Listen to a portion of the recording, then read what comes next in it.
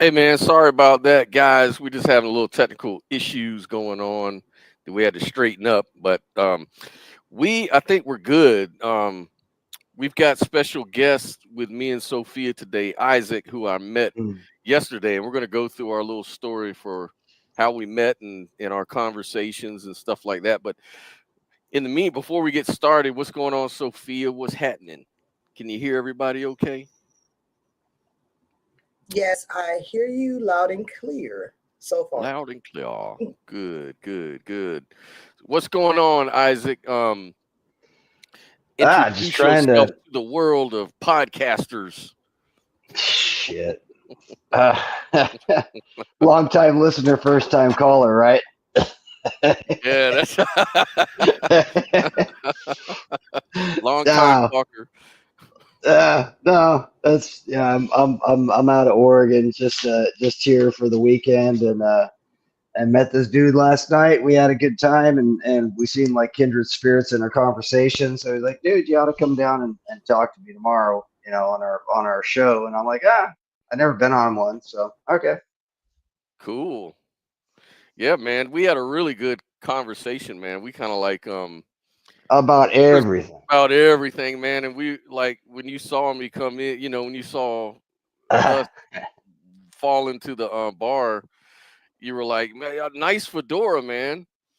No, I said, what is that hat called? That says that a derby. Yeah, that's right. That's And, right. You were asking me, is it a you're derby? like, I was like, what's that called? A derby? And you're like, I think it's a fedora, Yeah. dickhead. That's what you were thinking. Yeah, like Look at listen the to this fedora motherfucker. douche. Listen, look at this long hair fucking moron. And Doesn't know what a hat is. he must not be from around here. No, exactly. But No, yeah, but, man, we but had a good we were talking about idealism and non-dualism it, and it was so pragmatism. funny because we're just sitting next to each other, and Yeah. I mentioned a little UAP thing, and Mm-hmm. then you're just like you have some knowledge of them, and so I drill a little deeper, and you're like right there with me. I'm like, oh, okay. So with this guy actually, we can have a conversation, and then we just fucking kind of shot off, Yeah. right into the rabbit hole. Hell yeah. Hell Yeah, yeah. it It was fun, man, and it was and really that shit fun. that shit continued all night through dinner, through Yep. through through walking through town all evening, fucking around, and Mhm. all the way right to the end Yeah, man. with your janky ass car and everything. Hell yeah, man. The window wouldn't roll up.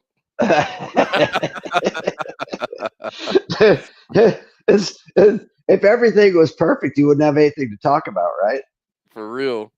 And I wish Sophia was with us. One day she'll come down and Oh visit, man, that man. would That's what I that was telling you about. When I that. went last year, we did a lot of DMT, and she was the Mhm. one who has that big Yeah, that's what you were patch. saying. We should So probably not broadcast that. I don't care. It's already too late. Well, I've done it years ago. okay. Well, all right. But Well, maybe don't put that stink on me. yeah, okay. He doesn't do DMT, by the way. That's because that's bad. Never have. It's bad and Never wrong. have. Never And have. I'm not trying to find any at all period whatsoever. Yeah, that's And right. anybody Right. whoever wants to contact me and show up with any of that shit is not It's welcome. not welcome. That's right. That's No. right. No, it's that sounds like a terrible idea to expand my mind any more than it's already expanded. That's right. We don't like that here. No, no, no, no, no, no, no. All right. It's So Sophia's having a bit of an issue. She's going to restart because you all still sound choppy as hell. I hope we don't sound damn. choppy to the audience, though. I wouldn't suspect we do. You sound fine to me. I don't know. I don't know how I sound. But, we're pretty much just going to have an open conversation because, man, I couldn't even think of a topic this week, man. I don't know what's going on, man. The topic turned out to be Isaac. Isaac. Isaac showed up on Friday night. Yep, he blew into town. All right, Paul says coming through loud and clear in the UK. Good. All right, what's up, Paul? Paul's a good guy. Paul should call in too, man. You'll like Paul. Paul's very he's very nice. You know, that's one of the things I found about playing video games. Like I was a big Counter-Strike guy back in the day, like one of the best Counter-Strike players, literally. And then Battlefield 2. I didn't like the rest of the Battlefields, but Battlefield 2, I was a helicopter pilot and as my main. Although I played everything else, but the cool thing about games is you meet so many other people from around the world, and you're in squads with different people from everywhere, and anywhere that somebody has internet and a computer, you're playing a game with them, right? Exactly. I mean, I was hanging out with really cool chicks from freaking Italy and shit through the pandemic and Spain and I was playing different games. That's I think the best thing about video games is if you're in a multiplayer type of situation, you just meet the gamut of amazing people. Oh yeah, That's the rule of online. My Filipino friends, my Filipino friends from back when I was playing RF Online. Man, I learned a lot of Tagalog just hanging out with these Filipino people. Because they played that game more than just about anybody else. So right. Yeah, it's fucking fun. And the funny thing is the Filipinos love us. And we've kind of put them into third nation status, and that's bullshit. We should have those fucking people. It's the same people like the same one like Liberia. They were trying to be us so much, and we just said, "Oh, fuck you. You're not worth it." Right? Right. It's those motherfuckers. If you had USAID and you were going to put USAID anywhere, it'd be fucking Liberia. And the people who are naming the streets after our fucking founders of our country, they're trying to make a democracy. Yeah. Right. You would think that you would prop that fucking place up. But it's Africa. Instead of learning, it probably doesn't have any resources, right? In Liberia. So of course we're not going to put money into it. So, but that pisses me off. I mean, because when you look at how well our democracy has worked so far, it's a representative republic. It's not a democracy, but how a republic has worked so far, it's cool, right? And when you see other people emulate it, you should give everything. You should put every fucking ounce of that USAID fucking shit into there to make that shit work, but no, you let it fail, and that's bullshit. Man. I don't even know how we got there, but you sound like one of those pro-American people. Oh, I'm sorry. You shouldn't be. You shouldn't. I think that is though. I think our country's good. I just hate our fucking leadership. Yeah. It's always because all the people I meet are fucking great. It seems like a race to the bottom with all of the people that get elected. It's like if you don't have any real skills except for talking bullshit, then you if you're a real good bullshit talker but you can't do anything else, then you're a politician, right? No kidding. You should just do the job, make things work smoothly, and you know what? If we got to hear from you, no, you're just get the fuck out when you're do a really great job and then get out in 4 years. Yeah, that's all. Do your 4 years, get the fuck out.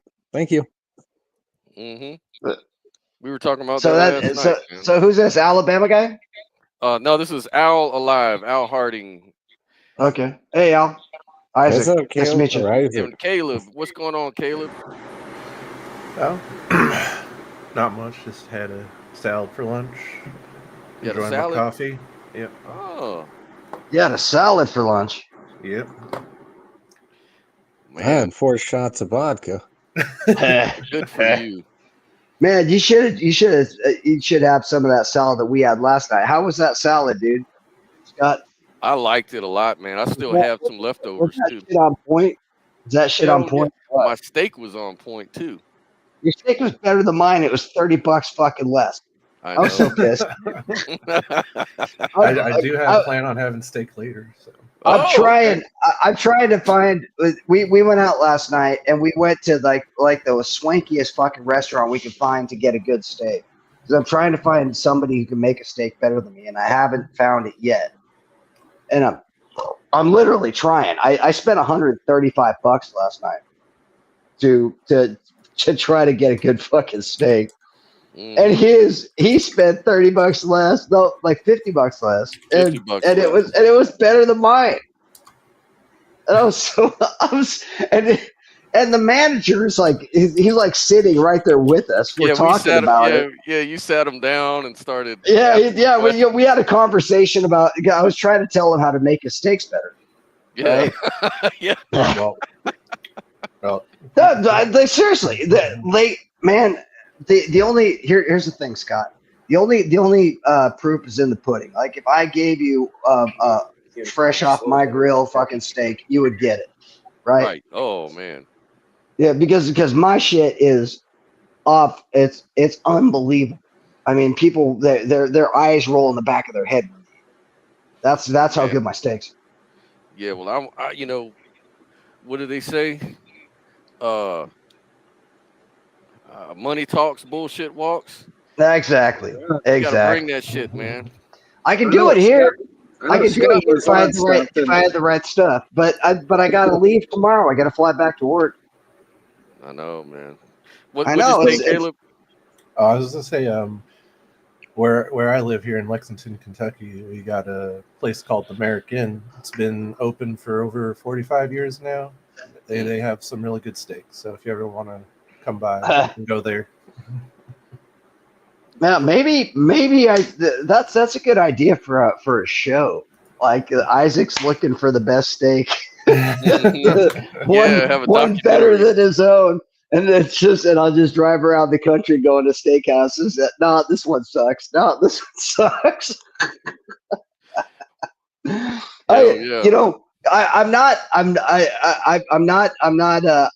I'm not egotistic about my cooking ability. I've got a seriously good cooking ability, and I raised a lot, grow a lot of my own shit at home. Actually, my wife, she runs the garden, but we grow a lot of our own stuff, so we make seasonings and stuff like that.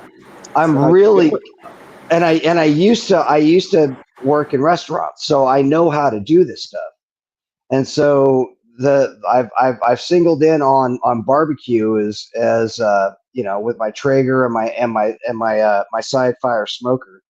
I've singled in on barbecue as my main, and I make some amazing shit. And I go to restaurants and I'm just disappointed every time. And every time I'm looking forward to being surprised, right? I'm hoping that it's better than but it hasn't happened. So I don't know what to say about it except it just hasn't happened. So, Well, I don't this know. gets into the topic of subjectivity versus objectivity. Mm-hmm. and actually I was thinking about that right before we came on. I was like, I wonder if my taste buds are so unique to me that what I think is good is different than what somebody else thinks is good, because their taste buds are different, right? So that steak that we had last night might have been to them way better than my steak, right? That I made, maybe because taste buds different. I mean, maybe. I don't think so. I think my steak's fucking awesome. Well, the only taste that really counts is mine. Hey, Sophia, do you? You taste like shit. Don't say that. I'm kidding. Don't say that. I'm kidding. I wouldn't know. Dude, no. Steaks are What simple. Dude, what were all it y'all comes doing down last to night? is the quality of the meat and Quality of the meat. sear it well and cook it. Yeah. Kind of medium rare. That's Yeah. it. So It so is the the difference simplest between thing to cook. How the people fuck difference it up is beyond me. it is actually really astonishing how people can fuck that up. Well, and the difference between his and mine was prime, his was choice. But they left his on the flame a little bit longer so it had more of a crust and it had more of a tangy bite to it in the flavor And than it was mine did. even Mine better was this mine was morning. bland. Dude, I had Mine it was this bland. morning for breakfast. It was great. Yeah, I'll bet you it was fucking good. Yeah. Fucking great. Sophia, you were Yeah. gonna ask a question. I was. Yeah, I think you asked because everybody over talked you. Sorry. But we went last night. We went to the steakhouse. Oh yeah, she was Oh, asking yeah. about where we were going and stuff Yeah. last night. So we're gonna. Yeah, Paul makes a good case here. Somewhere there's a cooking show talking existential philosophy. That's fucking great. Yeah. That's funny. Yeah. Somewhere there's an existential philosophy show talking cooking. Yeah. Funny. That's funny Man. shit. Go ahead, Sophia. I was saying he said it backwards, but roll on. No, I know. You did No, it. I said it backwards because it's even funnier saying it backwards. Y'all are goofy today. I know, man. You should have saw us last night, Sophia. Yeah, we were. Game. Man, this guy was taking me to the hood, and then the worst hood, and then the hood that's worse than the last hood that we were in. He was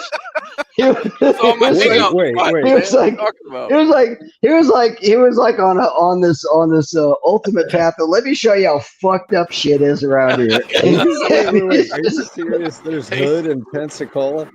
Yeah, man. Oh yeah. He's like, we go into a place. He's like, oh yeah, this is right where this dude's throat was slit. Like a couple of years ago. It's like, yeah, it was right here in the bathroom. They found the dude with his throat slit, and they have paramedics. What did they say about here's right where a dude like stepped out on the side of the road and got run over right in front of a bar. It's like these are the places he's taking me to. Hey, welcome to Florida. Yeah. Hey, I did not. One thing is I did not expect anything less, and Scott Williamson last night did not disappoint. I will say that. Thank you. He represented Florida as about as good as you could possibly do for a fucking tan white boy from Oregon. He did a good job. Hell yeah. Hey, you were playing pool last night. We went to the other side. We went to the boonies. Yeah. And that was crazy. Yeah. So it was a good time, man. Yeah, that was cool. Really good time.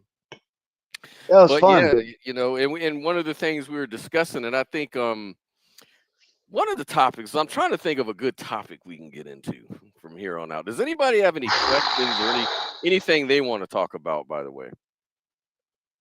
Sure. How is your philosophy applicable to actual life? Oh yeah. In other words, Jesus. Is it just mental masturbation? That's a good little way to pop into it. I don't, can I run with this? Go run with it, man. I don't think that any of it is really necessarily mental masturbation if you're actually gaining some knowledge from it. I mean, unless you're reinventing the wheel type of shit. Anything that's outside of the box that you're contemplating, because as Scott and I were talking about last night we started down a quantum rabbit hole, and I was talking about everything everywhere all at once, right? If you're running down that, if you're thinking that it's that our quantum universes are entangled like that, then anything can happen everywhere, and it will happen in an infinite universe, right? Yeah. So I Oh, don't I that's don't think I don't think that there is any real mental masturbation, because all of that shit's gonna happen somewhere, sometime. And all of it's mental. Period. I have a oh question that though. that's Yeah, giving yeah, ahead. 100%. that's giving losers a free pass. No, it's mental masturbation. Well, 99% of it. well, maybe, but you have to put a I have a question now, Hang Al. on, I got to Go ahead, answer him Sophie. real quick. Hold on your question real quick. I got to answer that. I got to answer that because what you need to I'm do is trying to you need to put I'm trying to you figure out need what to he means. okay. What he Sorry, what he go ahead. I'm just trying to figure out what he means by mental masturbation. What do you mean Uh-huh. with that, Al? Al, what do you mean? Isaac was the one Al, that called it mental fucking Al, masturbation. with I his just agree. masturbation questions. Yeah. Hey man, you're the one that called it mental masturbation, but I totally agree. No, it's Is it what it is. applicable to real life? What is Is it it? useful? Is it Does useful? your philosophy solve any kind of problems in Exactly. reality? That's what that means. Yeah. I didn't hear it because y'all were talking over each other. Like, what's Shit. the answer again? Oh, does your philosophy apply to anything in reality that's actually meaningful? And a lot of the times the answer is absolutely not. And I would say that you're absolutely wrong, because seeing consciousness as fundamental, or understanding that there's more to what we see with our eyes while we're focusing on appearances, actually makes life more meaningful. So Less shallow. Could you please explain to me how, seeing the underlying processes of things is mental masturbation? Like, make it make sense, Al. Because it's not understanding anything in objective reality. All that is filling a void in one's life that is nothing more than mental masturbation. Can I get in? They don't understand, so we're just going to make some woo shit up and call it. Whoa. What's woo? Cool. So you do believe in science, right? You understand the concept of energy not being created and can't be destroyed. It can't be destroyed. Yeah. Okay, so you would accept that, right? Even though you can't really see that at all times, but you know that it's testable and you know that it's real and you don't have a problem with that. And how could you say consciousness isn't real? You wouldn't be here perceiving me speaking right now if you weren't conscious. How does any of that apply to No, philosophy? I don't think that's what he's saying. Can I, Sophia, can I bat this ball for a minute? Go ahead. Okay. So, Al, you're kind of right on the mental masturbation thing, on how is a lot of this affecting me in real life every day, and in a lot of places it's not, right?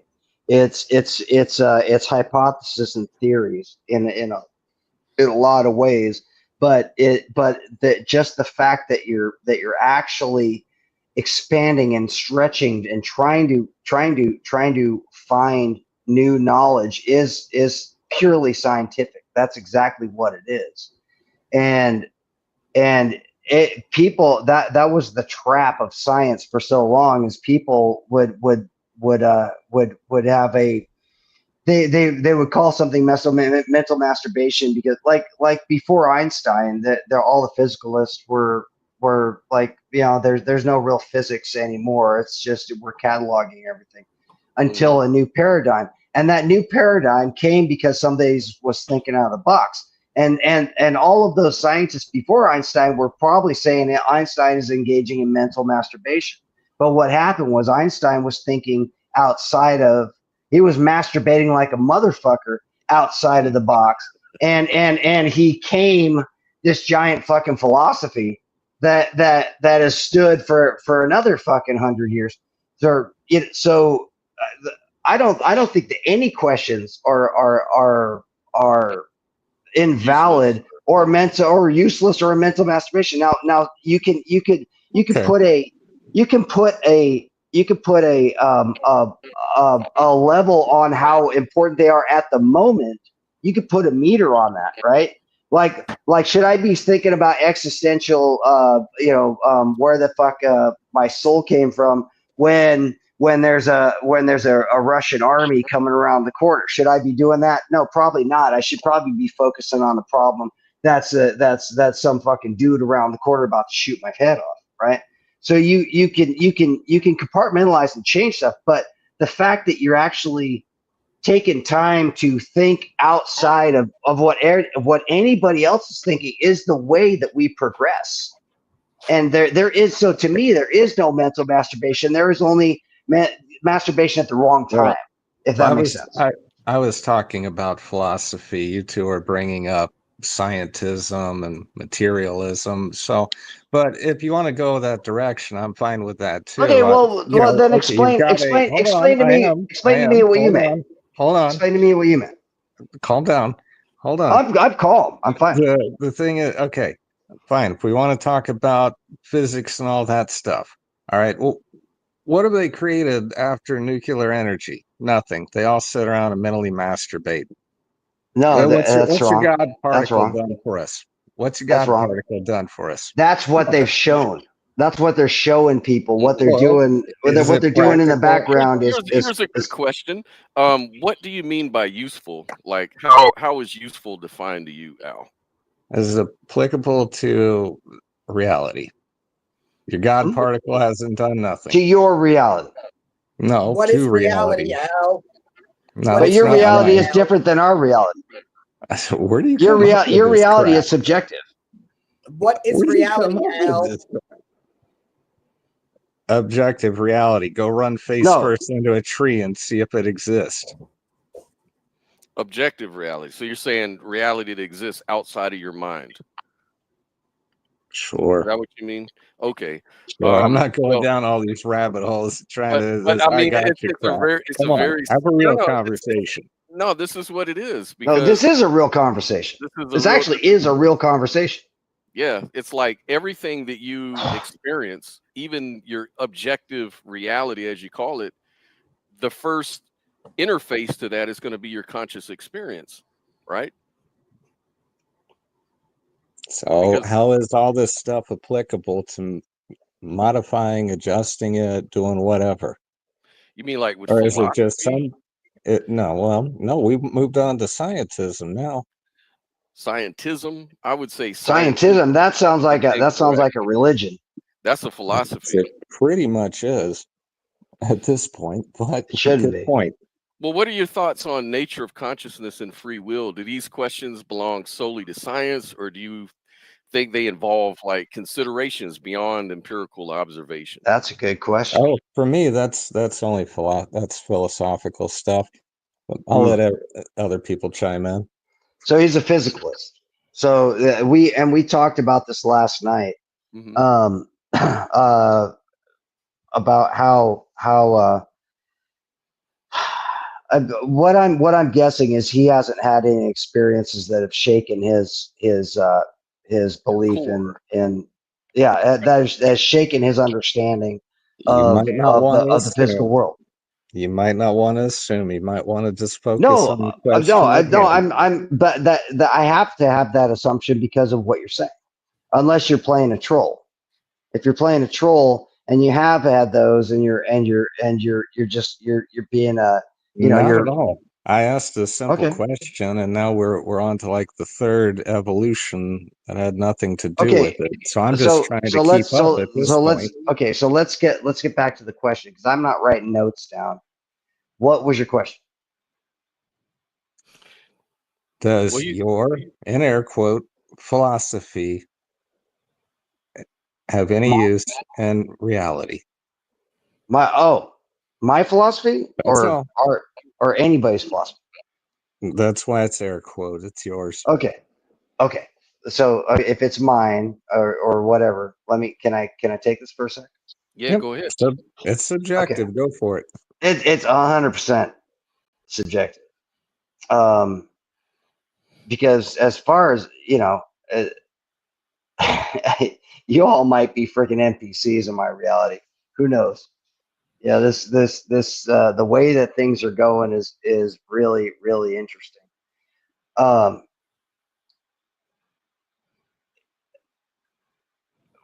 if you want me to monetize this philosophy to make it usable in real life, so we'd have to monetize it, right? To make a value of You it. could call it that, but does it You know what I'm create saying? value? You know Yeah, what I'm does it saying? create value basically? Yeah, that's what I'm saying. So I'm Yeah. gonna monetize. This. Um, uh, the fact that we're sitting on a podcast that has right now like 175 subscribers. Probably it'll you know, who knows after this. Just the fact that we're sitting here, and it is probably costing these people more than they're getting paid for this right now. As far as monetization, they're probably not making a whole lot of money. But if you look at other podcasts where they're talking about the same type of existential issues, you can put a value on that by hundreds of millions of dollars or billions of dollars, because people are asking these questions. So you ask, what is the worth? What is the value? What is the tangible, of asking these. Well, it seems like in the podcasting world, it's worth $1 trillion. It looks like, because that's what everybody else is interested in. Aside So from money, though, okay, is it yeah. So valuable? now, where's the value? You're expanding your mind. You're changing it. You're stretching your mind into new areas, and you're creating new pathways, new neural pathways to think differently. That is so incredibly important. Reading fiction and playing Dungeons and Dragons is not of any kind of value. Mm-hmm. Then why does it I'll sell tell you. millions I'll and tell you. It billions of is dollars? too. It is too, because you know what Grok is. You know why what Grok came from? The AI. Do you know where that name came from? Where? Robert A. Heinlein. That was his idea of grokking, was understanding something. Understanding That was something, right. Yeah, yeah. there's some So sci-fi that's thing. where it came from. And it takes 60 something years later, 70 years later, the dude with the most money in the fucking world uses that as his AI, and he calls it fucking Grok. So and Heinlein was a fiction writer. So you tell me that fiction writing and the shit that Musk is doing, he's a huge Heinlein fan. That's why he wants to go to fucking Mars. Was reading Heinlein books. I grew Can't up reading blame him. Heinlein books. Can't blame him. Get me off this goddamn planet, No, away from these crazy people. I'm trying to tell you. You're talking about where this mental Value. masturbation. How is fiction going to be applied in real life? Well, guess what? Elon Musk took fiction and applied it to fucking real life, to a massive There you go. That's success. exactly what I'm getting at. We wouldn't have had flip phones were it not for Star Trek, and iPhones were it not for what was it, Next Generation, the So touch screens. that's where fiction That's the comes value. in and actually is good. That's what I'm getting at. That's Yeah. the process. But So you were asking it like where He's being like rhetorical. was he? I think so. Is that correct, Al? You were Yeah. just kind of making So a he point. was yes. trolling. No, not necessarily. I'm trying to get people's heads straight. But Yeah. yes, once you get It's No, it like sounds that, like you're trolling. Al is I kind can of troll weird. if you want. Al is kind of like that. He'll ask I you can tell. I can definitely tell you troll. and congratulations. That's awesome, because I can troll too. So exactly. Hey, but Caleb. that's cool. But No, let me. Isaac and I are like two peas in a pot. I knew No, this I know after y'all. just meeting him. Yeah. Hey, Caleb. I wanted to Yeah. give him a chance to answer that question too. What sort of usefulness do you see out of metaphysics or philosophy, if any? I mean, I'd say it's, at least right now, it's more of just a personal satisfaction. It's like, I want to believe as many true things as possible and as few false things as possible. And, Really? trying to get to the bottom of what fundamental reality is part of that journey. So it's like, but I would say though that if, let's just say for the sake of argument that idealism is true, and consciousness is fundamental reality, and quantum mechanics leads to that conclusion, then that will lead to a scientific revolution, and that could improve our objective reality. So there is that. Right. Yeah, I saw something yesterday, a video where I forget which scientist it was, but he was an idealist, and he was saying that, the thing is, if consciousness is everything that idealists say it, then every science is a science of consciousness. And so what are we waiting on? Let's just get to it. But, right now, like you said, it's just go ahead, Sophia. I just would like to say to Al that if consciousness being fundamental is real, if idealism is true, then what it does is that it gives you intrinsic value. It makes you a co-creator of reality. It allows you to actively participate and shape experiences. You see what I'm saying? You're not Yeah, just I like that aspect. You're not the just way you look at that. You don't just sit there and let things be flashed at you while you're just observing unconsciously going along. It's a more conscious and aware way of being. No, I like the way you look at that, Sophia. I guess the crux of that question was, we can move on after this, but your philosophy or a philosophy, take your pick, that applies to all of them in general. If it does not lead you to truth, if it does not give you methodologies to lead you to truth so you can affect the material world in the way like Sophia mentioned, then it's really worthless and just mental masturbation. Well, let me ask you, here's a philosophy, a philosophical, it's called verificationism, and it's part of the science of philosophy. And how do you verify verification, though? I think verification is an STD. I think in the philosophy department, verification is considered an STD. Mm-hmm. Well, no, I would just say to Al though that there are many perspectives, and if idealism is real, then everything happens within consciousness. So consciousness observes itself in many different aspects. So that means that many different philosophies can actually lead to the same truth. It's just a different approach. Sure. Look at the Christians. They do pretty well and getting, I guess they call it morality, correct? Yeah, I mean, I'm not in complete opposition of just a pattern. It's a pattern of it's a pattern that and this is what I've figured out about religions. When you take it, if we've been here, if we're not in a simulation, and we've actually literally been here for tens of thousands of years. Yeah, good one. These religions are what they look to me as is a pathway that to prosperity that like running water, okay, like a river. Water is going to find the lowest base point and it's going to flow to the ocean.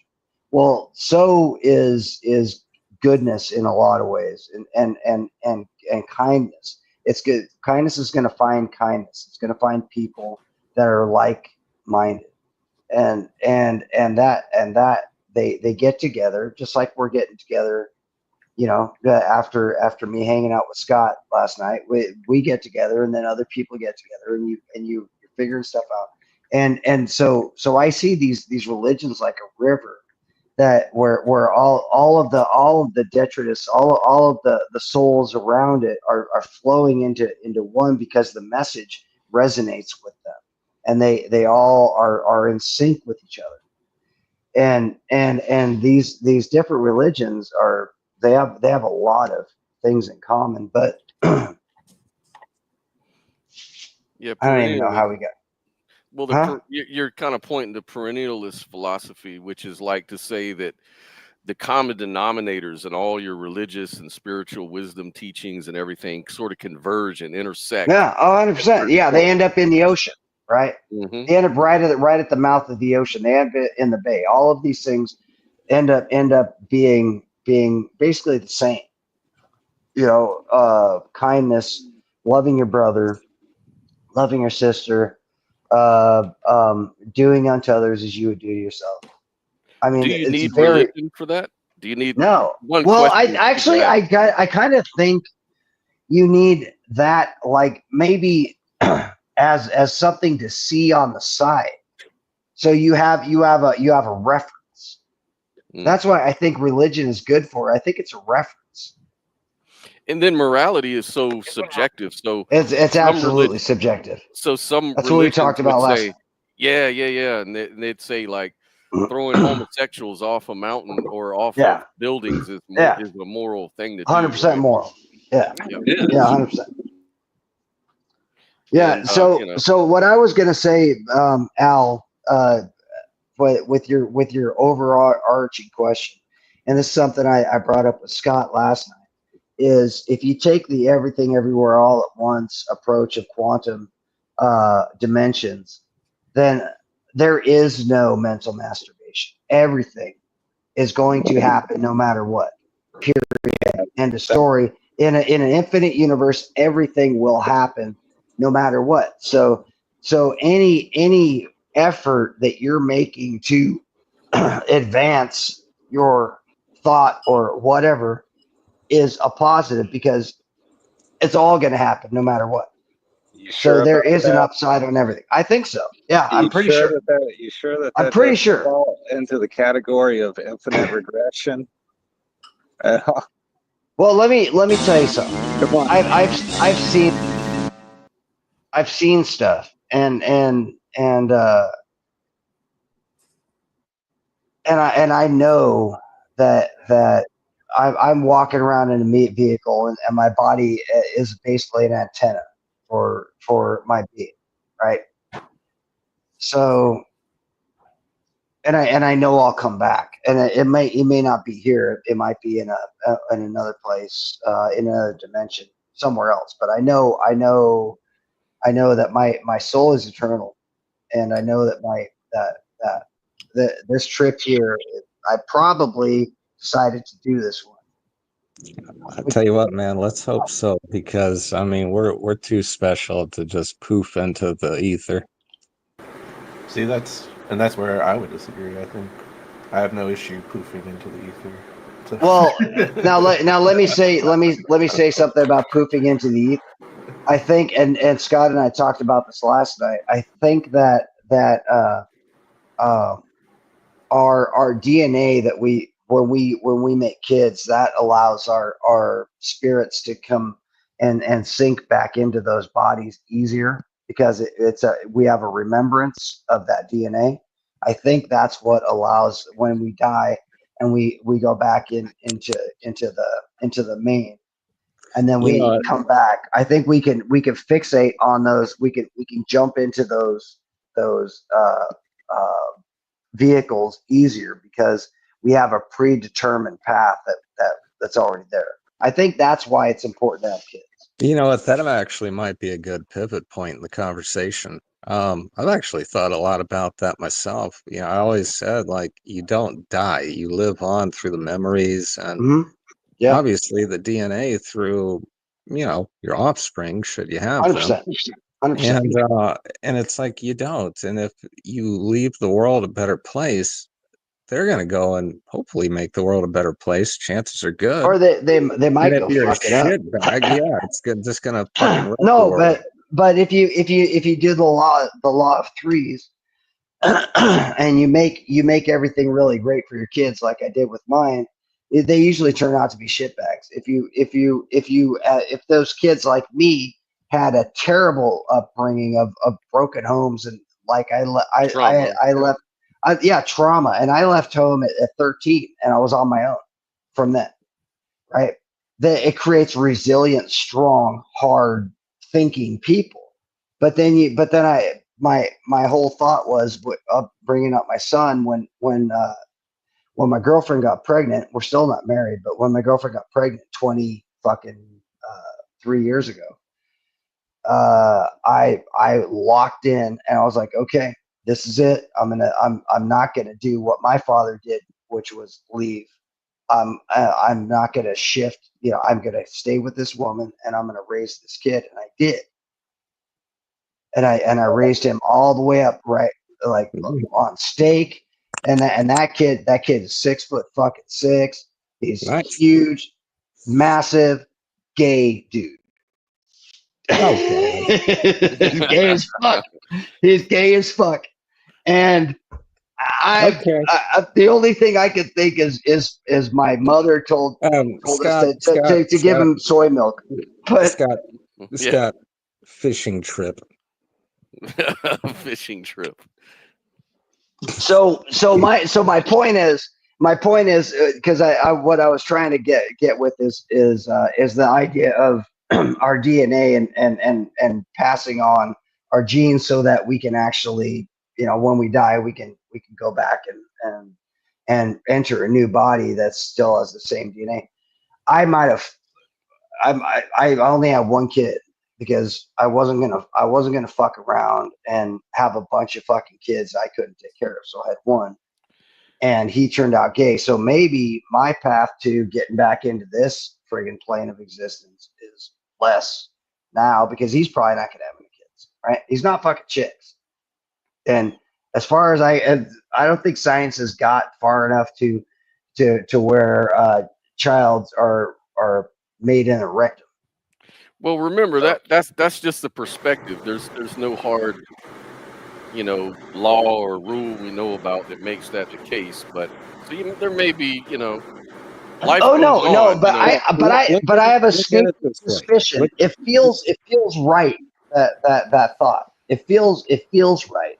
Look I at it. understand. Look at it this way. No. He might have made a mistake. We might disappear him on a fishing trip, but hopefully he caught. What do you want to call it? The essence, and you passed on. The proper values and everything, so he can go make I the world a 100% better did. place.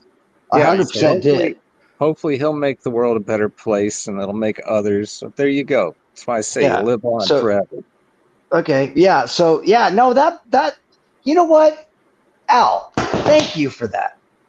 Thank you. You actually. That was something I hadn't thought of, and wow. Thank you.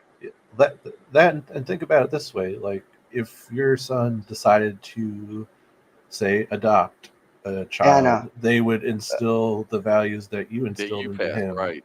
But it still wouldn't be my DNA and my genes.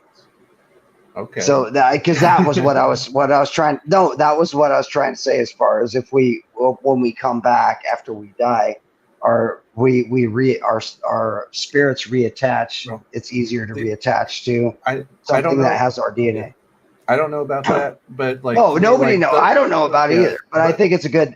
But thank you for at least giving me that little bit of. Yeah, cheers, bro. Yeah, I appreciate that. I seriously hope you're in fucking Florida. I appreciate that. Come to Florida next month. I'm gonna be down there as well. Yeah. Hey, Mason, thanks for joining, man. If you want to pop in, say anything, go right ahead, my friend. Yeah, I've just been here for a couple minutes because I thought it started at 12. My bad, guys. No problem. We were a little late getting going. Oh, really? Yeah, you missed everything. Yeah, you missed a whole thing. Well, I think we just changed heard the an world. important chunk. I'd like to say, I think it's fascinating how the more we try not to be like our parents, the more we become them. And that's just age. Yeah, age does that. That's just age. It's because and it's easy to think about it when you're our age now. You look at you look at kids and you go, God, I wish I could be that body with this mind, right? And that's been it from I don't know, thousands of years. Philosophers have said, man, the youth is youth That's is human wasted on the young, existence. right? What But was it, Winston Churchill that said, if we don't learn from history, we're doomed to repeat it? Right.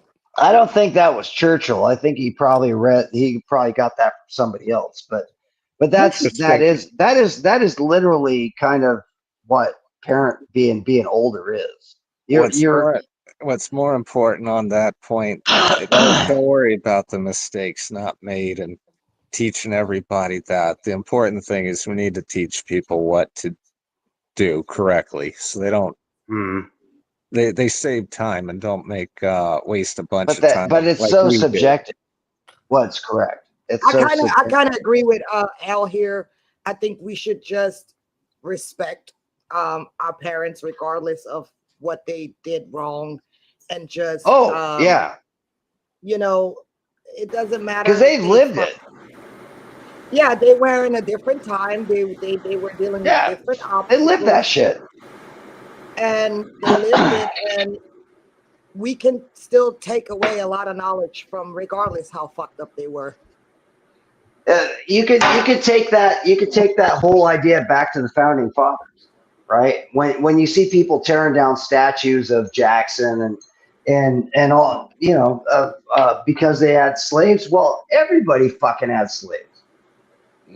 So the sins of the father does not mean that these people that founded this idea of a republic in this country were fucking amazingly brilliant, and they were very young, which is one of the craziest things when you look at their age. Yeah, they were in their 20s. They're in their fucking 20s and 30s. I mean, these people. I was doing in my 20s. Yeah, exactly. You want to talk about the apple falling far off the tree? The apple fell off the tree and rolled down the hill and rotted. For the intellect that we have, the intellect that we have for people, our 20-year-olds. I mean, take 50 random 20-year-olds and have them put them on a fucking island, have them create a country, right? Yeah, good luck. And you got an MTV, you got an MTV reality show. Actually, that would be pretty cool. It would be fucking pretty cool, but the fucking thing is these people. Unfortunately, it'd devolve. It'd be an epic shit show. It'd be an epic shit show. Yeah, have them try to create a country, right? So these motherfuckers, against the most craziest fucking army and navy in the world, went against them, and put everything out. They were like, you know what? When they signed their name on that document and that shit went to the king, all of them had a death warrant. All of them had a fucking death warrant. And they're just the fact that they fucking, man, they were smart as fuck. And what did they do? They passed. What the fuck happened? What the fuck happened? Look, people were smarter back in the day. That's blatantly obvious. You know why they were smarter? They were smarter because it was hard to live. Yeah, because you had to go out and you had to fucking fire a goddamn stupid musket to kill a bear or a deer, and it sucked. Reality. And you were running around on horses, and it was hard as fuck. But now shit is easy, so everything's easy, and all the fucking most of the people are soft in their mind too, not in body. But they're soft in their mind too, because there isn't hardship. I think there's a correlation between that, because if all you do is just sit around and, I don't know, indulge in pleasures, be it some stupid fucking app on your phone, whatever it is. And why the fuck do you think I moved to the country, Scott? Got the farm. I'm like, fuck this. These people are insane, dude. I got 5 acres backed up to BLM. Nice. In Oregon, And I run jet boats out there, and I'm always working on shit. Oh, we're You gonna know, be friends. Send me your Facebook or whatever. that's my name's Isaac Mempa, MEMPA, last name. Super Dude, easy. I moved out to the mountains up in Tennessee, the Smokies and all that. Nice. Yeah, we got all the city stuff and Did everything you just get flooded last year? everywhere around us did. I don't know. Yeah, We were an from island from apparently. that crazy ass shit that Yeah, storm that went through. everybody else got destroyed, but Yeah, somehow we but survived. you managed to But squeak yeah, out. That's nice. no, but that's the thing. If you're not, I'm not going to say even country living is a hard life because it really isn't. It's just a way of life. And Mm-hmm. when you don't have meaning and things to do in life that are, like I said, meaningful, Yeah. Yeah, because I then disagree with this whole. The only way to have like a good life is to have a hard life. Like, no, I it's would like argue that Well, being I don't think I'm not. it's, That's not what I'm saying. yeah, it's I not don't hard at think that all. that's the It's only just, way. Again, because again, that's an all or nothing. That's an all or nothing thing. The binary choices are what kills everything. That's what Mhm. kills yeah. nuance. Well, The Caleb, binary choices are terrible. It's good or bad. It's up or down. No, there's nuance in everything. Caleb, Right? I think well, it's more of like a priority thing. Um, we were told so much horse shit, all of us in here, and like where we should put our priorities, and it just was a waste of time. It benefited other Mm-hmm. people, and it didn't Yeah, do anything for us. 100%. well, I mean, we were told all of our lives that, well, at least my generation was that it's like, oh, you just need to go to school, go to Mm-hmm. college, and Mm-hmm. you'll become rich. And it's like No, that's not how that yeah. no, works at that's not how it all. I works mean, at I all. would definitely argue That that what our Go ahead, and Mason. the if reason you, they told you that is they want you to get yeah, in debt. yeah, it's They like want if you Go you to ahead, get just, Mason. a massive yeah, fucking bit of debt yeah, so you can be indebted to yeah, the Yeah, same for the rest people of your life. yeah, that own everything else. The yeah. same Go people ahead, Mason. If you just work hard, you'll that own become. it's the same people that own the fast food restaurants that are killing you slowly.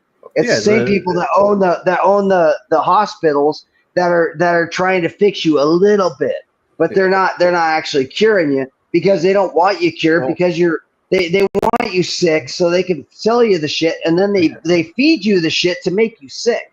I mean, So yeah, you were sold a fucking lie like crazy. yeah, like we And have I'm guessing you're in your early 20s, right? Or late, no, maybe early 30s. I'm 35. I'm millennial. Yeah, okay. Yeah. You were sold a bill of fucking goods that I didn't buy into when I'm 53. I was born in 72.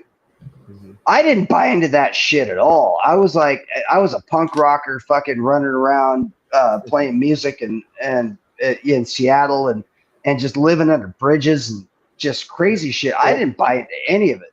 And then Yeah. I did. And then I did. And I did buy into the whole thing. I bought the house. I got the car and the wife and the kids and the nuclear family shit. And it's terrible. I'm straddled with fucking debt. Yeah. Well, yeah, we have an entire Isaac, subculture of called hustle culture, where it's like people are proud of wasting their life away working 80 hours a week. It's Mhm. It's fucking ridiculous. Go ahead, Mason. But if they have a nice boat, I'll say that's all right. Yeah, go ahead, Mason. I'm just going to play the devil's advocate a little bit here. I think a lot of parents, we just pass the buck onto our children. We send them to therapy, and then we as the parents, we as the parents, Have you sent your kid the to ones that therapy? give these kids mental illness, we give them the mental illness, but we're not Did going you to therapy. have you sent your kid to therapy? No, I haven't, but my parents sent me to therapy. And Oh, holy they shit. expect that, just like them, they thought right out of high school I could afford a house with my one income. Just pull Mhm. yourself up out of your bootstraps is what they said. And it's just not. It doesn't work like it did in their generation. It sounds Dude. like therapy wasn't the issue. It was your parents' philosophy on life is the issue. And 100%, Caleb. And if you Man. want to open a can of worms and get on a 3-hour fucking rant, let's get on the boomers. This is a big one for me. Yesterday. Yesterday was the day my mom passed away. July 11th. So, yeah, I really do think like what we do affects our kids. Like, I think it's really easy to brush it off. Like, you know, Caleb. The crazy thing is your mom's gonna be back, and she's gonna slot into. Do you have kids? Oh, I do not have kids. No, whoever was talking, was it not that Caleb? was Mason. Mason. Okay, Mason. Sorry, I Mason. have a son. You have a son. Okay, So unlike my family, I actually am leaving my kid a will. Like I'm leaving him an inheritance to make it a little easier. Yeah, you're fucking him up for life. That's kind of no. I'm joking. I'm joking, but not 100% joking. I'm kind of joking, but So that's cool that you're doing that. to bring him into this terrible world. I know, but that's what we were talking about earlier. Is when you lay the path out, and the child doesn't have to create the path. The child typically doesn't have enough friction in their life that they don't build the character they need for life. When you make it too easy, I don't get sheltering your kids. I don't know why people shelter their kids because then they find everything out the hard way. So I'm not saying the issue of like, all right, your kid has hardships, but I'm going to also try to make sure that my kid isn't fucked in the ass when I die. Like, leaving a will and everything. Okay, so let's switch back to me with my gay son and say that again. Can we take him fishing? See, Jesus Christ, we're going fishing. Right? I know Sophia. Let's go. Let's say that again, and put my gay son in the conversation. I feel like so Sophia isn't. I think reverse psychology is huge. Reverse psychology. Because I'm pretty sure when I die, my son's still gonna get fucked in the ass. You're not gonna get fucked in the ass. But no, not well. I don't know. There's a Sam Kinison joke about that. I'm sorry. There's a Sam Kinison joke about that. I'm not getting fucked in the ass. Reverse psychology, though, like in reverse psychology, you tell them one thing, so they do the opposite. Yeah, I thought about that when I was raising my kid, and I was just so fucking busy. I wasn't overthinking anything. It was just. I bought a place with 5 acres backed up to BLM in the woods in Oregon, a nice place. I had a gun range. I've got power hammers. I forge steel. I'm a mechanic and a welder. I weld and I build shit, and I'm a boat mechanic and I make stuff. And my son didn't want any of it. Nothing. He didn't learn mechanics. He didn't learn welding. He didn't learn. I mean, he had the most amazing fucking instructor right there, and he was a mama's boy. He just went straight with his mother with everything. So he doesn't know anything about cars. He doesn't know how to fix anything. He doesn't. I know, and he turned out to be a faggot, and that's we'll leave it at that. But as long as he's making, that's not what I was saying, I wasn't throwing it. I wasn't saying a faggot, right? He's gay, but I don't know what else I could have done better. I think it comes down to like it comes down to a place where like if someone is trying to like quit doing drugs, they have to choose that. You cannot choose that for them. They're going to have to choose that themselves. So if someone wants to get better, if someone wants to change their lives, They have to make a conscious decision. The parents, if the parents try to make that conscious decision for them, they're going to Backfire. just automatically rebel. And let me Actually, and let me. you're right on that I one. think you're right. And let me say something about that faggot comment. That faggot comment Hey, is gay. that is not my kid. And that's one thing I think that I impressed on him very well. I said, okay, if you're gonna be gay, just don't be a fag. All Don't be right. a twink or something. Don't be walking around with the Don't be a lisp and flaming all homosexual. that. Yeah. I Yeah. said just don't. And Don't he's be a he's a flaming. he's a conservative kid. He's libertarian, but a conservative thinking kid, and he's not faggy at all. Who's the other guy in here? And I'm Mason. Mason, you made a good point on not impressing things on people because Yeah, everything because they run away in, from it. yeah, everything in life is a personal choice, and all we can do is just be a good example for it. You And try. and that's it. one of You know Go the ahead, fucked Caleb. up thing about I've it been is tr- is Yeah, you hold on. usually figure this out. I've been trying to say something. Yeah, For a let while Caleb now. say it. Okay, Go ahead, yeah, man. go for it. Yeah. I feel like one of the underlying issues here is that Sophia brought up respect your parents and all that, but I feel like the part that gets left out though is that goes the other way too, of respecting your children. And it's like a lot of parents Absolutely think that their child is just an extension of them and not their own separate human being that has to grow up and be part of the world. Respect should be earned. I honestly don't know anybody who thinks that. Yeah, have you ever seen those beauty I know pageant plenty moms? of people who, there's so many people out there who they think that their child is their property. Yeah, you've seen beauty pageant moms, right? Have you seen a beauty pageant mom? No, and honestly, I mean, so when we talk about anything can happen in an infinite universe, I could see something like that happening, but I ain't a part of that shit at all. My It's happening. ex-wife is is not. a perfect example of that shit. That is not. No. She wants her kids to hate me just like she hates me, Yeah. And let me ask you a question. Mm-hmm. Let me ask you a question on kids. I never looked at kids as, like fucking boomers, how they look at their children as little trophy things to show off, or property for that matter. But just little individuals that, you get to, I don't know, you get to grow them throughout life and everything. And I don't get many aha moments anymore. I'm getting older myself. But when you get to see it in them, you teach them something and they discover something like, holy shit, that's awesome.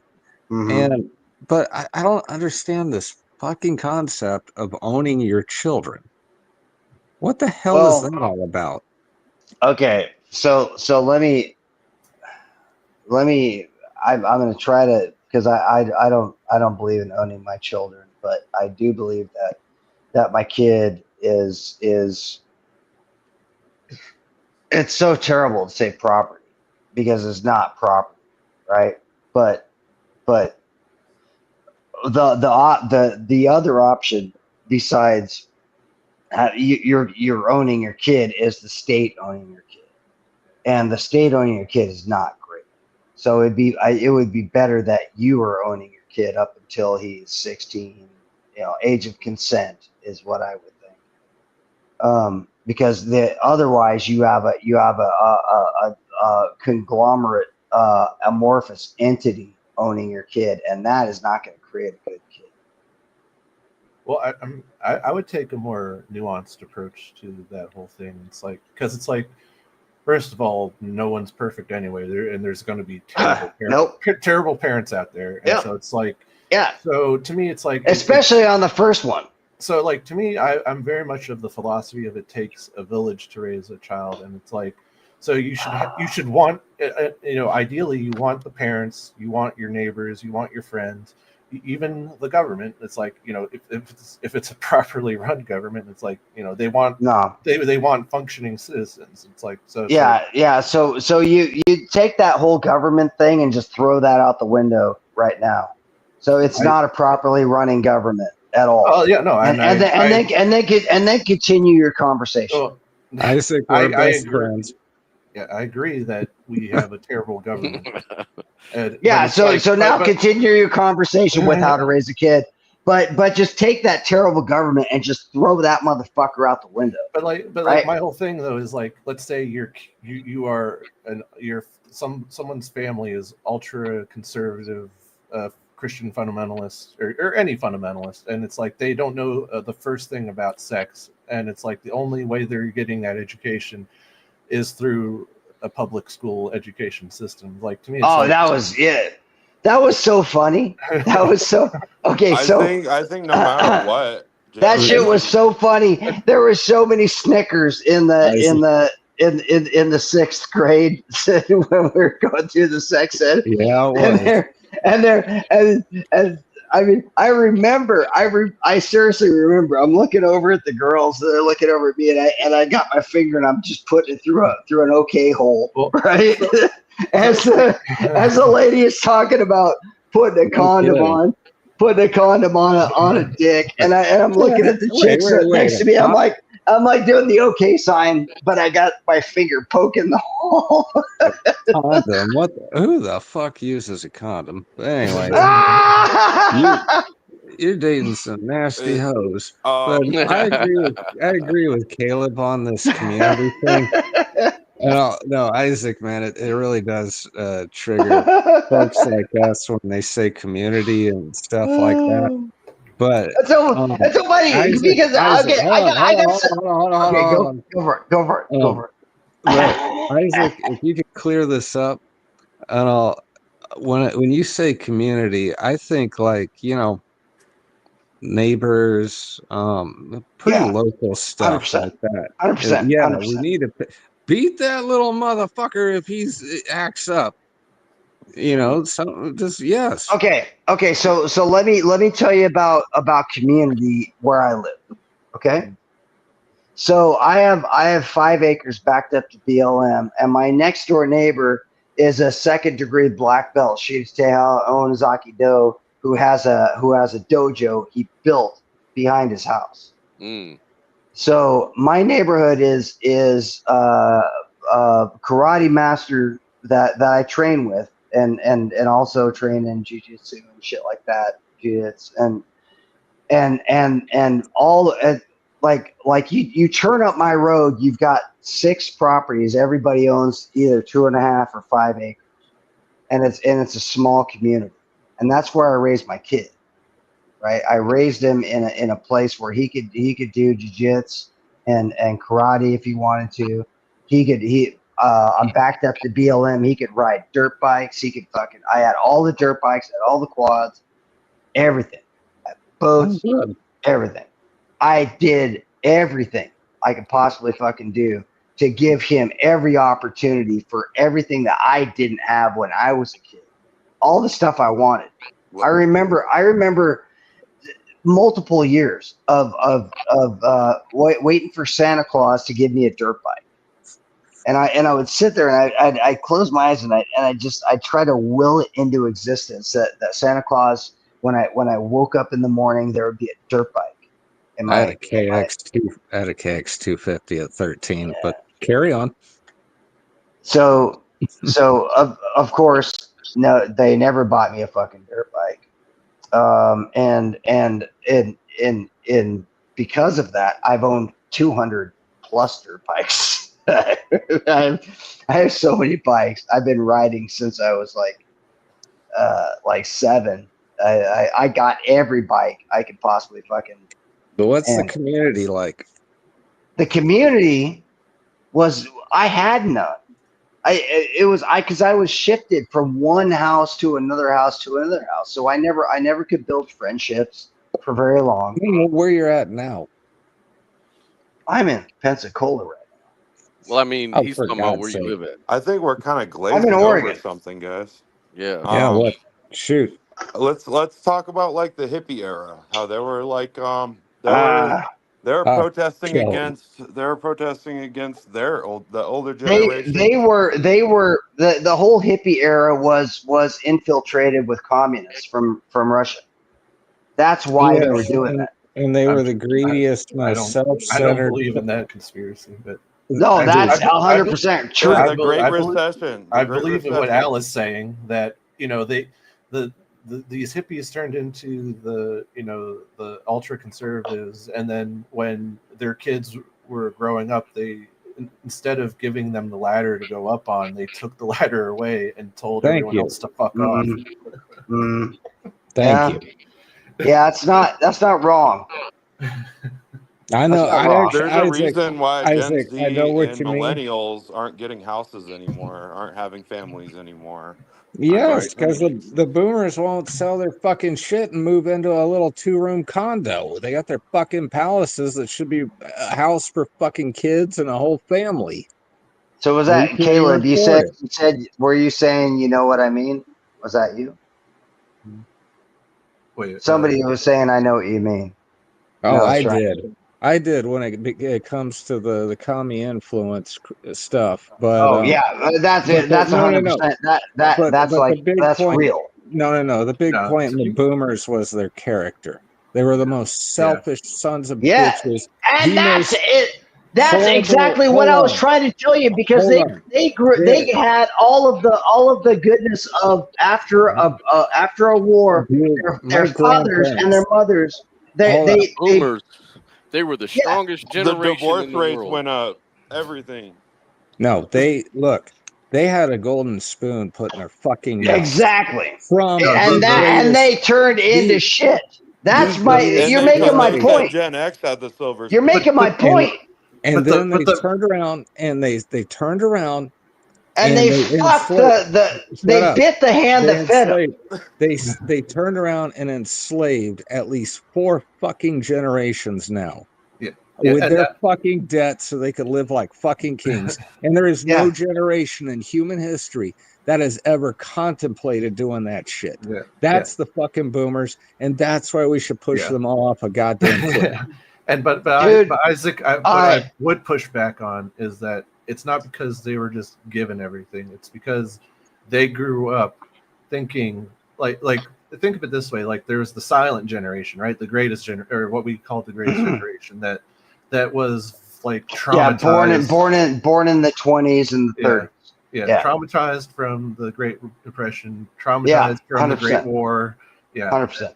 and Hey man, so let's check. Go ahead, Caleb. After that, I want to play this video. Oh, George Carlin. but For real. Mhm. Yeah. So it's like I want to hear what Caleb said because he's Go ahead, hardly Caleb. said anything. Yeah, this that's what whole I'm saying. this whole Go time. ahead. Yep. So so they know what it's like to not have anything, and it's like so they wanted to make sure that their kids Their had, parents did. Yeah. yeah. So, It's so the same thing that I was dealing with my son. yeah. But like that right there though, like did you like your son growing up to have a more like growing up in a more secure environment isn't what determined him becoming like you said gay. Like, he's a good person. And so he's absolutely he's a wonderful person. So to me it's not that like like boomers could have turned out just like your son, but they didn't. And so it's like to me it's not like they grew up in a comfy environment so they turned out assholes. It's like no, there was more to it than that. There has to be more to it. No, they ended the boomers ended up being the boomers ended up being like super fucking socially psychotic. Yes. And just the whole mechanism of the deep state that they created is so crazy. What and part of what I think explains it though is like in their minds, they for whatever reason, and their parents should have like, I'm not really for beating children. I'm they should have smacked it out of them. But like for whatever reason, they got it in their heads that they somehow earned their success. Like they No. completely they just They did not. It didn't even cross their minds that it was due to their parents that Exactly. they are where they are. Right. Yeah, yeah. They're riding their parents' coattails, Let me just ask you one question. and it's so sad. One question. I know we can't raise our hands, but chime in on this. Okay. How many times and who has heard a boomer and I'll use that goddamn saying, well, I got mine. Yeah. Well, check this Okay. out. Yeah. These cultural Everybody else crimes I've been is complaining next. about can be blamed on the baby boomers. Yeah. Something else I'm a little tired of hearing about. The baby boomers. Whiny, narcissistic, self-indulgent people with a simple philosophy. Give me it, it's mine! Give me that, it's mine! No These people were shit. given everything. Everything was handed to them. And they took it all. Took it all. Sex, drugs, and rock and roll. And they stayed loaded for 20 years and had a free ride. But now they're staring down the barrel of middle-age burnout. And they don't like it. They don't like it. So they turn self-righteous. And they want to make things hard on younger people. They tell them abstain from sex. Say no to drugs. As for the rock and roll, they sold that for television commercials a long time ago. So they could buy pasta machines and Stairmasters and soybean futures. Fucking A. You know something? Fucking A. No more lawn darts. They're cold, bloodless people. It's in their slogans. It's in their rhetoric. No pain, no gain. Just do it. Life is short. Play hard. Shit happens. Deal with it. Get a life. These people went from do your own thing to just say no. They went from love is all you need to whoever winds up with the most toys wins. And they went from cocaine to Rogaine.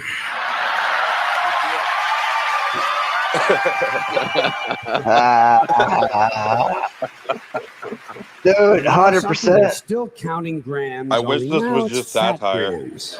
No, it's And the not. worst of it is the rest of us It's have like to watch these literally. commercials on TV for Levi's it's- loose-fitting jeans and It's fat-ass a Docker historical document, is what that is. It's a fucking historical document. That should be in the National Register for what fucking happened with, If only with it these was just satire. motherfuckers who are my. You know, the one thing that I could say about my mother is, yeah, I mean, I did fucking all sorts of drugs with my mother. My mother dosed me without even knowing. My mother dosed me with LSD. She put on apples. I was hanging out with her and her boyfriend at the time, and I was like 18. And she just gave us all slices of apples. She's like, I made some apples for you. But she had taken these drips of. She had like LSD like liquid from the 70s that was still viable. And I'm sitting there and I'm talking with her about picking mushrooms. I was living in Seattle at the time, and mushrooms grow in Seattle. And That was the only I was good talking thing to her, about the and I was boomers talking to is- her about it, and all of a sudden I start feeling like I'm on mushrooms. I'm like, I'm feel like I'm on mushrooms, and they didn't say anything. And then halfway through, I'm getting high as fuck, and she's like, I dosed you. Oh Like, shit! Isaac, whose Isaac, what fucking would mother you have doses done? them? Isaac, What? what would you have done if you were like in the baby boomer era? Like if you were born in the era of What the would I have done? slaves? Yeah, what would you have done differently if you I were would in have I don't- behaved. I would have to behaved be like my honest with you- grandparents. To be honest with Exactly you, like my fucking greatest generation grandparents, like I do now. I think you would just go with the flow, just like we do now. Mm-mm. Because it is historically the person that doesn't go with the flow is the person that's in court. That's the person that everybody is judging and looking at. Yeah. Well, That's maybe the give it a person- shit. That's the person that the community has singled out. You said that right? you raised your kid differently than your I parents. raised my kid in a way that I gave him a safe place to sleep every night of his life. Right? I didn't have that when I was growing up. I gave him a comfortable, So, safe yeah, there place you to answered be the his entire question. life. Yeah, you That's what you would have done differently if you were born in the baby boomer. Maybe. Well, It's no, one of those. but I think that's what happened. That's why I think I fucked up. I think that I'm making the same. Possibly, I wouldn't call it a mistake, but I think that pattern is gonna go forward again Which because is I so made it hard too to say, comfortable. though. It's so hard to say because, like, if you didn't It give is them hard to say. everything that you did, Yeah. then you would kick yourself for not doing that. It's like, 'Cause Exactly. It's But not- exactly. But how often do you find a super successful person that had a really nice childhood? yeah. You know, Well, I mean, Right? have right? some, Well, we have to some be Trust fund integrity. babies. we'd have to first define by super. No, but I mean successful like making enough money you don't have to worry about money. No, Right? you all are That's what I actually call success. no. Y'all are cutting integrity right out of the goddamn picture. Trust Why? fund babies, this, that, and the other. Okay, it boils down to a personal integrity. If you cannot do Integrity. a virtuous thing, at all, Integrity no weed. matter what your situation, if you're poor, if about you're a Trump? trust fund baby, go ahead, Scott. What about Trump? Trump is a Who? trust fund baby. Yeah, he's doing Not great for really. the country. Not really. See, He wasn't that's- necessarily a trust fund I dude. was saying, like, if you're just handed everything, if you're just He handed actually everything, he literally got a nice fucking boost to start out Isaac, with, hold on. and he ran away with it. It was, and that's cool. I respect that. That if let me say something, okay, and then you guys can say whatever you want. If I was like raised the way I was raised, like, and then somebody gave me $100 million or 10 million or 5 million or 1 million or whatever. Yeah. When I was like 18, 19, when I would have blown that shit on hookers and coke so fast it would have been gone because I had no foresight, no awareness of I had no thought of protecting my future. I still kind of don't. So but he took that because he was raised with money. He knew how to understand. He understood how money works, and so he developed that business mindset. So when he was given a small amount, he created it into billions. Right? I didn't grow up with that. I if somebody gave me that, it'd be like giving a fucking 18-year-old a lottery ticket and you just won a couple $1 million, and I got a Bugatti and a beach house, and I can't pay the taxes on it. That's how that shit would have happened for me because I had no training I had no understanding of how to build wealth. That wasn't part of school. Nobody in school, they don't teach you how to be smart and build wealth. They just teach you. They just tell you that you're probably, well, this is your grade. You're probably going to be a mechanic. There you go Right? again. Thanks, boomers.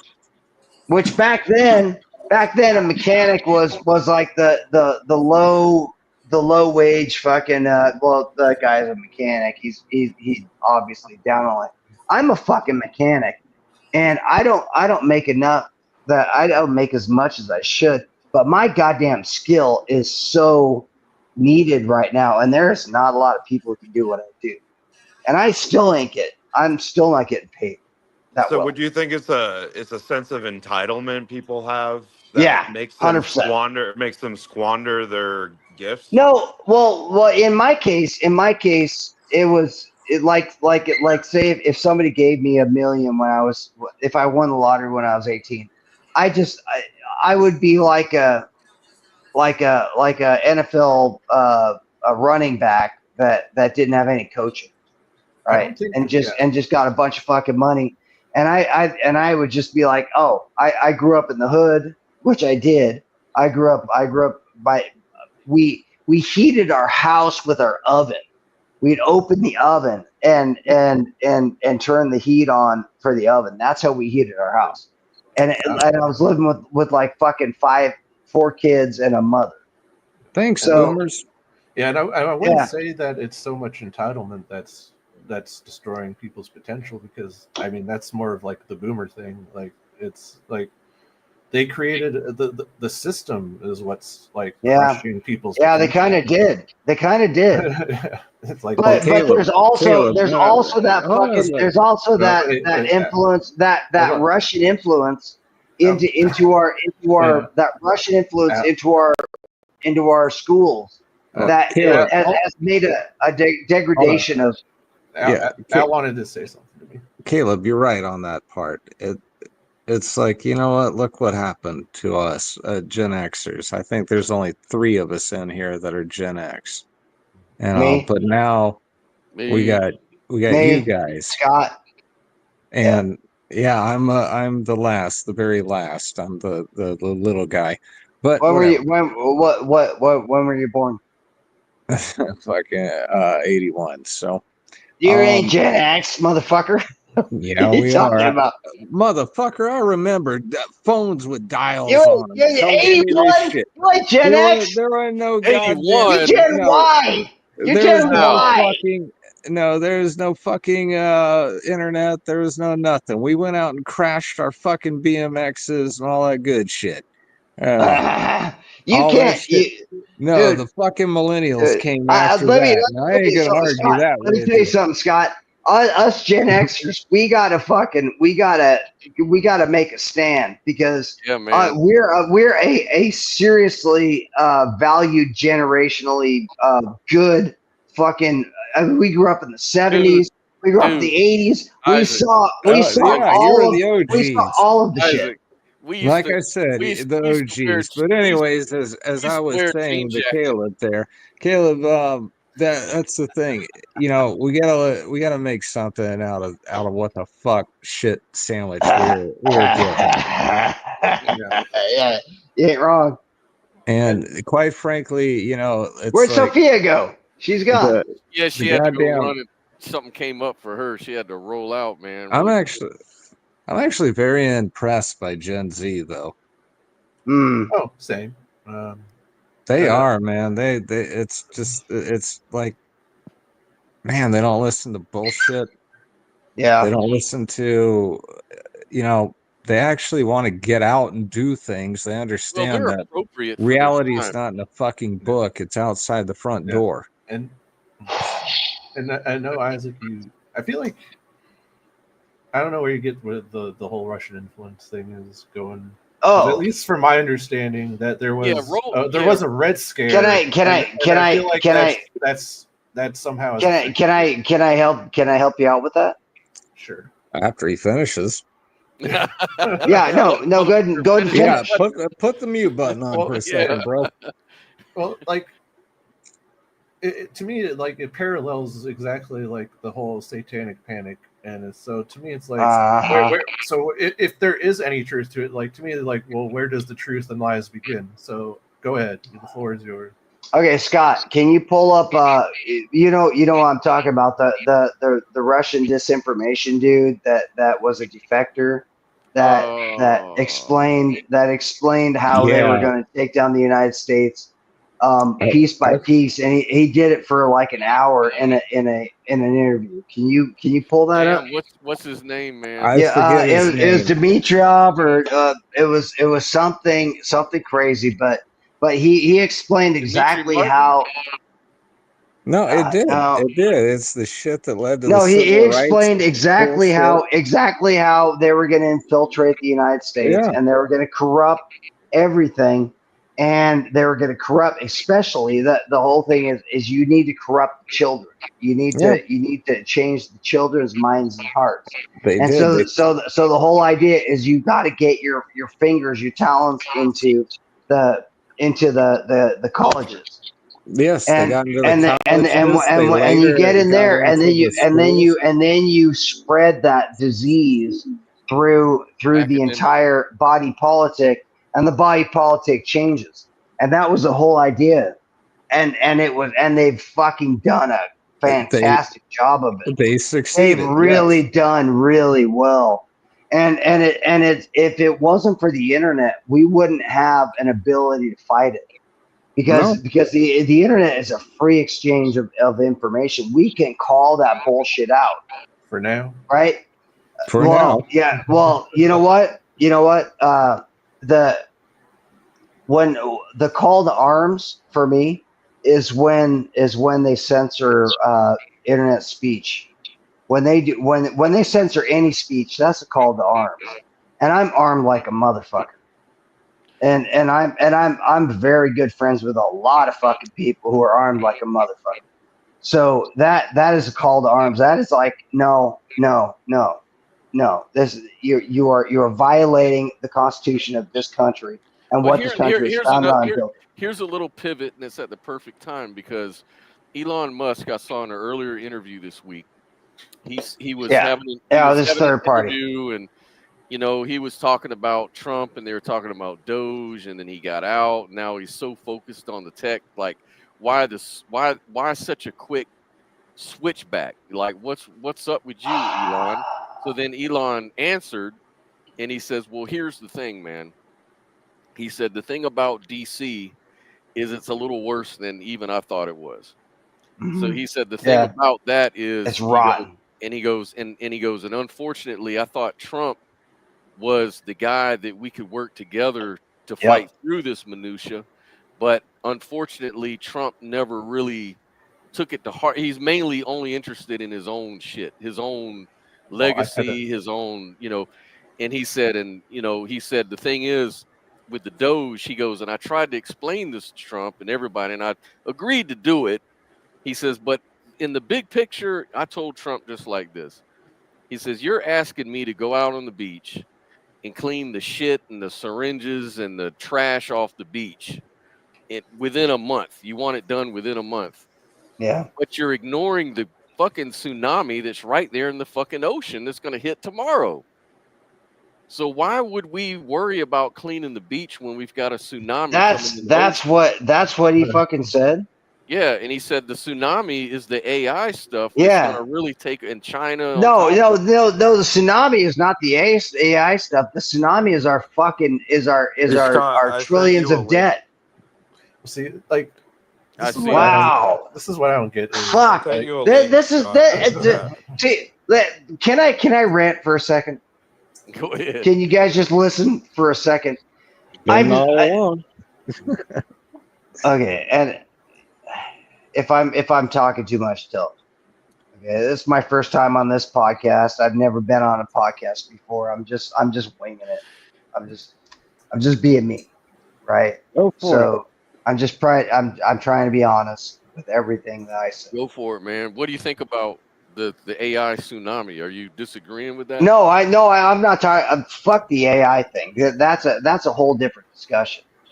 If you could see my video, which you can't, I'm pushing my hand away. That whole AI thing is all over there. The thing that really that makes me really unsettled is the fact that the richest guy in the world living in the government has been compromised to the point that he can't operate the way that he wants to operate because our government is built now on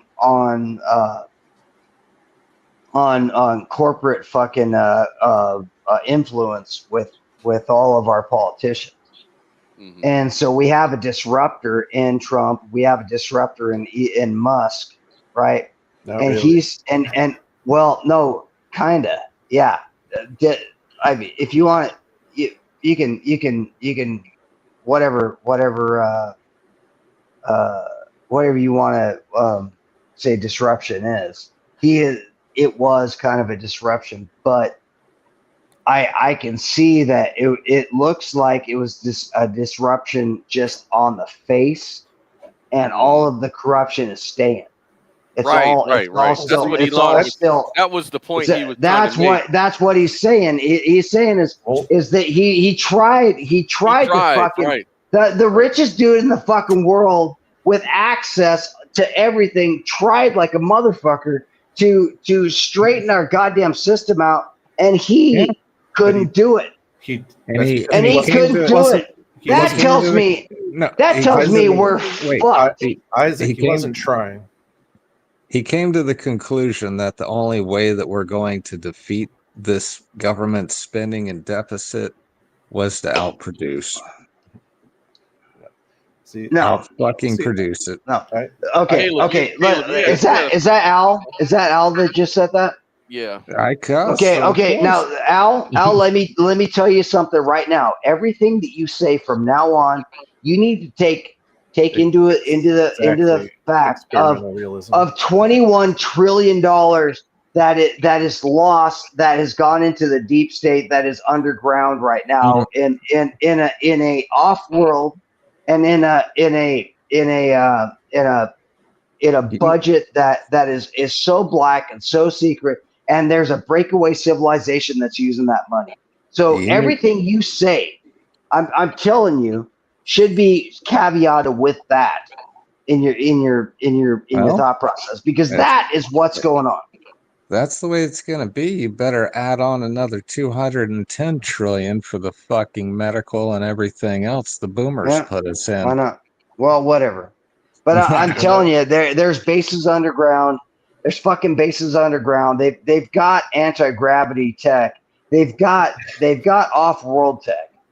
100%. They've got off-world tech. Right. So- That's where all this fucking money is going. And I think they're super happy watching us sitting here talking about this bullshit about Doge and trimming the fucking the CIA's fucking trash kitty USAID. Yeah, But when they're still Dude, that's- operating perfectly down there, because they're sucking money out of the war on drugs. They're sucking money out of not only spreading drugs around the world, but they're sucking money out of that's fine. blackmailing countries. Go ahead. You know, what do you think they were doing in Afghanistan? They were blackmailing the fuck out of those motherfuckers. Why were we guarding those poppy fields? Because that shit was coming here, and the CIA and the deep state was taking that fucking money, and that money's going underground. Go ahead. Sorry, Caleb. that's my rant. I like I said, give me a second to rant, Yeah. and that's my rant. All right. So like, regardless of just how much of there is of a deep state, like my So- whole thing, let me. Yeah. my whole thing I'm is- sorry. I'm a little wound up. Sorry. My whole thing is like why are there so many people who honestly, like, when it comes to Trump and Musk, it was a performance. It was performative art. Like, why did you think that they were going to do? Why did you think corrupt billionaires were going to fix a corrupt government? Because I have hope.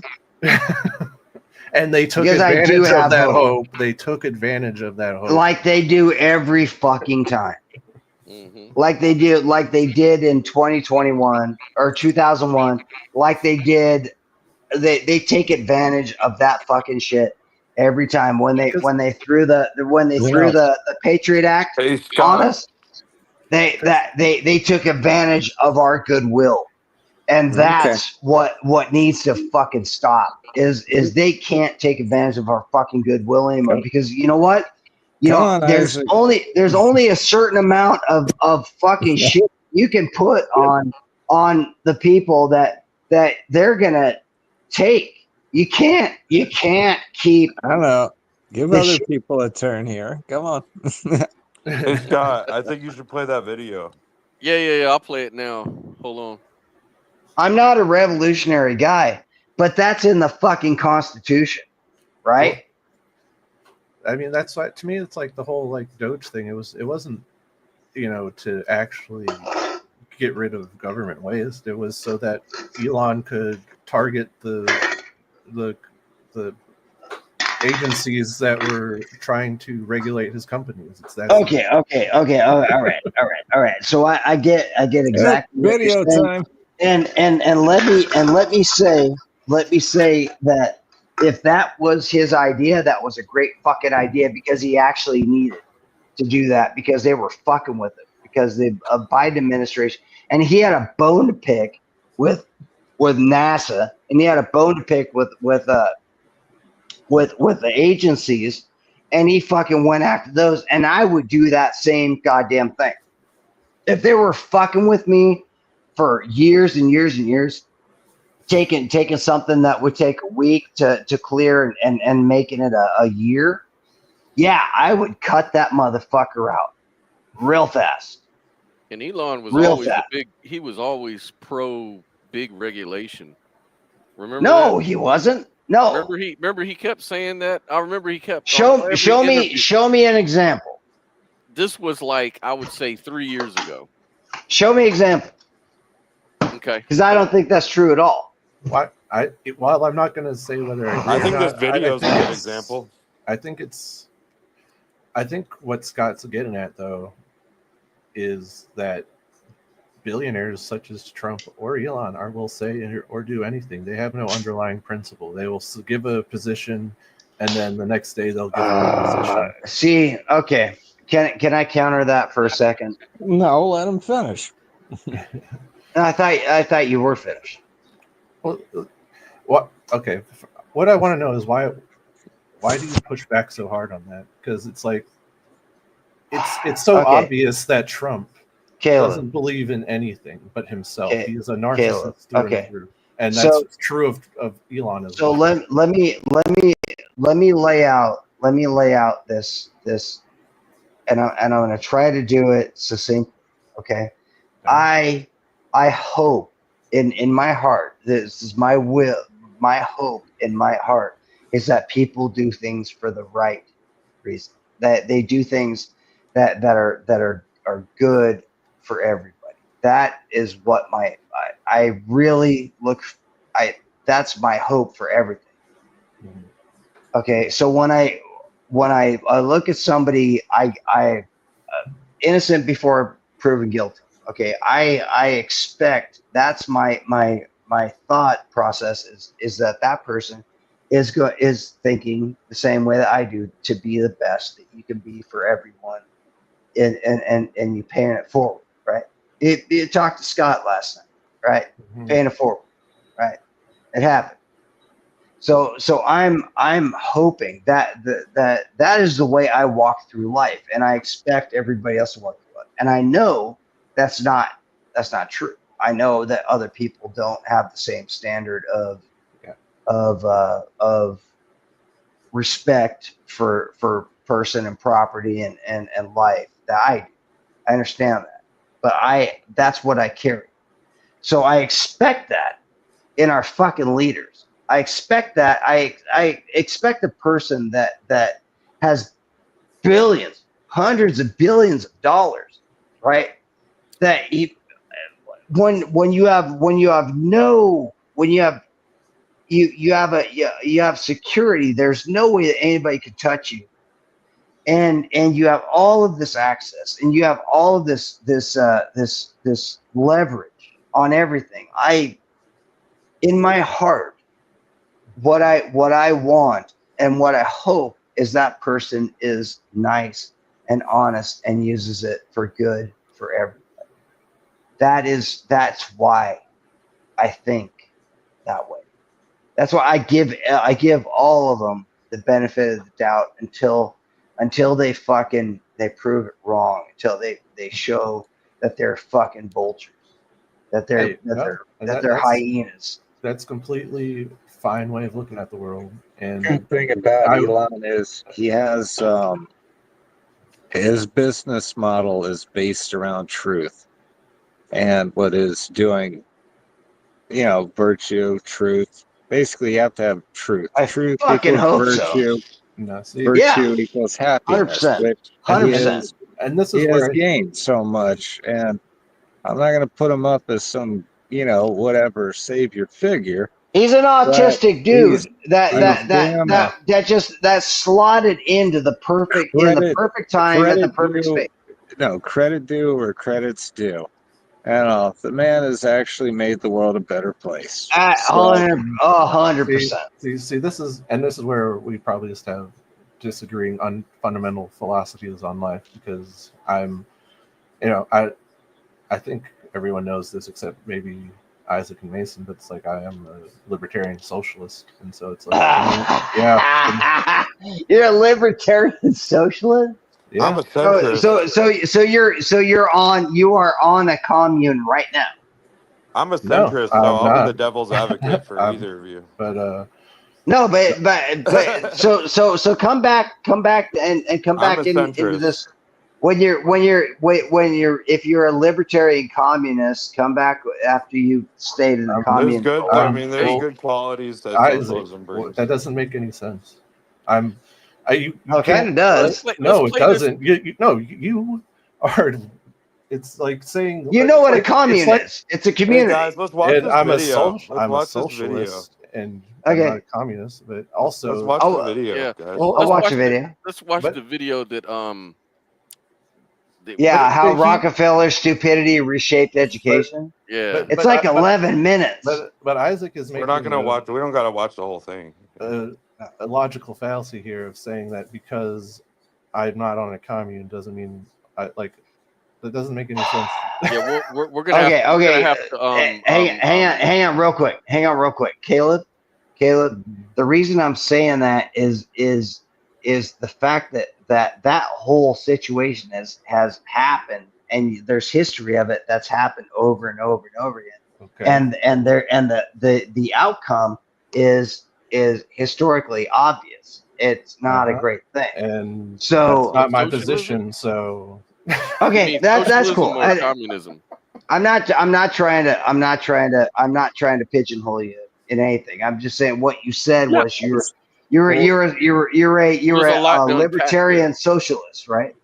Look, passport, all socialism does is, it benefits one person, and that's the person in charge, and the rest suffer. 100%. That's the That's exactly the what it does. result. except that's not my Every time. socialism at all. But all right. No, but that's how it ends up. No, Like, well, because- that's how- because that's- the that's how idealist- it- that how it ended up under Because the Caleb, system. the idealists, the people who created it get murdered What- by the This is people who are exact- following.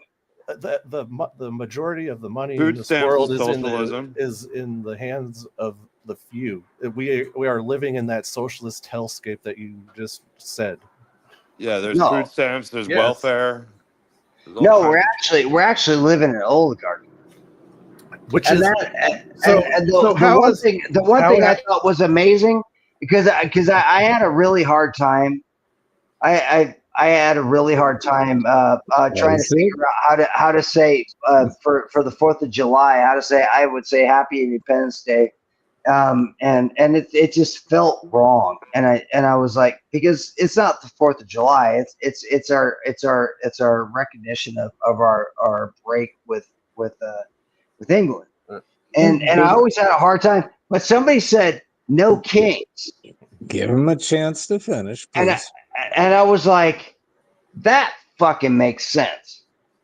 No kings. How about this is no King's Day, and that fucking makes sense. the original point though I was trying to bring up for you That was on Trump's birthday. was Fine. that because I think we got lost when I said socialist. But the original point I was trying to make though with our underlying just fundamental philosophy is that I don't think like if you're a billionaire, then it's like you've exploited so many people to get to that position. To me, it's like Wait, whoa. No, Hey, no. Isaac, let me finish. No, I Let can't. him- I can't. Yes, I can't let you Isaac, say that. Isaac, Yes. let him finish. Okay. Let him finish, then Like- you can respond. Yeah, Okay. go ahead. That's how these things work. Yeah.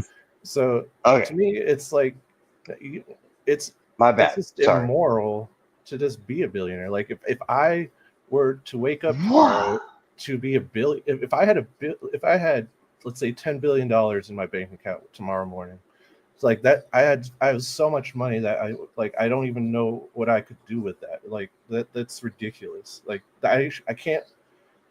To me, it would be immoral to hold on to so much of that money. Like I would have to give so much of it away that I'm no longer a billionaire. Like Mm, that would be my immoral prerogative.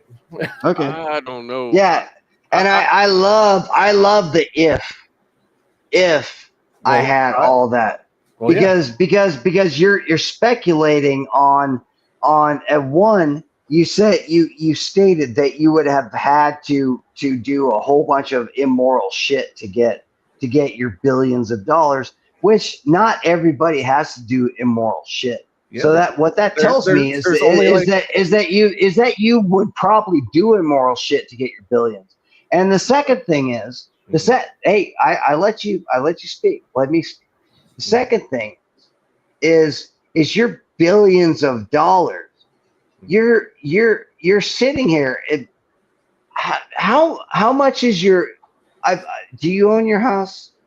I rent, like majority. You rent. Okay, how much is your rent? It's a lot. That's what I'm going to say. It's how much? Is I $1,300? would argue that Trump is a socialist. He doesn't want to say all that. Yeah, that's okay. I would Well, argue that Trump is a socialist in his own way. He wants everybody to afford their own house. Look.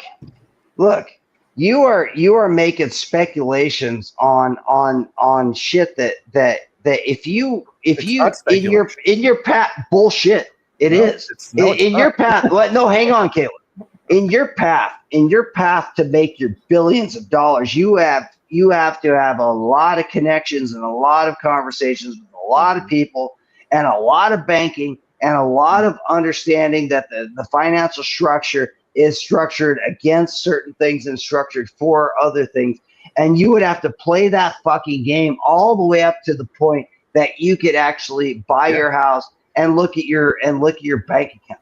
You have no fucking clue on and honestly, I would have to be whatever opinion you have on making billions is irrelevant because you have never done it.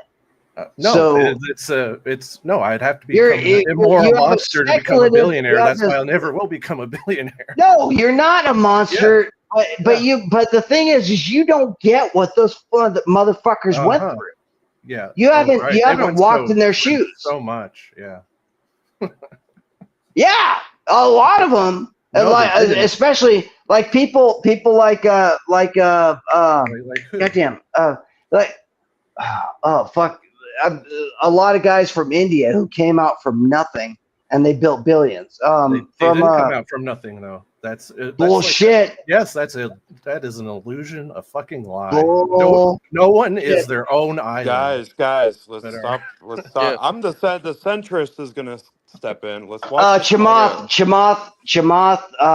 What's his last name? Chamath. He's on he's on a podcast. Chamath with Sachs and the other guy. He came out from jack shit, and he's multi-billionaire. He's one of the most conservative fucking people you can meet because he sees what's going on. He sees it. I just let's watch Chamath Ramaswamy or whatever. We have fundamental disagreements. Let's just watch the video. Yeah, let's watch the video and see what it. Let's see. You can't have a disagreement with facts. If you have facts, we're not trying to be in echo chambers. We're trying to gerrymander. Let's look at Yes. And I know I'm a new guy. I'm a new guy here. American education underwent a significant transformation. At the forefront of this transformation was John D. Rockefeller, a name synonymous with immense wealth and industrial power. This video delves into the history, chronology, and implications of the Rockefeller school system, exploring its far-reaching impact on education and society. The late 19th and early 20th centuries were marked by rapid industrialization and urbanization in the United States. During this period, the need for a more structured and unified education system became apparent. John D. Rockefeller, a titan of the oil industry, saw an opportunity to influence this sector profoundly. In 1902, he established the General Education Board, GEB, with a mission to promote education throughout the country. Rockefeller's vision for education was not just about increasing literacy, but also about shaping the future workforce. The GEB received substantial funding, eventually amounting to over $180 million, a massive sum at the time. This funding was directed towards standardizing education, particularly in the South, which lagged behind the rest of the country in terms of educational infrastructure and accessibility. Not true. The GEB's influence extended beyond mere funding. It played a crucial role in shaping the curriculum, emphasizing subjects that would produce a disciplined and efficient workforce. The focus was on practical skills and basic This is literacy, propaganda. steering away from classical education models that prioritized philosophy, art, and critical thinking. Scott, The it's GEB propaganda. was founded with an initial grant of $1 million. Was that It's propaganda. propaganda? Well, let's hear it real quick. No, $1 I'm just saying it is. It's propaganda. And let's mute From until Rockefeller. it's our turn. Yeah. This marked the beginning of a new era in American education, with a focus on standardization and practical skills. By 1906, the GEB had expanded its reach significantly. It funded schools, teacher training programs, and educational research. The board's influence grew, particularly in rural and southern states. One of the most significant contributions of the GEB was the Flexner Report, published in 1910. Authored by Abraham Flexner and funded by the GEB, this report critically assessed medical education in the United States and Canada. Its findings led to the closure of many substandard medical schools and the reform of medical education, ensuring a higher standard of medical training. Throughout the 1920s, the GEB continued to consolidate its influence over the American education system. It promoted the consolidation of rural schools into larger, more efficient institutions. This period also saw the GEB advocating for the professionalization of teaching, emphasizing the need for trained and certified teachers. By the 1940s, the influence of the GEB began to wane. However, its legacy was firmly established. The standardized, pragmatic approach to education that the GEB had championed became the norm across the United States. One of the enduring mysteries surrounding the Rockefeller school system is the extent of its control over the American education system. Critics argue that Rockefeller's involvement in education was not entirely altruistic. They suggest that the emphasis on producing a disciplined workforce served the interests of industrialists like Rockefeller, ensuring a steady supply of obedient and skilled workers. Another critical point of contention is the suppression of critical thinking. By focusing on practical skills and basic literacy, the Rockefeller school system arguably limited students' ability to think critically and question the status quo. This has led to ongoing debates about the true purpose of education and the need for a more holistic approach that includes critical thinking and creativity. Despite these criticisms, the Rockefeller school system's impact on American education is undeniable. It laid the groundwork for the modern education system, with its emphasis on standardization and practical skills. However, the debate over its true intentions and long-term effects continues to this day. The Rockefeller school system represents a pivotal chapter in the history of American education. Its legacy is a complex mix of progress and controversy, reflecting the broader tensions between industrial interests and educational ideals. As we continue to navigate the challenges of modern education, the lessons from the Rockefeller era remain relevant, reminding us of the need to balance practicality with critical thinking and creativity. All right, cool. Cool. Because So, they said the same thing I was going to say. mhm. That's interesting. Because think about it. If you think about like all academia would be affected in the same kind of way. So if you think about like we always talk about like materialism, different ways of looking at worldviews and even in science, like looking at the study of consciousness, just that little topic, which is a huge topic, but just that one topic, there's a lot of shame attached to really even talking about consciousness for so long. Yeah, I Because know. But you have to ask why. Why? That's what I'm getting at. And there's a fucking reason, because that is where we have a diversion of. Right now, a lot of people will say it's because science really couldn't do anything with it, Some No. people will be more It went conspiratorial, and they'll say it went underground. disempowers. They don't want to. They don't want to empower people, so they No, want it to went underground. Yeah, they want to. All right. You know, they want to drive it away. They want to crush people's souls to get them to conform And, to their will. That's part of it. yeah, and I do want to address you guys, like, because I feel like we're getting too tribalistic there. Like, sure, I'm a socialist, but like, let's not get too caught up on the labels here, because it's like Hold on, let me finish. Before I even brought up that label, it's like there was so much we agreed on. There's so much common ground that we can find and work towards. Sure. And like I'm a pragmatic socialist. It's like I will build bridges with liberals, with conservatives. It's like there's so much that we can go, that we can work towards together than there is that divides us. And so I just wanted to bring that up. Okay, and that can I address yeah. them? Before you say that, I just wanted to go ahead and quote Joel Davis here. Says that there's theories about the metaphysical, and then there's conspiracy theories about the metaphysical. So so it kind of goes back to muddies the fucking water. Yeah, like some people would say, well, trying to put the mind in the forefront, or promote panpsychism or some idealism version or something is a conspiracy. And then other people will say, well, pushing materialism and making materialism or physicalism the primary and default position, that's the conspiracy theory. And so there's just so many different ways to look at it. It really depends. It takes a lot of unpacking on that. But go ahead, Isaac. Okay. So off of what you just said, you're talking about so many different ways to unpack it. You're talking about an infinite universe with an infinite possibilities. So that should be a given. That there's shit that you don't think is going to be right is probably going to fucking happen. Right? It's very possible. In an infinite universe of infinite possibilities, everything's going to happen. So that should be your baseline.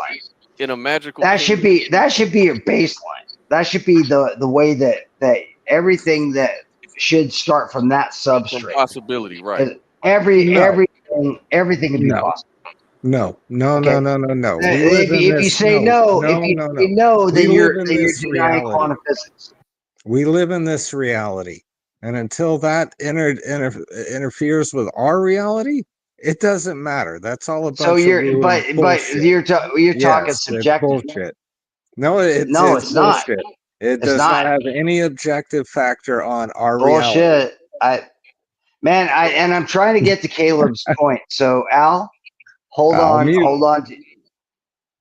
I want to get to Caleb's point. I just want to make that just put that basis in that anything's possible, right? Everything and anything will happen given the amount of time that infinity is. Everything is possible and everything will happen eventually sometime. Now, if it happens right now, I don't think so, right? But it will happen. Okay. So how does that relate? How would that answer what he was saying? I'm trying to get there, but I got interrupted. What? You have something to say? Go for it, Scott. No, I'm just saying. Go. I'm trying to Caleb. figure out. So Caleb, you were talking about your socialist ideas and how they dip. You were kind of with me on some stuff, but we differed on some others. Can you elaborate real quick? Well, what I'm getting at though is like this difference between how we view billionaires, like that to me is just getting into the weeds of things. Like that's just something that's we're not even going to be concerned about. Like to me, it's like what could really happen though is that we could have a universal healthcare system. So it's like, and to me, it seems like there's a lot of people from across the aisle, both conservative, liberal, wherever you fall on the political spectrum that are like, could we at least have universal health care? It's like there's so many things that we could come together on, where it's like let's focus on that instead of. Can I put a little bit on can I give you a little bit on the healthcare thing? Yeah. If you didn't have lobbyists that were working for the pharmaceutical industries, you didn't have big pharmaceutical industries pushing vaccines and pushing stuff that's actually killing people, then we could have a conversation. But until that whole racket, that whole mafia of the pharmaceutical industry and the government with the FDA, until that is broken, we can't have any real conversation. No, I understand that, but what I'm saying though. No, like, but we can't. But we can't. That's a reality. Like so the first thing is break that shit, and then we can have that conversation. And the socialist would be right there with you saying break it. So that's all I'm saying. Break it, but don't break it with socialism. Guys, because socialism never works. You're missing the point. Like, I'm not saying break it with socialism because, I mean, to me, I'm like I said, I'm pragmatic. I think it's being broken with socialism right now. It's not. It is. I think it's being broken with socialism right now. The healthcare was great in America until Obama socialized it. Yeah, it really was wonderful. That's not. But that's no. No, that is a fact. No, it's not. That's true. Okay, prove me wrong. Prove me wrong. That's cost. My wife has cancer. Okay. And she almost died in 2010. She almost died. It was very fucking close. All right. The whole healthcare system was so broken. Yes. That we had to go private, and I had to, out of my own pocket, go to fucking OSU and get the dude who created the treatment for CML, chronic myeloid leukemia. Yeah. Out of my fucking own pocket, and then the state kicked in afterwards. And she's alive right now because of the doctor was actually the person that, I mean, if it was like a year or two earlier, she'd be dead. Yeah. But the dude that we hired created the fucking the drug that is keeping her alive. Yeah. Of course he didn't create a cure because they can't do that, right? They're just gonna make it chronic, so you could have. But she's alive, right? So you say, okay, small blessings, right? She's alive. She's it's 15 years now. She's living with leukemia, right? They can fucking reverse engineer that gene and flip it. They could do it. Okay. Maybe. Right now. Maybe. 100%. You know they're making fucking they're bringing dinosaurs back to life. They can do this shit. You know what's really fucked up is nowadays, thanks to the socialized healthcare, I or any of you can't even go in and go get a private doctor anymore. Yeah. Because they have regulated it to that 100%. point. We don't have socialized healthcare. What the fuck are you? Bullshit. We don't. We got Look up what a socialized health. Look up what countries have socialized medicine and we got the best part of socialized medicine that you can get. No, because it's worse in the UK and in Canada. Isn't it like it's way worse? No, let's. Hey Scott, I think I missed kind the of market topic. based, isn't it? What's the topic? Well, it's kind of an open. It's an open discussion. I was trying to avoid this, but like it's like, oh, let's focus on things we agree on, and then it just you know what I would love to have a conversation about. Definitely not this stupid fucking healthcare system we got, because that ain't gonna change anytime soon. I'm sitting here in Pensacola, Florida, out of Oregon. I got family down there in Oregon, in Florida. Oh, okay. Well, good luck to him. It's been fun. It's been fun so far. But I'm all for changing it. So let me. Can I reframe the discussion in a way, and you guys, because we have 5 people that are listening, right? So can I reframe the discussion and we can get off the shit that we can't change at all today? Well, we can't change it. If you want to talk about mental masturbation, that's what we've just done for an hour, right? Seriously, that's all we've done, because none of the stuff that there are countries with cheaper healthcare that are more effective. Whatever. But none of the shit that we just talked about, none of the shit that we just talked about is going to make any difference tomorrow. I know. We gotta eat herbs like but it's a nice little slow drip if you nudge people in a certain direction. And if you look at the Communist Manifesto, and then you look at people after that, you look at the book Nudge. That's how they work. They work in little big. Well, that's pieces. why we're blessed with Project 2025. That's why we have that solution. Well, there you go. You want to change so the subject, all we got to do is just go on to ethical standards and people that have the balls to enforce them.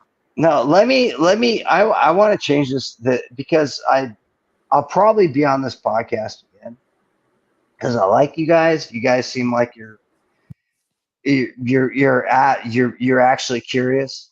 And I've seen your biases. I could see where you're coming from, and that's cool. That's all right. I'm totally fine with that. Yeah, we all Can we literally talk about shit that maybe we can change in the moment? Yeah, but my biggest issue right now, currently, is that we're heading towards more uncontrollable shit, though. And I don't think anybody's going to control it, because I'm telling you, it seems like whatever your thoughts are about, the AI revolution is real. I mean, maybe these things won't be conscious, or maybe these things won't do, but they are definitely intelligent, and they're definitely going to be threatening jobs and things that really matter to each and every one of us as soon as 6 months to a year. But right now, how is that going to change in this conversation? That's what I'm telling you. That's the concern. We're not going to change it. Well, I mean, literally, it wasn't always the 2-party system. There was the Whig Party before that. If we're all forgetting, there was. They were the goddamn Democrats. But okay. No, Andrew Jackson, Henry Clay. Can I say something? Please. Have you guys ever read the book Be Here Now? Or Ram Dass? Be Here Now. No, I haven't. Any of you? No. Okay, so let's do an experiment. Okay, let's do an experiment where we are all here right now, clean slate, no baggage, right? No preconceived nothing. Can you guys function? Can you wrap your brain? Because it takes practice as to be able to open yourself up and release. It takes practice. So I'm guessing you guys don't practice this stuff. But, no, I have quite an inner monologue, so go right ahead. Yeah, so that what I'm saying is you need to shut that off. Okay? Uh-huh. You need all of you. You need to shut off your inner dialogue. Let's be here now. We're right here in this moment. You're Okay. you're asking a lot for overthinkers. Well, whatever. Can you really? If you're overthinkers, then you can overachieve on this as far as Well, take here's your something brain out of this interesting. fucking thing. Now, Here's one something thing, interesting. one thing, Scott, can you shut off that background? What background?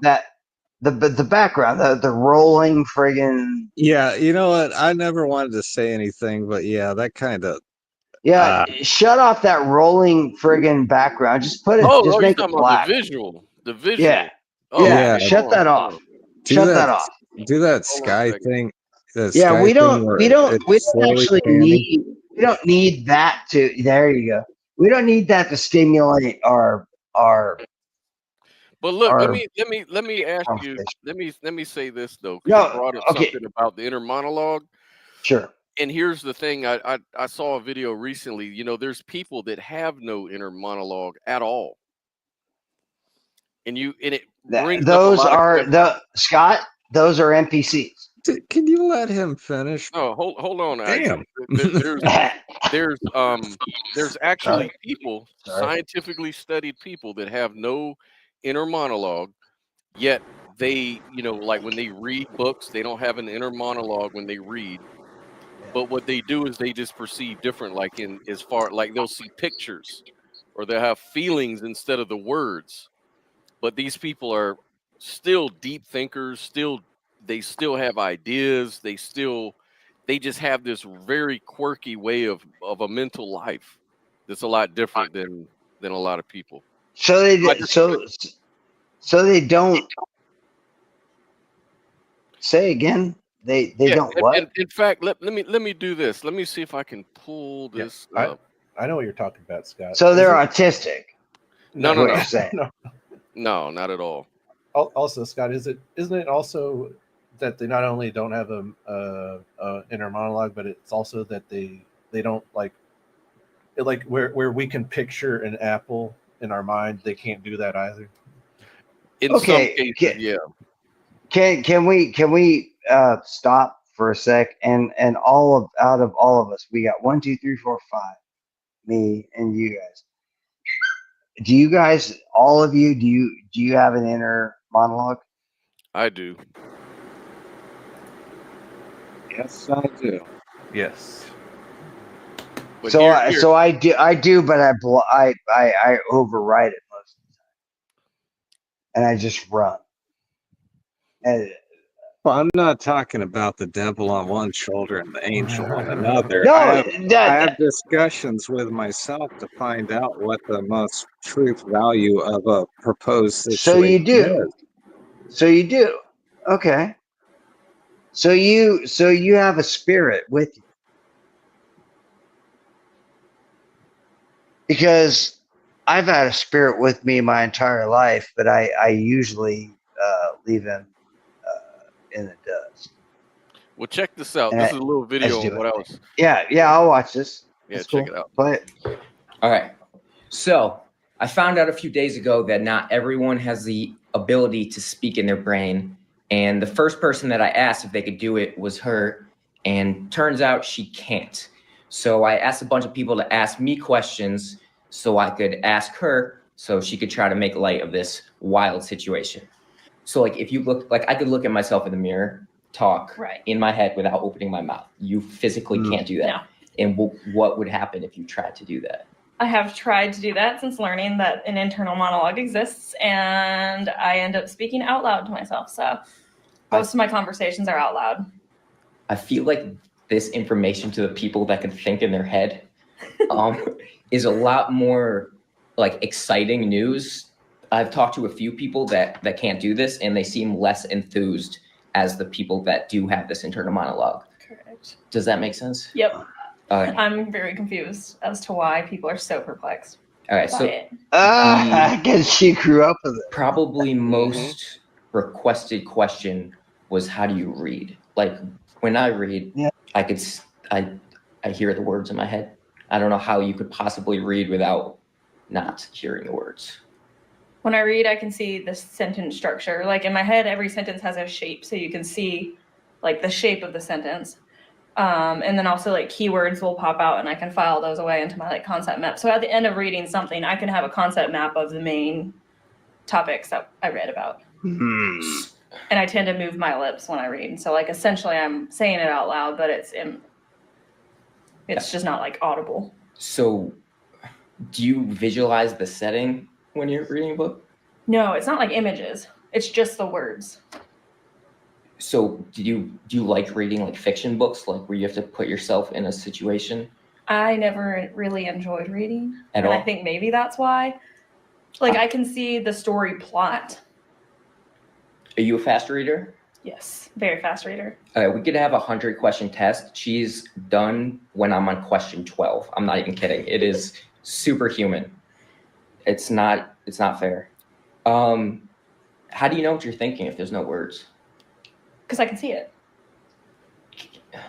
I think that's why this whole thing is going viral, is because people like me can't understand how you get through a day without talking to yourself. I don't know. I just feel like the information is in there, and I can pull it forward if I want it. Like it's all just like it's like files.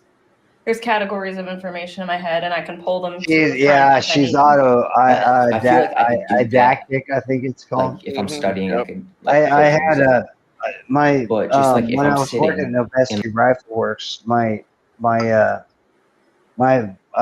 John Noveski, he everything that he saw was he would catalog in his head, and he tell you I was hanging out on one of his properties. We're having a bonfire off work, and he goes, "Isaac, do you want to know how my brain works?" And I'm like, "Yeah, I'd love to know how your brain works." And he goes, "Okay, so everything I see, I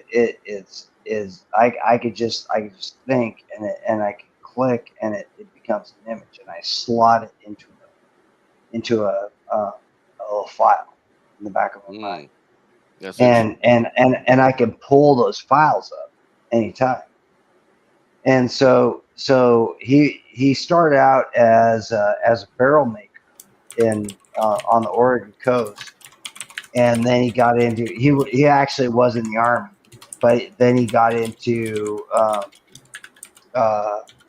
rifle making, but he remembered because he when he was chambering all those barrels at NorCal, he remembered all of the specs on it because his mind remembered every fucking aspect of it. So when he came back to Grants Pass, he had all of those specs in his mind, and he created his own company, which is Noveski Rifle Works, which I work for.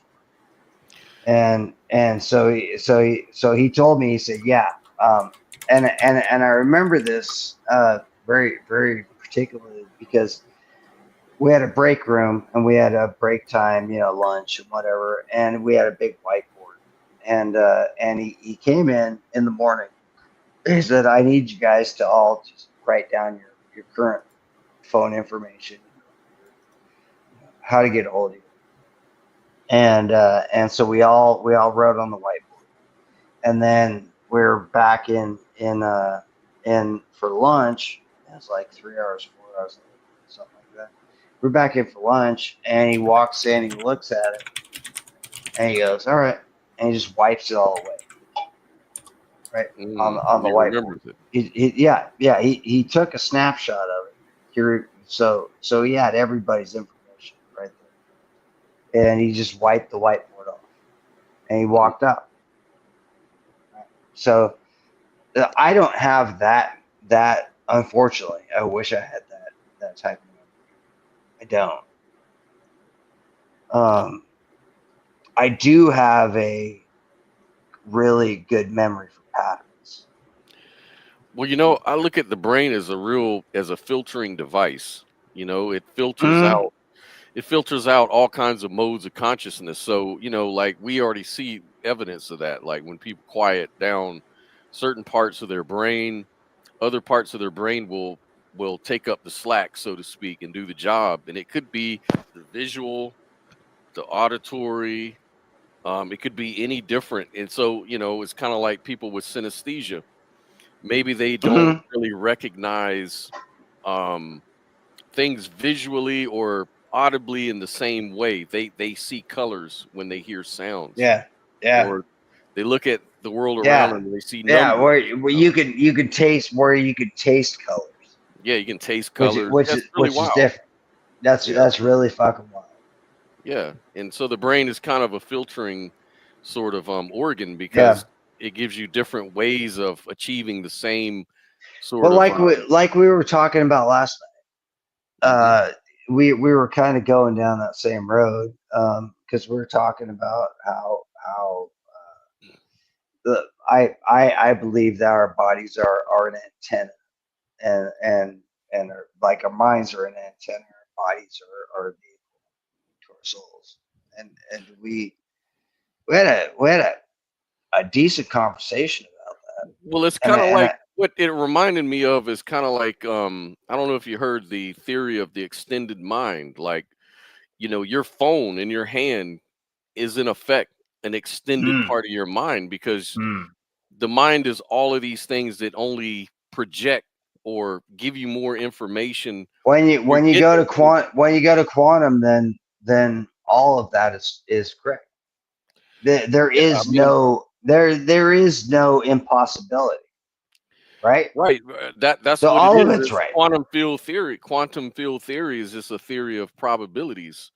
Yeah, and so the probability is all of this is right, no matter what. So I kind of go, at my age right now, and knowing what I know, I kind of go, I look at everything and like say like we went to that crazy ass bar, with all the hood dudes, right? And I was walking through there like I own the place because I'm comfortable around that type of shit, right? But wait till I bring you to Tampa. I was in Tampa 3 years ago, but if I was off, like if some dude just fucking flipped a switch and just fucking threw a fucking blade right through my neck, cut all my arteries, and bled out, I'd be okay with it. I'd be 100% okay. I'm like, okay, well, that's where that was supposed to happen. and that's what I would think, right? Even though I had to go and put my weapons in your fucking trunk, and I was also carrying extra weapons, so it's not like I'm just gonna lay down and let some dude fucking saw my head off. But you're at peace with. It's gonna be very stabby, no matter what.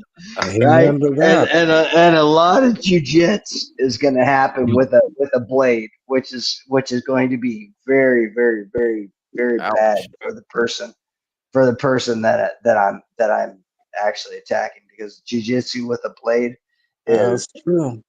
It's over so fast. It's over. It's neat. It's neat that it rarely, if ever, happens. But for Scott, you were doing you posted that. Were you looking to do a discussion on the framing of how people have concepts in their minds, or what exactly?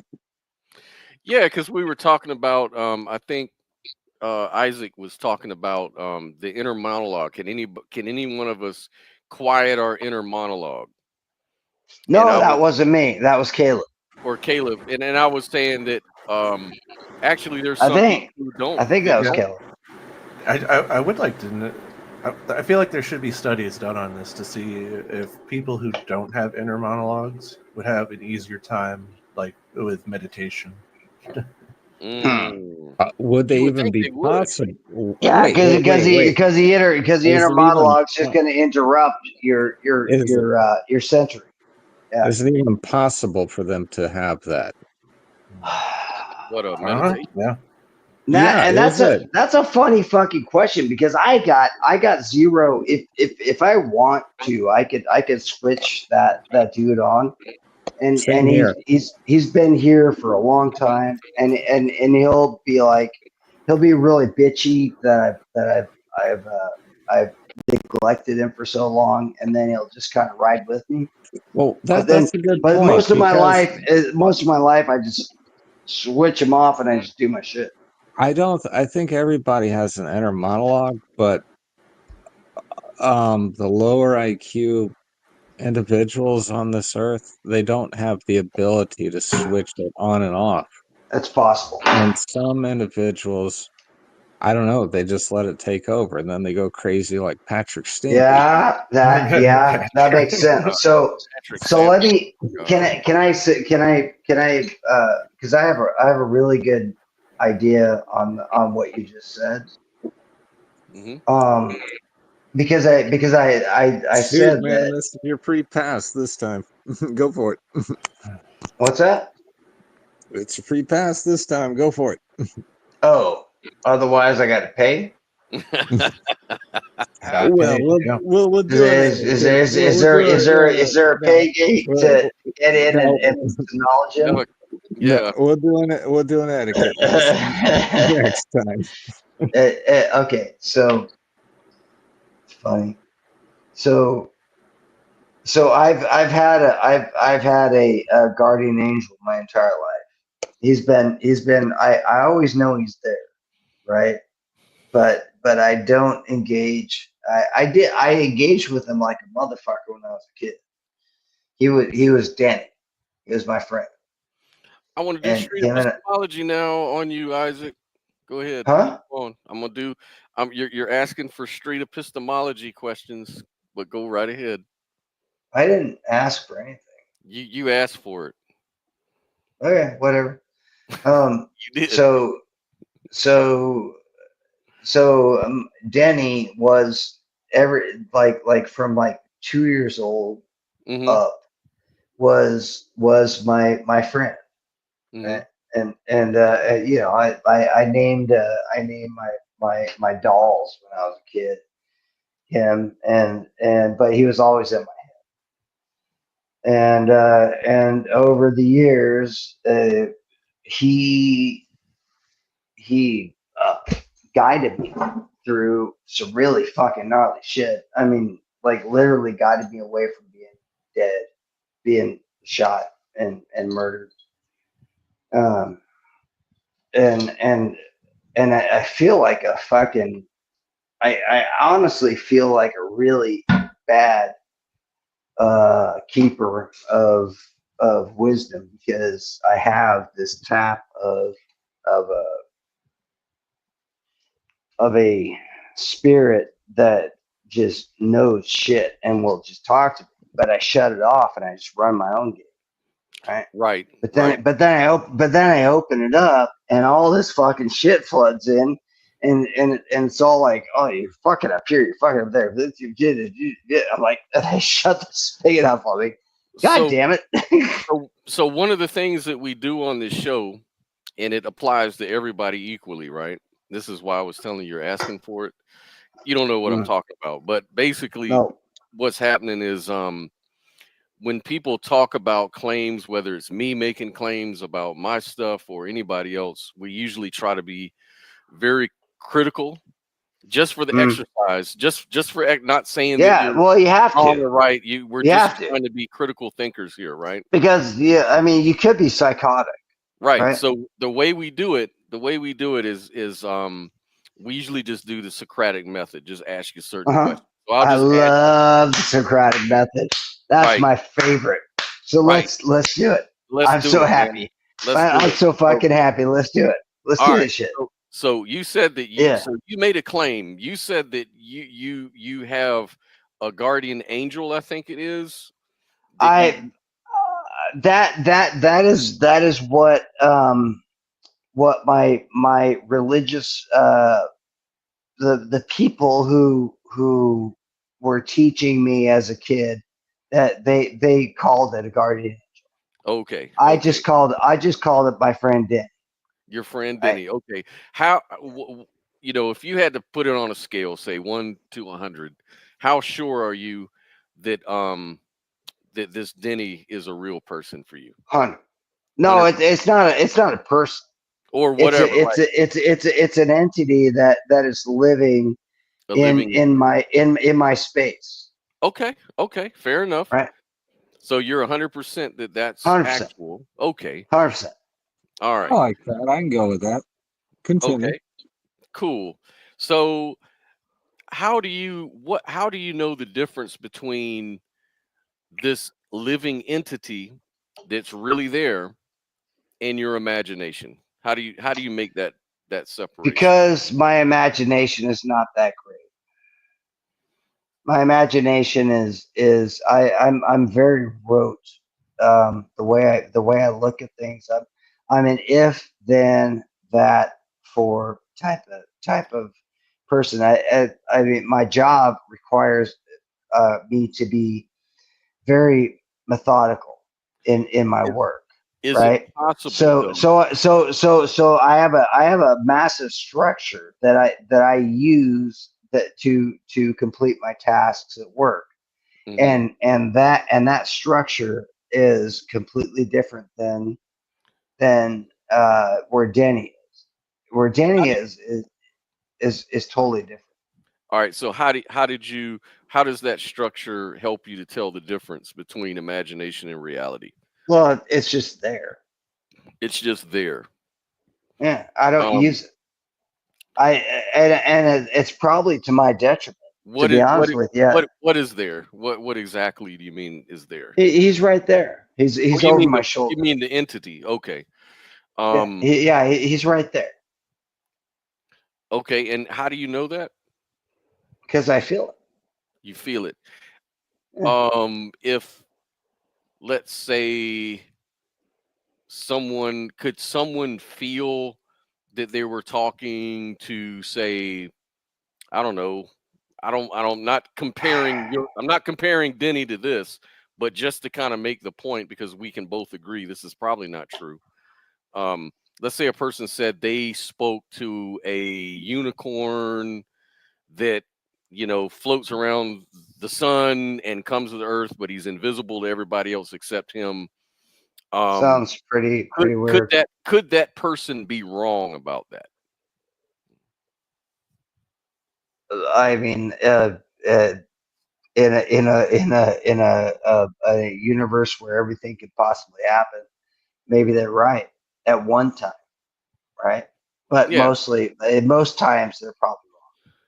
Yeah, because we have to have I guess you'd have a foundation, like a reference. Yeah, you have to have some frame of reference that you're actually locked into the reality that you're sitting in at the moment. So what is your frame of reference to knowing the difference between Denny being real and imaginary? What is that frame of reference? My frame of reference is he's right every time. So that's an assumption, you would say, or an axiom? No, that's the truth. But how do we know it's true? Because, well, you wouldn't know because you're not me. How do you know right? it's true? Because the actions that he's recommended have been right. They've done well for me in that moment. Have they ever been wrong? No. No. They've No, always and that's the fucked up thing is because I usually don't use them. So all the wrong shit is usually just me doing stuff. I just keep him in he's up in a closet in the corner. He's like sitting way back up there, right? And yeah. occasionally he'll pop out. He's like, "What the fuck?" But everything else is just me running through fucking life, making crazy ass decisions on whatever. Gotcha. So it's like right? when you ignore Denny, you're wrong, but when you listen to Denny, you're right. 100%. Gotcha. 100%. But I don't listen to him much. So how do you know that, again, why don't you listen to him much if you know that he's always right? Because I have ego. because I have chutzpah, because I feel like I am me, and he's probably my best friend that's been hanging around with me through millennia. And he was probably we made a deal that I would have a wingman, right? And he would be there to hang out. But I have this I'm very very forward in the way I think about things, and I try to be. Is there anything that would change your mind about Denny being real? No, because there's there. So you're No, telling me you don't have a standard to okay. reference Denny by. Okay, Scott. I'm just asking. Let me tell you something. I was actually infected by another entity that was running me for a little bit, and this was about a year and a half, like right before I quit drinking. And I was out at the back of my property in the BLM, and there were some kids. They were like 16, 17 dudes. They made a nice campfire, and I rode my quad out, and I was talking with them.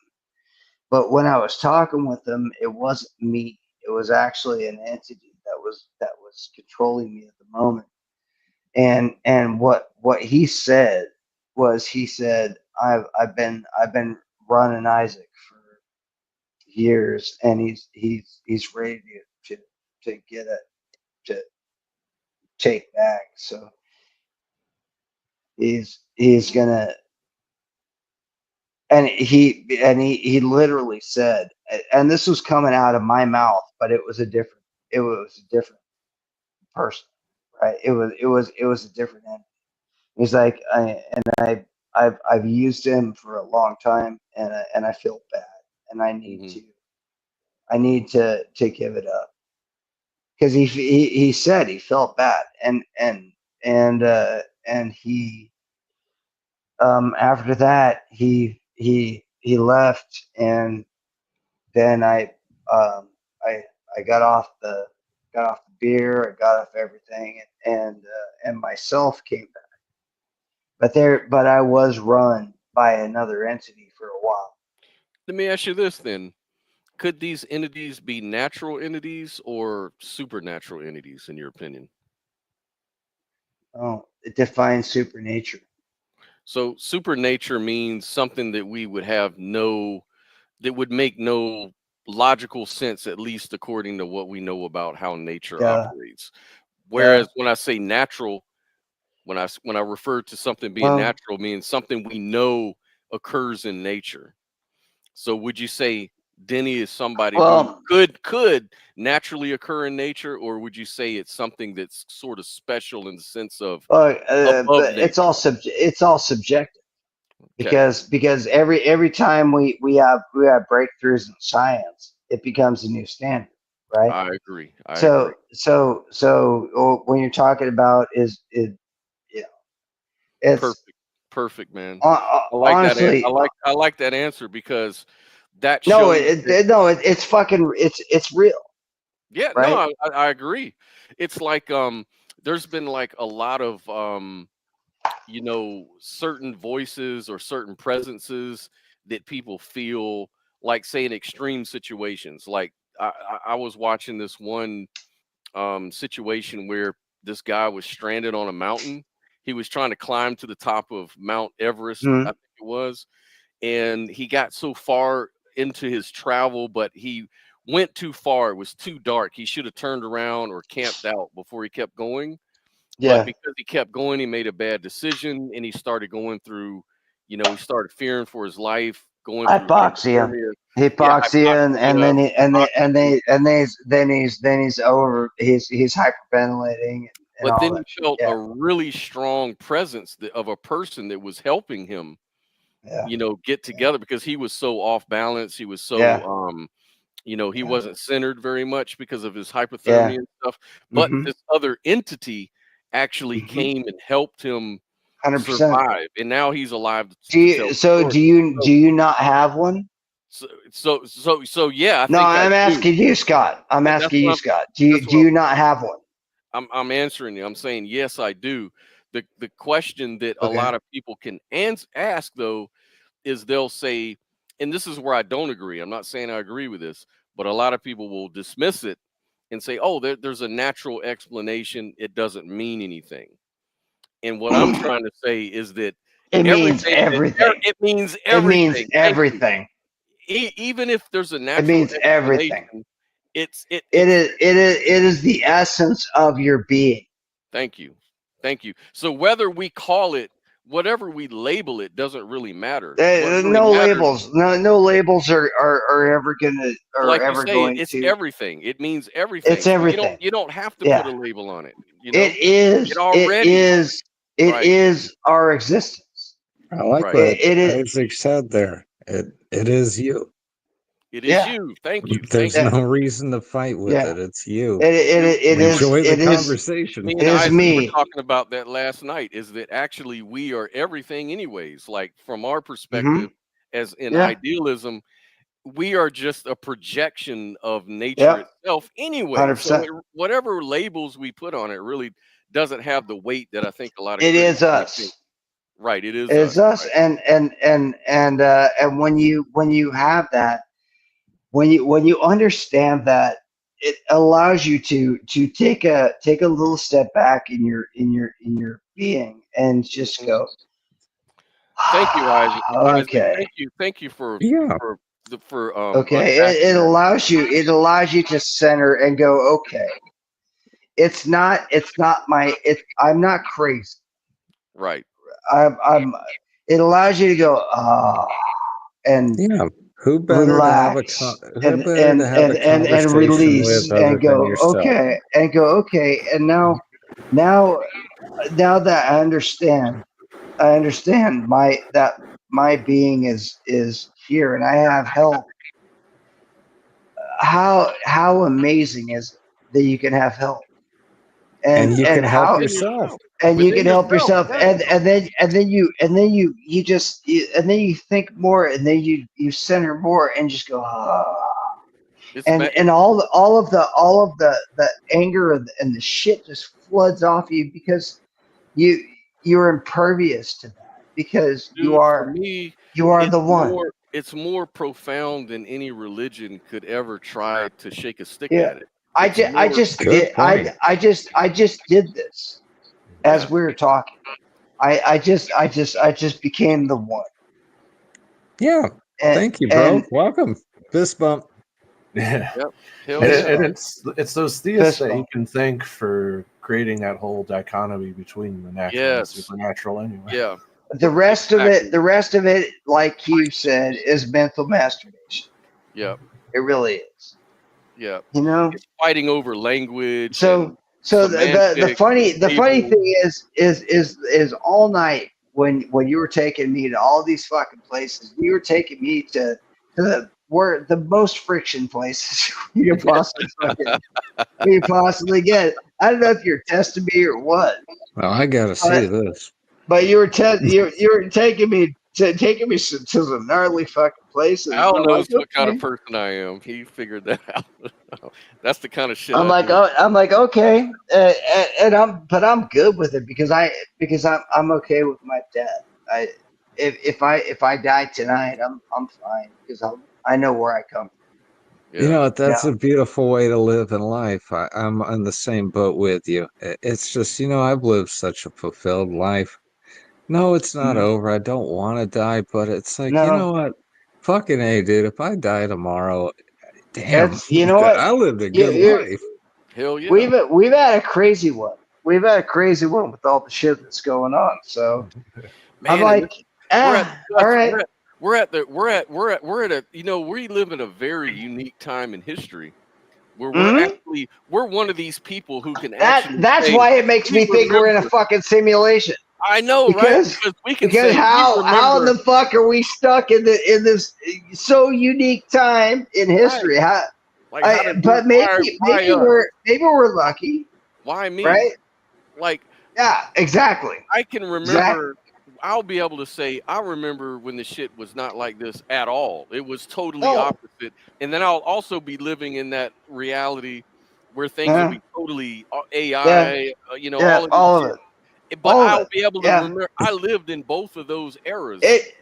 The fucked up thing glad I got is it almost makes me think that everything that's happening makes me think that we're in a simulation more. Hey, you know and what? more If and it's a more because simulation, it's so fucking weird. dude, if it's a simulation, all I gotta say is I'm glad that I kicked it and fucking disturbed it. Yeah, man. Yeah. I made a Well, mark on it. So cool. Did you? Did you? Absolutely. Yeah. Are you going to be remembered? Because I'm pretty sure I'm not going to be remembered. I mean, I will be remembered for all the hot fucking model chicks. You're always remembered, Isaac, because remember, we're all the same shit. Yeah. Well, I ain't wrong. They might not remember your name, but when you say something and then some little kid says, "Nigga, you ain't shit," 10 generations down, you know, it can't. But you ain't no Isaac. Yeah, but you ain't no Isaac. No, you'll never be the other G, but all right, little G, you're cool, man. Hell yeah. Man, I tell you, it's the reason I was super stoked because we had our conversation last night about UFOs and UAPs and USOs and stuff like that. So I was like super stoked that if we had a conversation in a podcast, we could, you know, for hours maybe wrangle this shit out. But we started out with actual basic human human the circumstance of our humanity at the moment, and that is fucking so cool that we were hammering that shit out so that Al and Caleb and other dude I can't say his, that's me and you that we can have these conversations and we have a baseline that we know that we're not full of shit, right? That's the point. It helps us. No, we're not. I'm not a fucking disinformation agent. I'm fucking born in Las Vegas, Nevada, grown in Vegas and Southern California, and raised in Seattle and New York City and Boston and Philly and Delaware. So I got a lot of experience. I've got a track record, right? I've got you because when you talk about when you start to get into quantum realities, and you get into multiple dimensions, the most important thing is that you have a track record of your existence.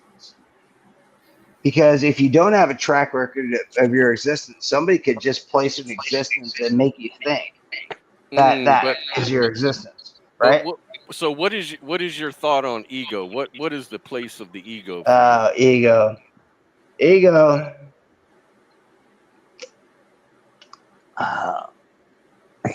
Obviously, for you to ask that question, you obviously have thought about that thing quite a bit. Yeah, of course. So would you like me to answer first, or would you like to tell me? Would you like to tell me what you think about it? Give it a brief one.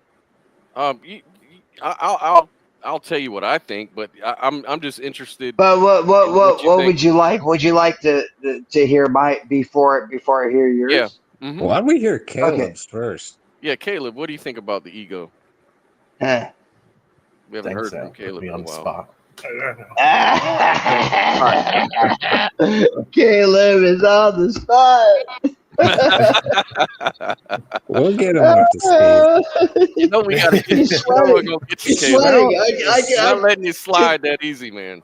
Sound off like you have a pair. I can see his icon is sweating a little bit. Yeah. It's not an easy question, really. But No, it's not. It's a root question, very and a root question is really cool because you get to know a person, right? Yeah. Yep. No, in all seriousness, though. But in all seriousness, I think the fact that the four of us are right here talking about this, our root is pretty solid. Oh, I'm gonna guess dude, that we do this every Saturday. because I know this dude from last night, right? But you other two dudes, I'm guessing you guys are gonna be fucking pretty solid. Otherwise, Scott Williamson has a really fucking bad character reference. He picks fucking bad. I don't think he picks fucking. I don't think he picks bad actors. Caleb, don't make me go back into my I think Scott. I think Scott sees. I think Scott sees talent. I will go military on your ass. I think Scott sees talent, and he sees. You know what I'm saying, Scott? I see personalities that add value to what we're trying to do. Yeah, and that's what I saw in you last night because I could tell by the way we were talking, the way we were interacting, the way we were carrying on 100%. In the environment. I saw you were a man. You weren't fucking scared. You know, all of these things I was really just observing. You know, and just saying, is this? Is he someone with character? Is he somebody with some backbone? You know, or is he? Oh, he's got a lot of character and backbone. He does. I know how to pick him, man. Very bombastic person. So did you think that before you took me to all the fucking crazy ass places? I had to get through all the crazy places. Oh, dude, tell me you got into some Florida cocaine, dude. Come on. Oh, I was trying. Yeah. I was fucking trying, man. I'm gonna be like Hank Hill. I'm gonna get cocaine and cocaine accessories. The fucked up thing is the fentanyl. The people that they're trying to get like just nice fucking coke, they get the fentanyl and they fucking die. It's so fucked up coke nowadays. But all right. Let me let Caleb answer because he go ahead, Caleb. Right. What is your view of the ego? Where does it belong? Yeah, 100%. I think the ego is completely within ourselves. And like on a low resolution level, you know, this sense of self, of ego, you know, it might as well be real. But I feel like when you look at a higher resolution on a cosmic level perspective, it's like there really is no ego or self. It just disappears.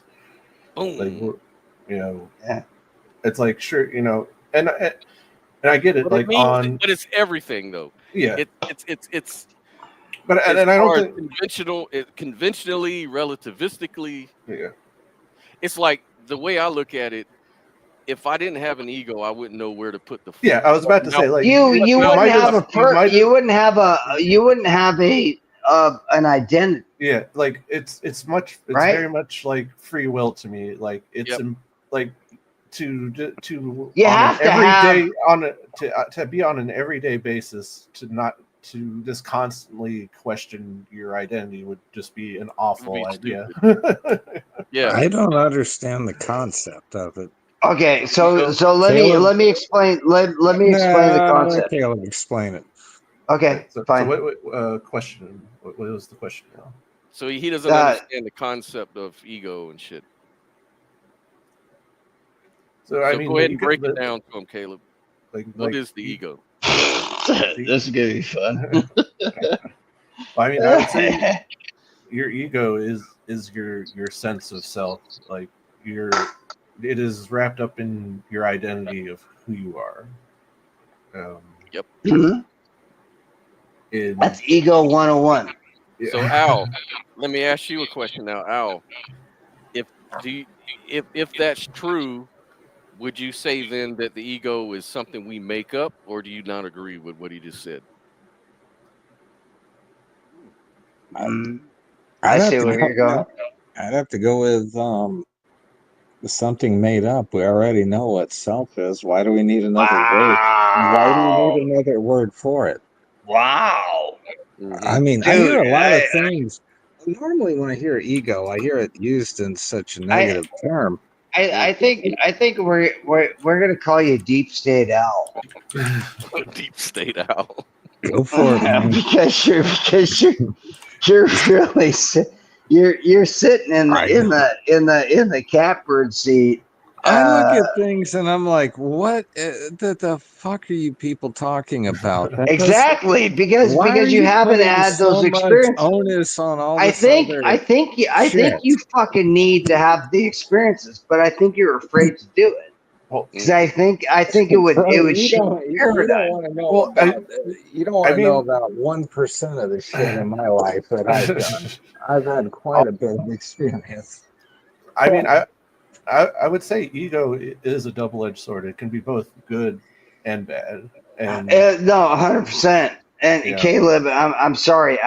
Let me interrupt between you and Al. I'm sorry, but let me interrupt. Al, if you've had any type of experience outside of your normal frame of reference, and you don't get what Caleb is saying, then you haven't experienced it the right way. You're missing because 98% of the rest of the population that actually has experienced this stuff understands what Caleb. It's universal. What Caleb's saying. It's very universal. I think if you now don't, it's not intuitive. It's not intuitive. No. Let's go ahead and give Al that. At least Al's right about that. Let's use an example then. Titles. Is that your ego? Yes. Okay. I don't give a fuck that I was an E5 corpsman that was deployed. Well, what the fuck does that have to do? That has nothing personal to do with me. What about when you were a child? What about that had a lot to do with how you're getting paid. And you don't even have to. You can go even deeper. What about your wants, desires, dreams, all of these things? Well, let me ask you this. Is it something that you strive to? Is it something that you wish to accomplish? Can be, yeah. Okay, is that what forms an ego? That's part of it, yeah. Yep. Part of it, yeah. Because remember, ego is self, and the self is always trying to survive. The self is always trying to thrive, survive, have pleasures, avoid pains. Yep. Okay. Why? Okay. Why? Because that's the nature of ego. That's the nature. That's what we do. That's what we do. Okay. Okay. I mean, I would say you're not answering my question. Why do you strive for this stuff? What? Because that's what we're built to do. What do you mean? All right, we're determined to do it. You want me to salute you? Fuck you. No, we're determined to do that, Al.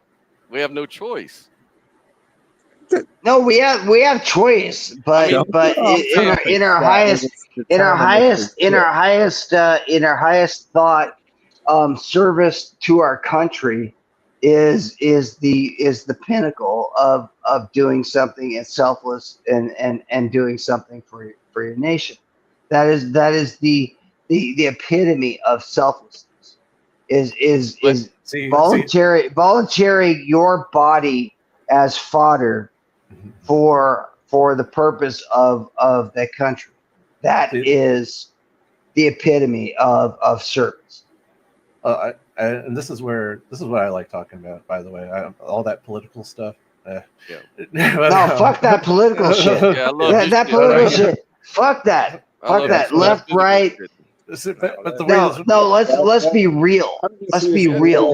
I'm using the military as an example. So, if you want to, let's take something out of that phrase, something that we, or that a lot of people that could aspire to, a leadership position. Is that ego? Ego, yes. and one thing I wanted to point out, it takes a bit of ego to actually to want a leadership position. Let me even throw something else at you real fucked up. Even the desire to destroy yourself, to put yourself on a cross, to sacrifice yourself for others, also ego. I was about to say, like Isaac's example of being selflessness is even in itself a selfish desire. It's a form of ego, right? Because it has to be itself. It has to be right. Okay. So let me say, if the person actually has that thought, so let me counter what you just said about ego. So my time with Scott last night, we spent a few hours together. It was good. He took me to some gnarly places. I was carrying fucking all sorts of weapons, and I had to like take them off and put them in the trunk and all sorts of shit. But what if we went to a really, really bad spot to where Scott was attacked? I would open up my arsenal, and I would fucking neutralize that situation immediately. Right? That is free will. He didn't take you to the backwoods Stampian area. Hey, he was trying. I think he got tired. I was sleepy. I was falling asleep. I think he was tired of driving. I was like sleepy, man. I was about to fall asleep. I was standing there about to fall down. I was so down. I was so down for the fucking experience. I'm like, let's go to titty bars. Let's do all of it. I'm gonna take you to the fucking worst bar. Dude, Florida's renowned for titty bars, and you will see some. I know he never brought me to one. He never took me to one. But one thing with Scott, Scott. So I'm looking forward to it tonight. Yeah, take me to titty bars.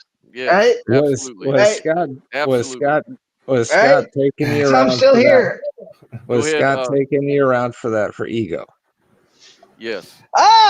Partly. You were, of course. Yeah. Partly, Yes. of course. Remember, no. Hey, shut up. For a second.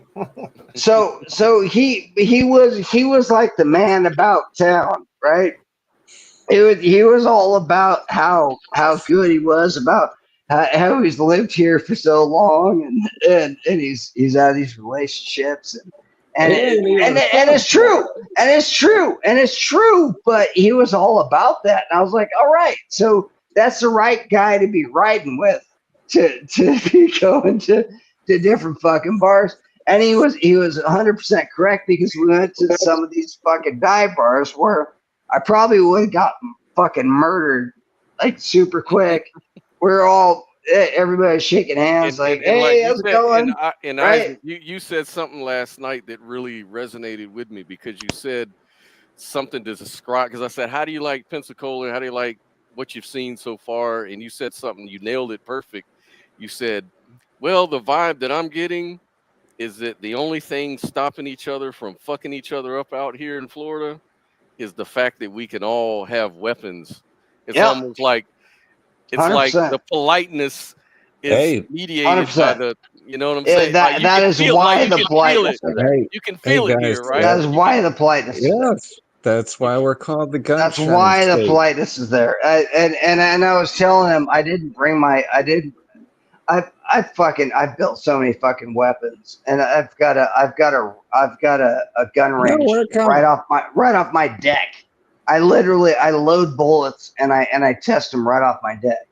Dude, Right? we're the gunshine state for a reason, and it does Hey. keep people civil. Well, look up Noveski Rifle Works. Isaac, you missed it though a few weeks ago at that same bar, the first bar you went to, the one that's right around where you're staying at.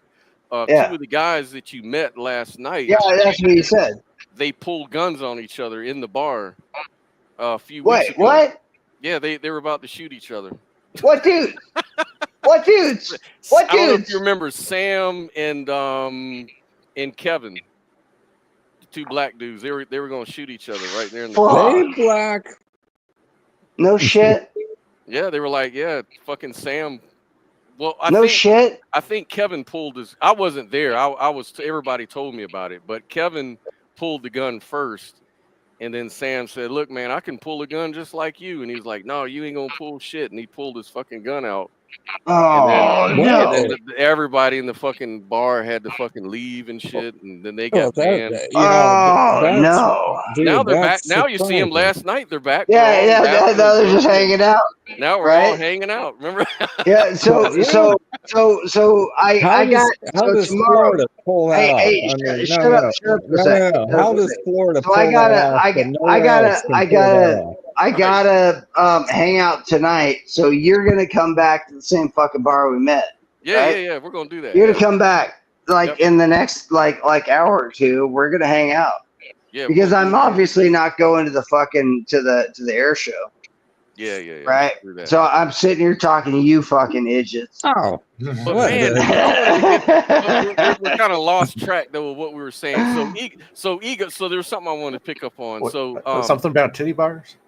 Yeah, titty bars. He didn't take me to one. It's like he was nervous or something. He passed the titty bars and took me to like a really crazy ass fucking pool bar. And black girls there. So yeah, he's all about the black girls. I'm with Eden's was run down though. I wanted to take it there. I'm with Ron Swanson on this one. Titty bars don't really do it for me, but if the titty bar has they don't do it bar, for me. Then we're down. Okay, for breakfast. So this is how it goes because you don't have the context of what's going on. I ain't been laid since February of 2023, right? And I'm still living with the same lady. So yeah, I know. You snicker all you want. You can fucking. I'm like, all bets are off, bro. Yeah. Bro. I'm just like. It wasn't for my horn. I've been with that same woman for 25 fucking years. I've had 2 years of no fucking sex, right? Bro, let me tell you what. I got critically fucking injured on January 10th of 2023. And I couldn't fucking walk for a year. And I moved to goddamn Tennessee and I had this hot little, that twang accent girl. Yeah, a little 25-year-old. And she comes over drunk as shit and she's like, "Hey, Dave, what's up, baby? Hey, I'll help you. I'll ease your pain." All that shit. And I was like, you know what? I'm gonna whip it out, honey. You climb aboard. And did it work? Hell yeah, it worked. Hurt All my right. back. Well, It there hurt you my go. back too. So There you go. okay. Dude, already, I ain't got shit. If your back don't hurt when you're having sex, you ain't. You ain't doing it right. You ain't doing it right. Thank you. No, that sounds like so much bullshit because I work out and so my back ain't a problem. Her back is the issue. I used to be able to slam dunk basketballs on the brothers I know, but it's like I got so skinny. I'm like, oh fuck me. All right, I just bitch, hate it. Well, I just climb hate it. aboard. I just hate it when you can't wake them up after the strangling. That's always a fear. Will they wake up? Yeah, all right, that'll work. yeah, you're like, come on, wake up. Wake up! I'm bitch." done. I'm done. Yeah. I'm done. I came. Thank you. And It's she's like, and she's lolling, and, Hey, man, and she got Hey, her here- tongue Hey, sticking out. Isaac, this is what I'm gonna bring tonight. I'm bringing some of those Bill Cosby pills tonight, man. there you go. They're gonna get Are some of we? that Are you gonna meet me at the same place? Cosby cock. No, you gonna meet me because we're gonna fucking meet up at the same place, right? Yeah. Scott, We're really close. It's like one was it? No, it's three. So it's about time for you to get fucking down here, and we're gonna have a fucking party. Cosby. Scott, So- I can't believe So we're him surrounded so by me two. and Scott had a fucking great dinner last night at Jackson's. Yeah. And he paid $49 for the steak. I paid $79, and his steak was better than mine. And I'm still kind of pissed that I didn't tell the dude that, hey, that should be for like $49, right? I should have told him, but I didn't. I was being nice, right? You just had to take your ego out of it. What do you mean? That's what you did. You took your ego out of it. You said it ain't about me. It ain't about me. It's about No, it was about the experience. It's about principle. It was about the experience, and we had a great experience. And so, yeah, I did thank you for noticing, because I actually didn't notice that. Yeah. But I did that automatically. Yeah, you took the ego out of it, man. Yeah. So thank you. I didn't even think about that. And then you offered to help them improve their steaks. Yeah. No, I actually, I offered to help them improve their steaks, and I offered to It was wash like a the business dishes. meeting. It was like a fucking business meeting. Isaac Yeah, was like, I hello, actually, sir, can you please have a seat right here at our table? I'd Yeah, like to as discuss much with as you some. as he interjects, I wouldn't doubt it. Man, we got a lot of attention, didn't we? Remember that lady? I wish you guys could see me on camera, because you'd be so shocked. Hey, Isaac, you can't forget this. What was the question you were asking all the females that were walking down the street? Yeah. Why don't you look in people's eyes? Scaring the shit out of all of them, Al. Yeah, Then because I would buttonhole these girls, Bro. because they would walk by, but they were all looking. They were looking different directions. No, I wasn't gonna get arrested. I was a very nice person. In Florida, you But- gotta kind of go up and. No, I was a very nice you gotta- person. Dude, But in I was just Florida- asking these ladies. I was I know, asking these but- ladies why I know. do you not look at a dude's eyes, instead you look somewhere else? And I got a good answer. I'm gonna shut up if you don't want the advice. But yep, no, in Florida, you gotta go up to the grenade, the fat bitch, and you gotta put your hand on the small of her back, and and tell her something to make it seem like you're happy for her to be there. And then when her friends see it, then you move right. It's all the hands. Dude, it's your fucking hand. Dude, it's your hand on the small of their back. That's how you get their fucking attention. Okay. All right. So Scott, that's what we're gonna work on tonight. We're gonna do that. We're gonna put our hands. Yeah. We're gonna be putting our hands on the small of. Excuse me, so ma'am. You're in my hands Alabama, on you. right? Yeah. I'd like to put my hand right above your tank. Dude, Right above your ass. I'm telling you what, you did that in Miami, they'd be like, you better have $1,000 in your hand too. But No, but what was so funny was Isaac. They would walk and they were looking at the ground, like they'd see us for a second. And then 100%. Isaac was like, "Excuse me, ma'am. I just want to know, why do women, they don't look at us in the eyes? Y'all always veer off and look. We're like, what are you looking at? What are you looking at when you're walking?" And they were like, looking like, "Whoa, who is this dude?" Like they were, I'm but then scared. some I'm of them were. intimidated. One lady was Yeah. answered you though. Yeah, Remember one lady was super honest. But remember the lady with the kid? She got scared. Yeah. Oh yeah, that was so weird. That was so weird. Dude, There was I hate that. Like the that millennial was kind of chicks. it was kind of a it was just like Little where 8-year-old girl. it was just like a project type of, you know, why do chicks shun the eyes of men? Because you have and to I know look why, good. because they have to, because they've been sexualized and fucking and groped and Bro, remember the everything young girl? their The young entire life. girl, she was fine with it because, like we were talking Mhm. about, Yep.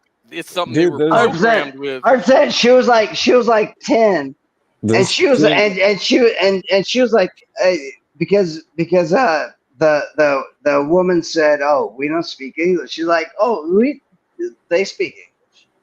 Yeah, And they she do. was yeah, they looking do. right straight in her eyes, right? And Mhm. everybody next to him were like, "No." No, Yeah. I hope because she gets you spanked know or something.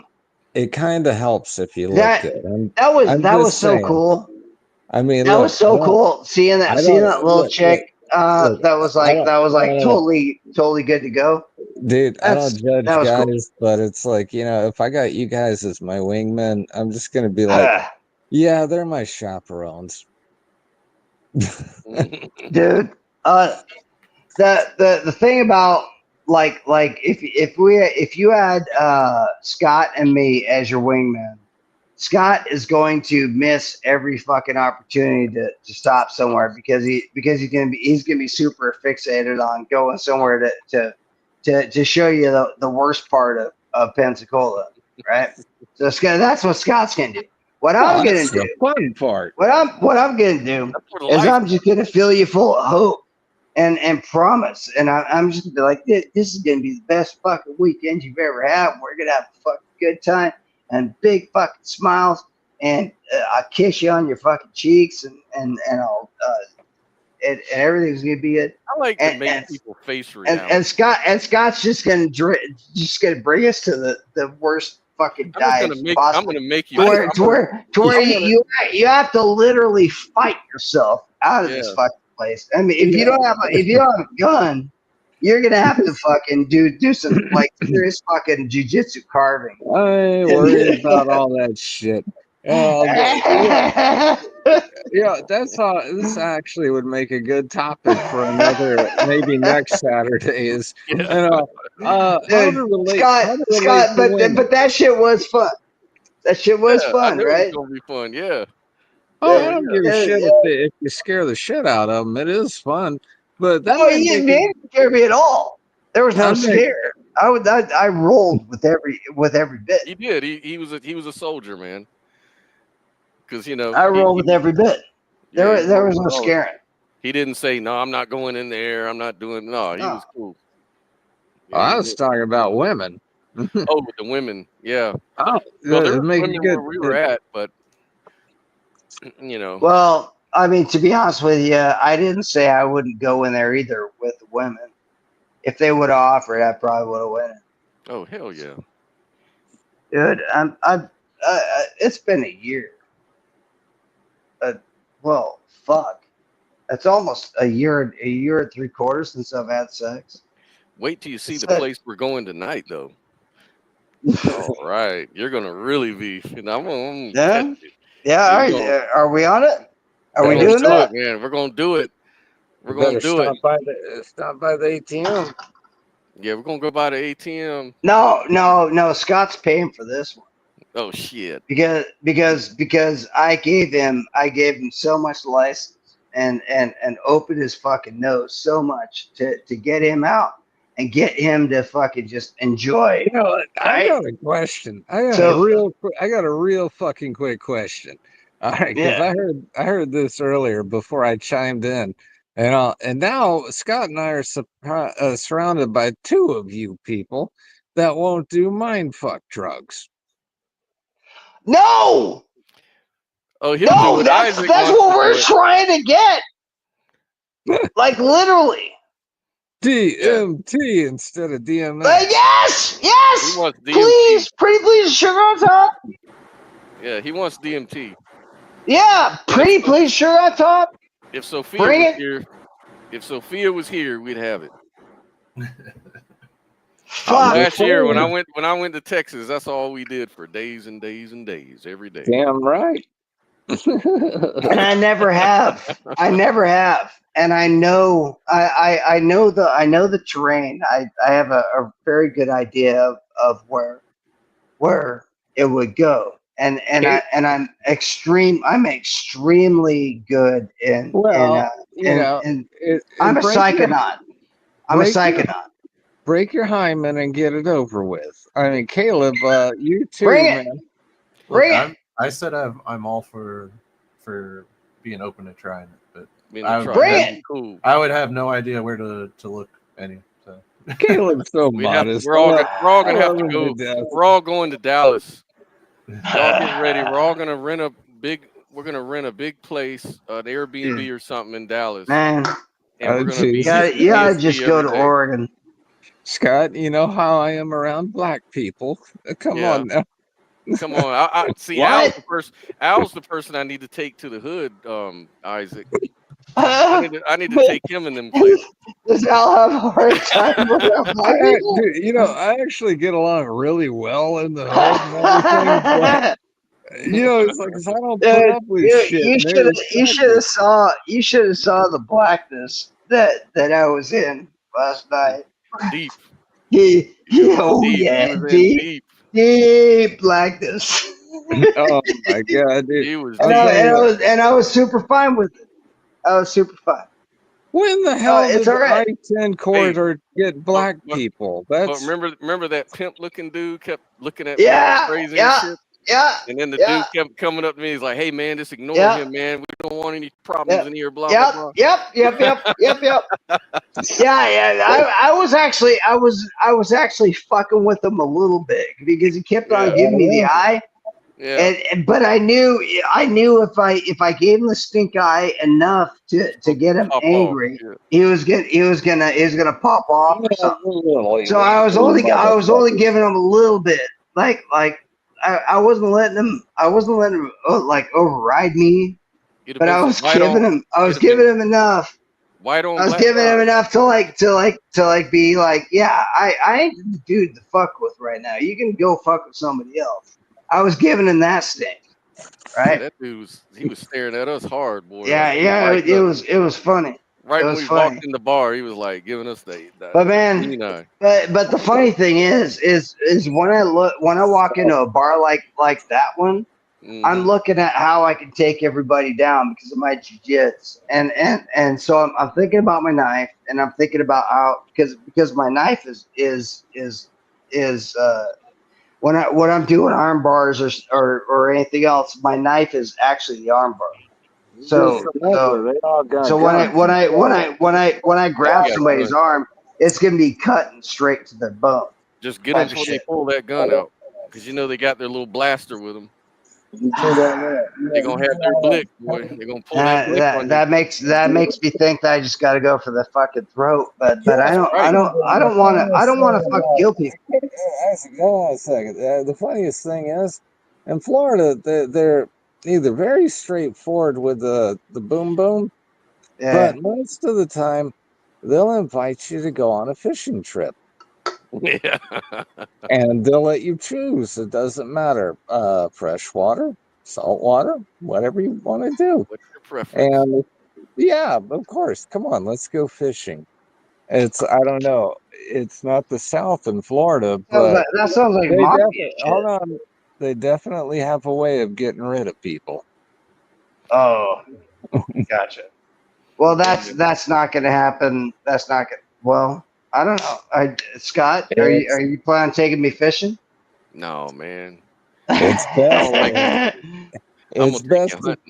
Yeah, it's always best. When yeah, I'm gonna take you to the alligator Alcatraz. Well, you know, guys. The funny thing is even though my intuition, I keep him like it locked in the cage. My I grew up in the shit. I grew up in. I mean, I could smell bullshit so quick. So Amen to that. Mm-hmm. Yeah, you're gonna need that around here, boy. You got a lot of fast talkers and bullshitters around. that's why I was like, I was looking at Scott. I'm like, that Derby. Yeah. that fucking Derby. He looks like a fucking salesman. Yeah. And then I'm like, so what do you do? He's like, sales, or IT. But before that, you were doing sales, right? Yeah, in Vegas. Yep. Yeah. So I'm like, yeah, I got it. I got this. Hey, look at that. I'm digging the DMT enthusiasm. I've connects in Austin, Texas. Ford messaged me after the stream. Man. Come on, Kathy, jump in the show, man. I ain't heard from you in a while, bro. No shit, man. Where is Kathy? I don't know, Wait, man. is that him? No, it ain't. No, okay, never mind. You know, this is a really cool conversation. I usually have done this on like what?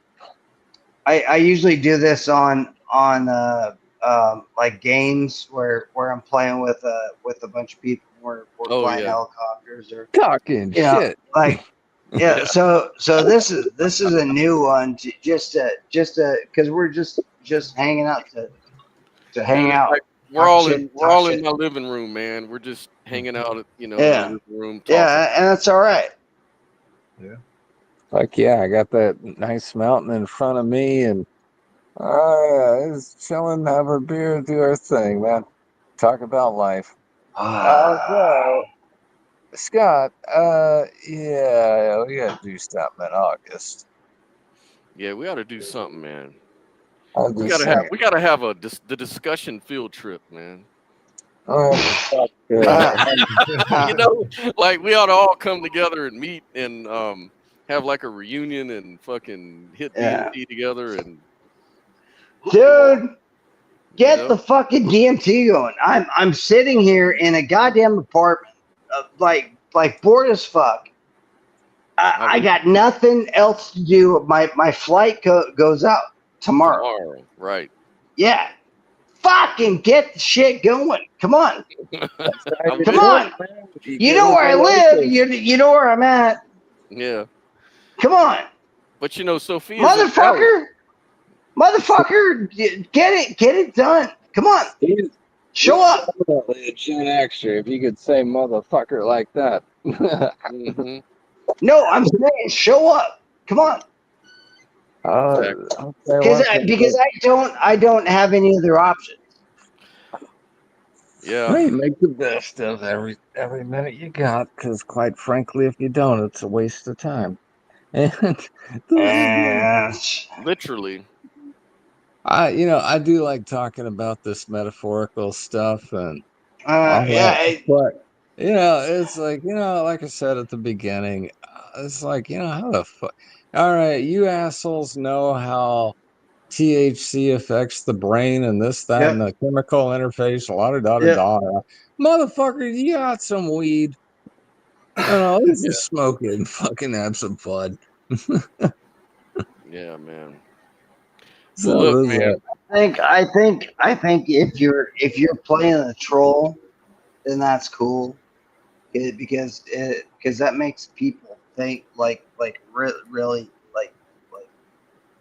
I'm the professor. Double down on their information. Make sure that they're correct. Because I'm the professor. I will challenge you to make sure your assertions are correct. So what do you profess?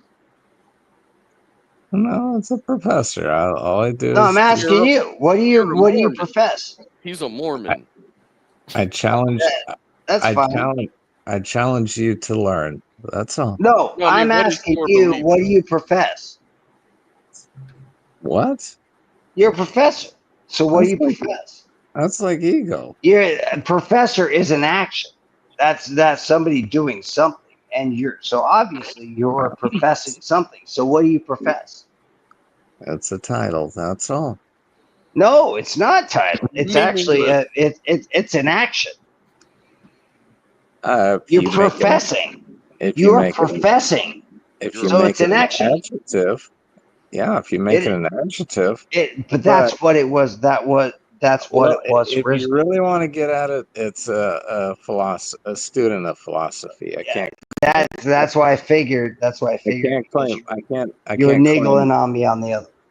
No, I can't I get it. claim to be a philosopher. But yes, it's But you're not a interesting. professor of philosophy. You're a professor of. I don't profess anything. I just make you question your But you ability said to. you're a professor, right? Exactly. But you're putting No, it in you're no, putting it but in no, you're using it as an adjective, not a verb. but aren't you professing something and don't you have a title? Not at all.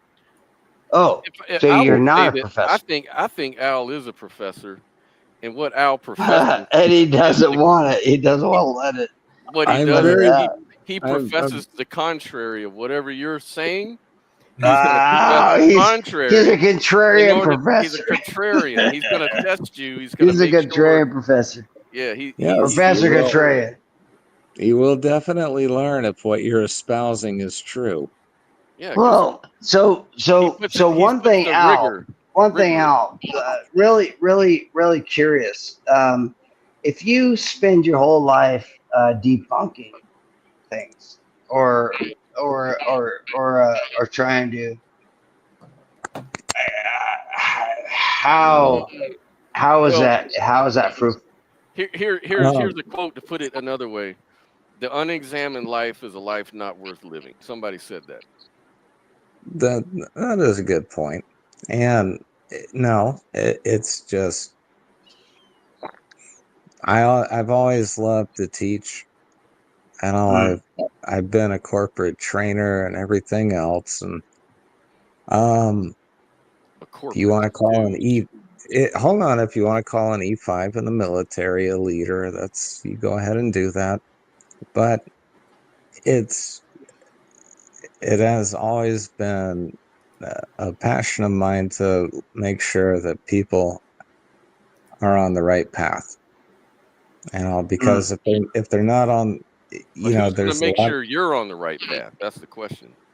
Yeah, Unfortunately, I'm actually really curious about what you think the right unfortunately, path unfortunately, I've done way too much homework and stumbled over way too many things in my life. is. Yeah, Which is why you're here. yeah. If you have boomer Which parents, is you why will you're learn. here. Yeah, they are the stumbling blocks in life, Yeah. and I don't want to. I don't want people to have those other, stumbling blocks. And unfortunately, you can't. If you do tell them the truth, You, they won't yeah, listen to you. you can't. Well, that No, and you no. can't. You You have can't to. unsee it. You have You can't to. unsee it once you see it. You have to let people discover it. So you have to find methodologies in order to help them discover it. So if you want to All right. call it trolling, hold on, Cafe. Were you Air hold Force? on, hold Hold on, on. we got a Oh, special guest, y'all.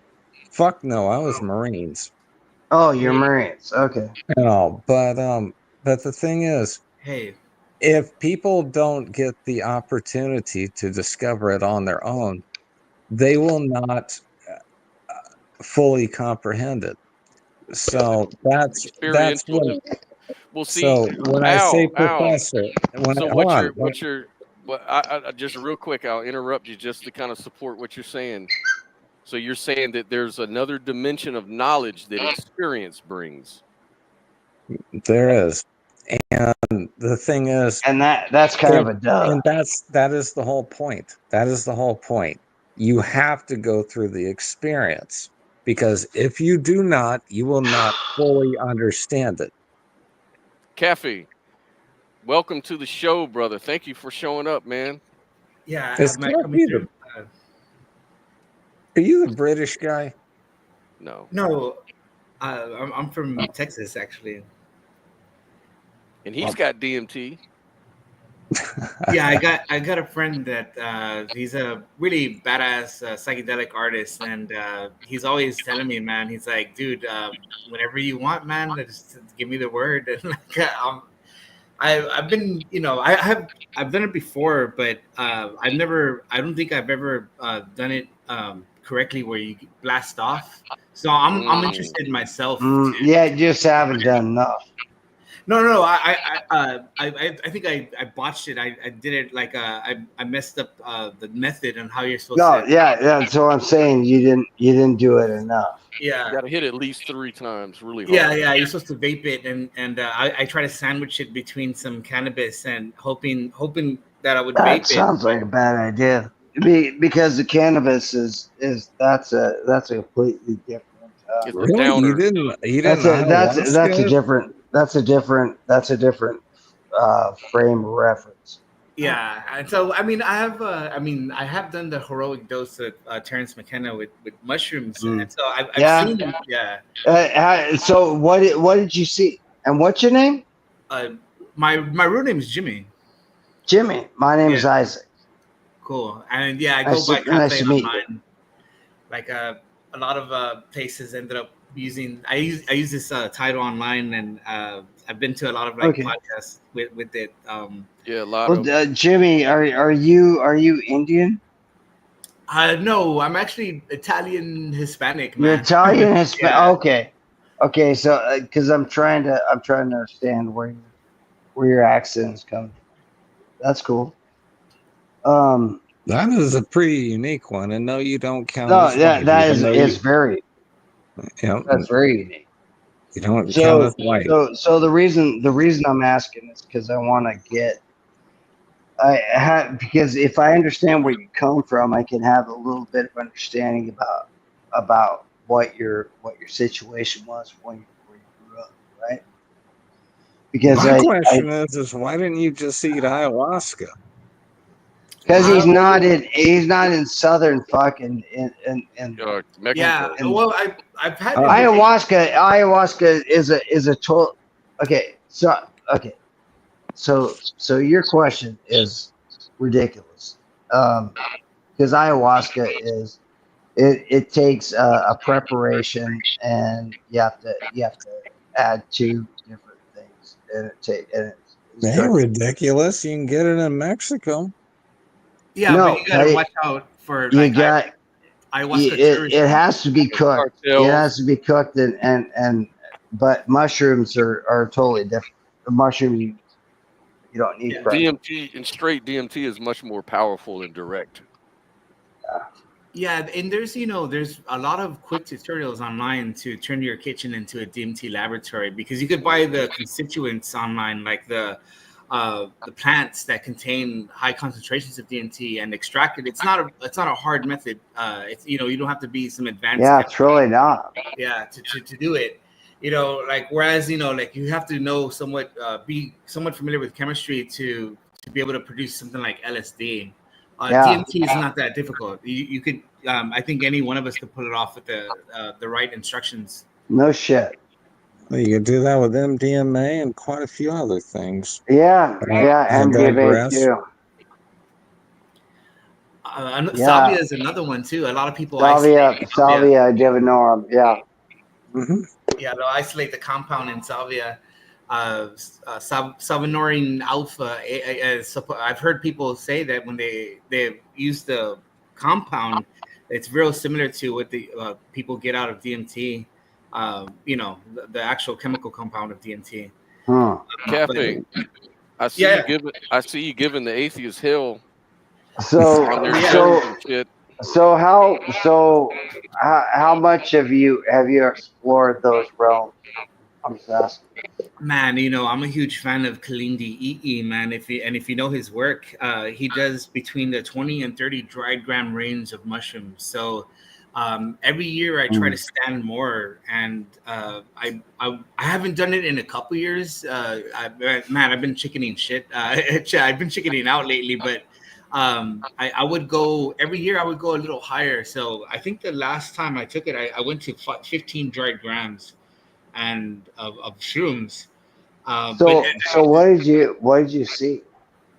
Man, what I'm always looking for when it occurs, a real, in my opinion, like a very high dose that you can, it will take you down to the ground. You can't stand up on this dose for sure.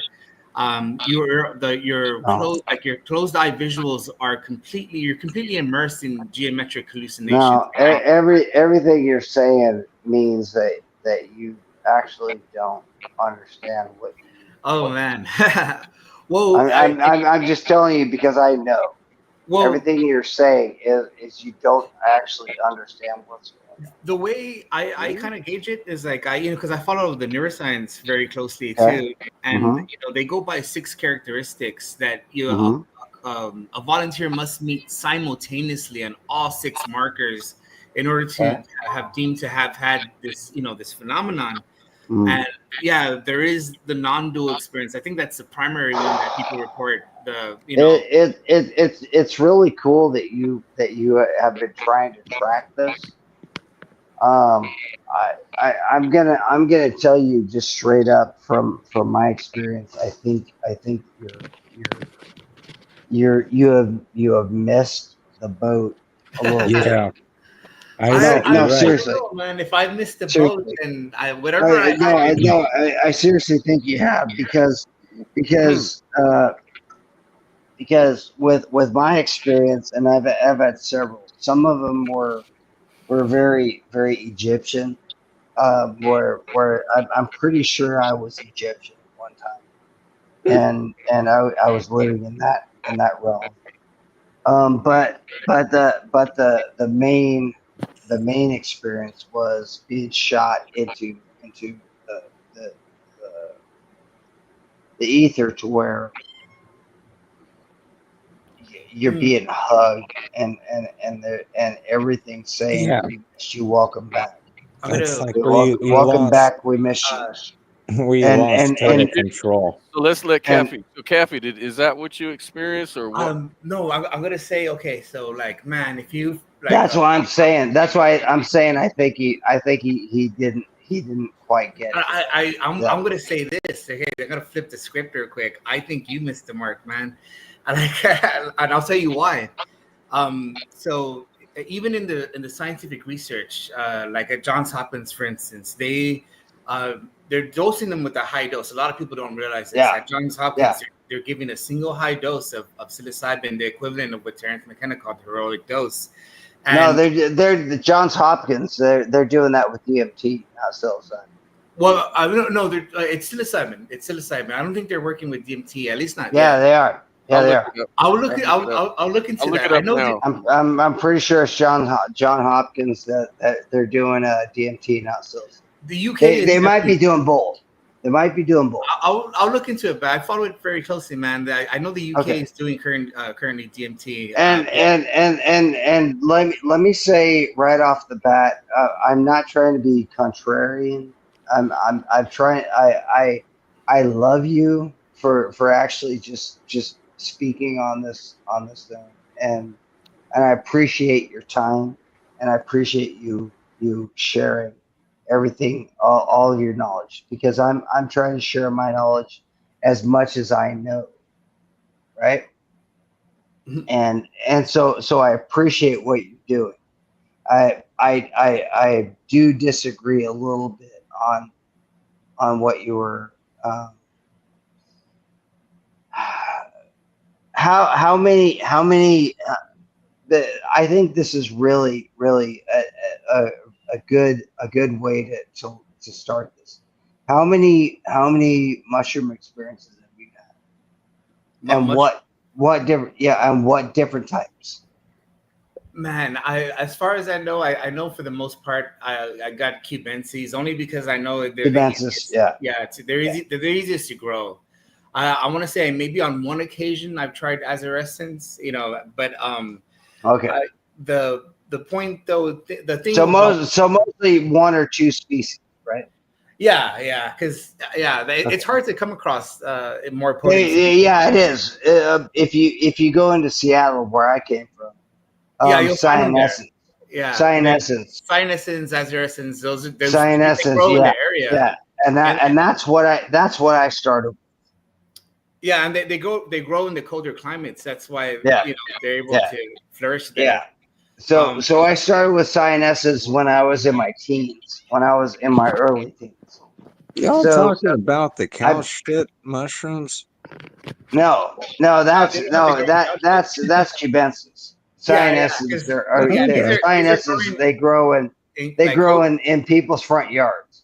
And they're growing in like not freezing temperatures, but really cold temperatures. So like you're not gonna find cows around. That's what I got in Seattle, and cyanesses are the most potent amount of psilocin that you can get, and that's I used to pick garbage bags full of them, and I'd eat them as I was picking those garbage bags, and it was a whole trip through Seattle.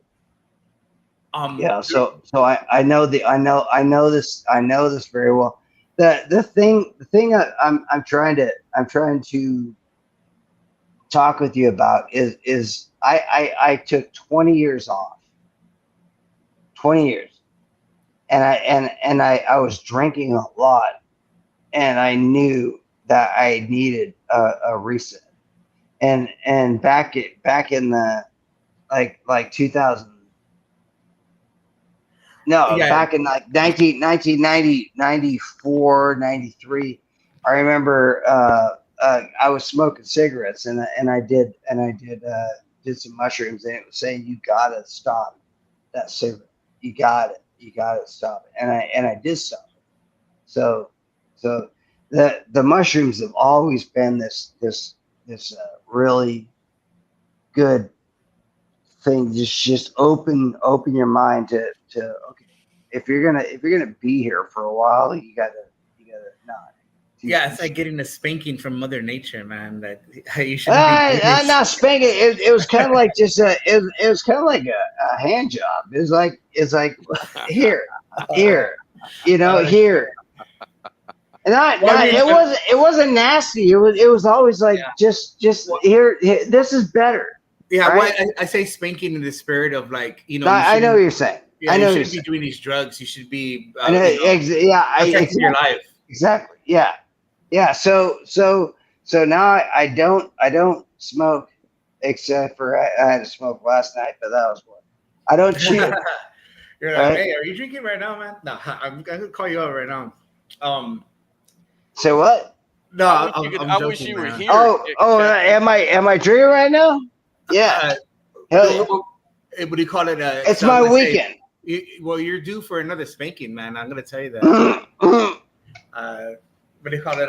But no, I don't think because 20 years of just being straight up fucking drinking but not smoking and chew.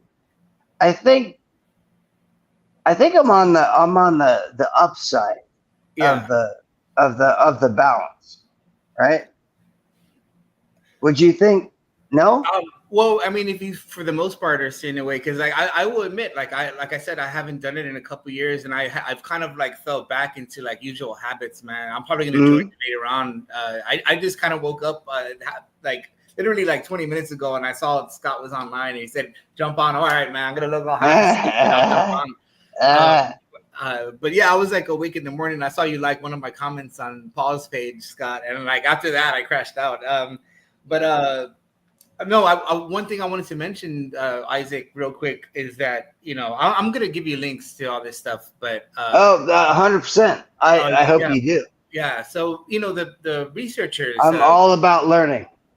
A lot of the professions at Johns Hopkins, man, they have these terms that pinpoint like areas of the experience that they've developed over like decades of research, and so they got it down to like two very distinct modes of the experience.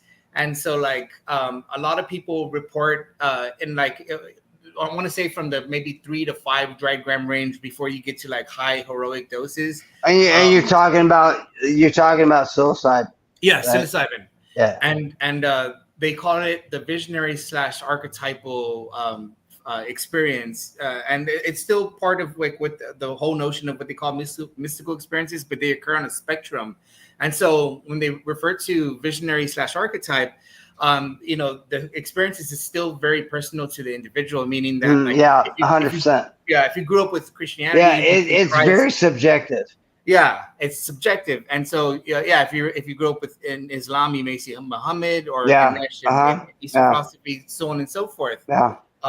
I saw Bill Hicks in my vision, but you saw Bill Hicks. But you saw fucking Bill Hicks. Yes. Were you a Bill Hicks fan before that? Yeah. He kind of introduced me to the whole thing because I heard.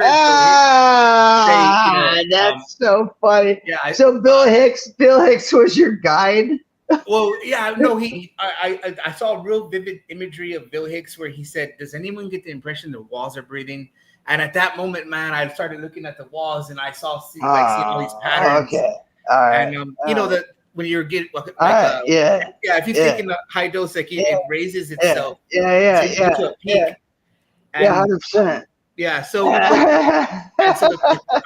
in the research now that's so funny. It's so funny that you say that. You gotta pause for a second because I gotta allow that humor to run through me, right? Because that's really fucking funny. Like with Bill Hicks and shit. That's wow. I wasn't very religious, so like it wasn't Christ. So that whole thing is so pivotal to you. That's why I wanted to stop for a second. Yeah. I was because everything you just said, you just got to that point, and that's where it changed, right there. Right? Yeah, well, it didn't end there. I didn't realize I was still climbing, and I remember. I mean, to my own right there. I was with my wife, and she was. It was approaching dusk, and you getting this, Scott? Yep. Yeah, the light was coming in behind her in the windows frame, and man, she just looked like some angelic goddess angel. Yeah. And I was feeding her all these compliments, and she said, she turned around and she's like, well, you want to fuck? Dude, do you know what you had? Do you know what that? No, I'm asking you. Do you know what that was? You mean like the species wise? What do you mean? What that was a sign from the universe that you're on the right track. Whoa. I hope and so. It was giving you a fucking cool little symbol saying, here you go. Well, the thing is, man, I could barely manage to kiss her when it really started to kick in, and I fell on the floor. And at that point, I was begging her to call the ambulance because this is my first time. And what? She started like, she's like, no, man. She's like, no, they're gonna call CPS. Wow. They're gonna take away our kids. Like, what are you crazy? No. And they're like, see how I'm trying to.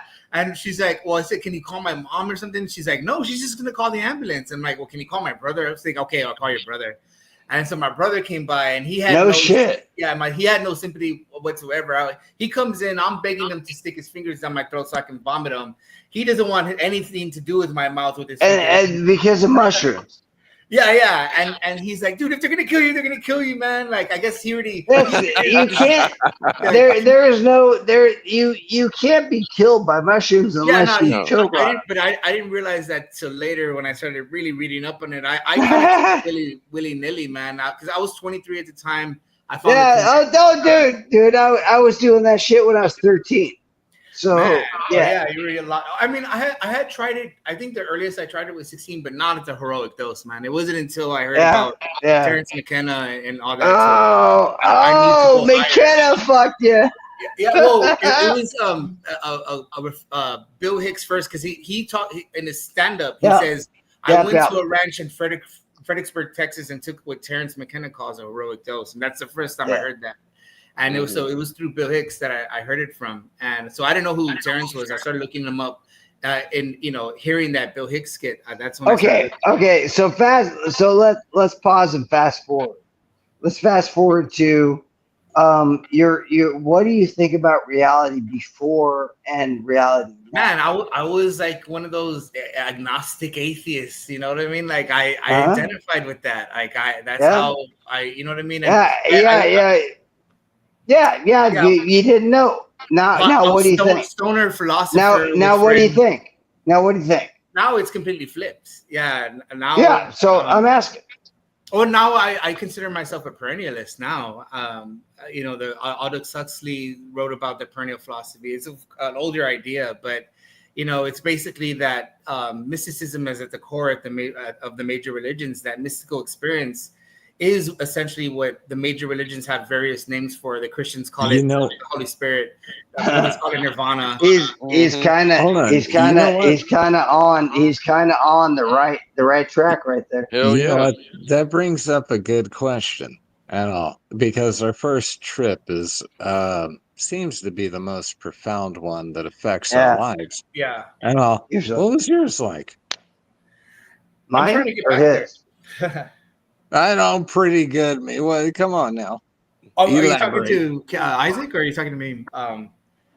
That's what I was trying to tell I'm Isaac. talking to everybody. Oh, okay. Well, this is what I was trying to tell Isaac, that you know the archetypal visionary is you're still operating within that subject object dichotomy. Like you're someone relating to something, whether it's Christ, whether you're either a camera floating around. Yeah, your preconceived notions are going to like baggage. form are going to form some of it, right? Yeah, so you're gonna have if you're a big Christ person, you're gonna think that Christ is yeah, right, and right. so yeah, that but characterizes but that's only a name. That's only go ahead, Cafe. Let him finish. Yeah, well, yeah. So the point is that I think when you finally reach the threshold, that subject object dichotomy no longer exists. It dissolves. Yeah, People say they 100%. transcend it. And so this is why they refer to ego death. So no longer is it about your personal history. That all has gone out the window. You understand that you're on a plane of existence with everybody else, and you see it. You dissolve people. You know, they lose identity in their material body, and they now perceive themselves as continuous with the rest of reality. Their identity is now the universe itself. Like the mystic saying, "I'm one with all that is." And, I'm one with everything. Yeah, and one with everything is me. Because nothing exists there except for that. All right, really all right. Time for me to be an asshole now. Okay. Yeah. Here comes the asshole. Scott comes out. All right. So, Cafe, I put Isaac through it. I'm gonna have to. You're asking for it. Yeah. All right. Cool. Isaac, don't you think he's asking for it at this point? Asking for what? Socrates is asked. What you were asking for? Dude.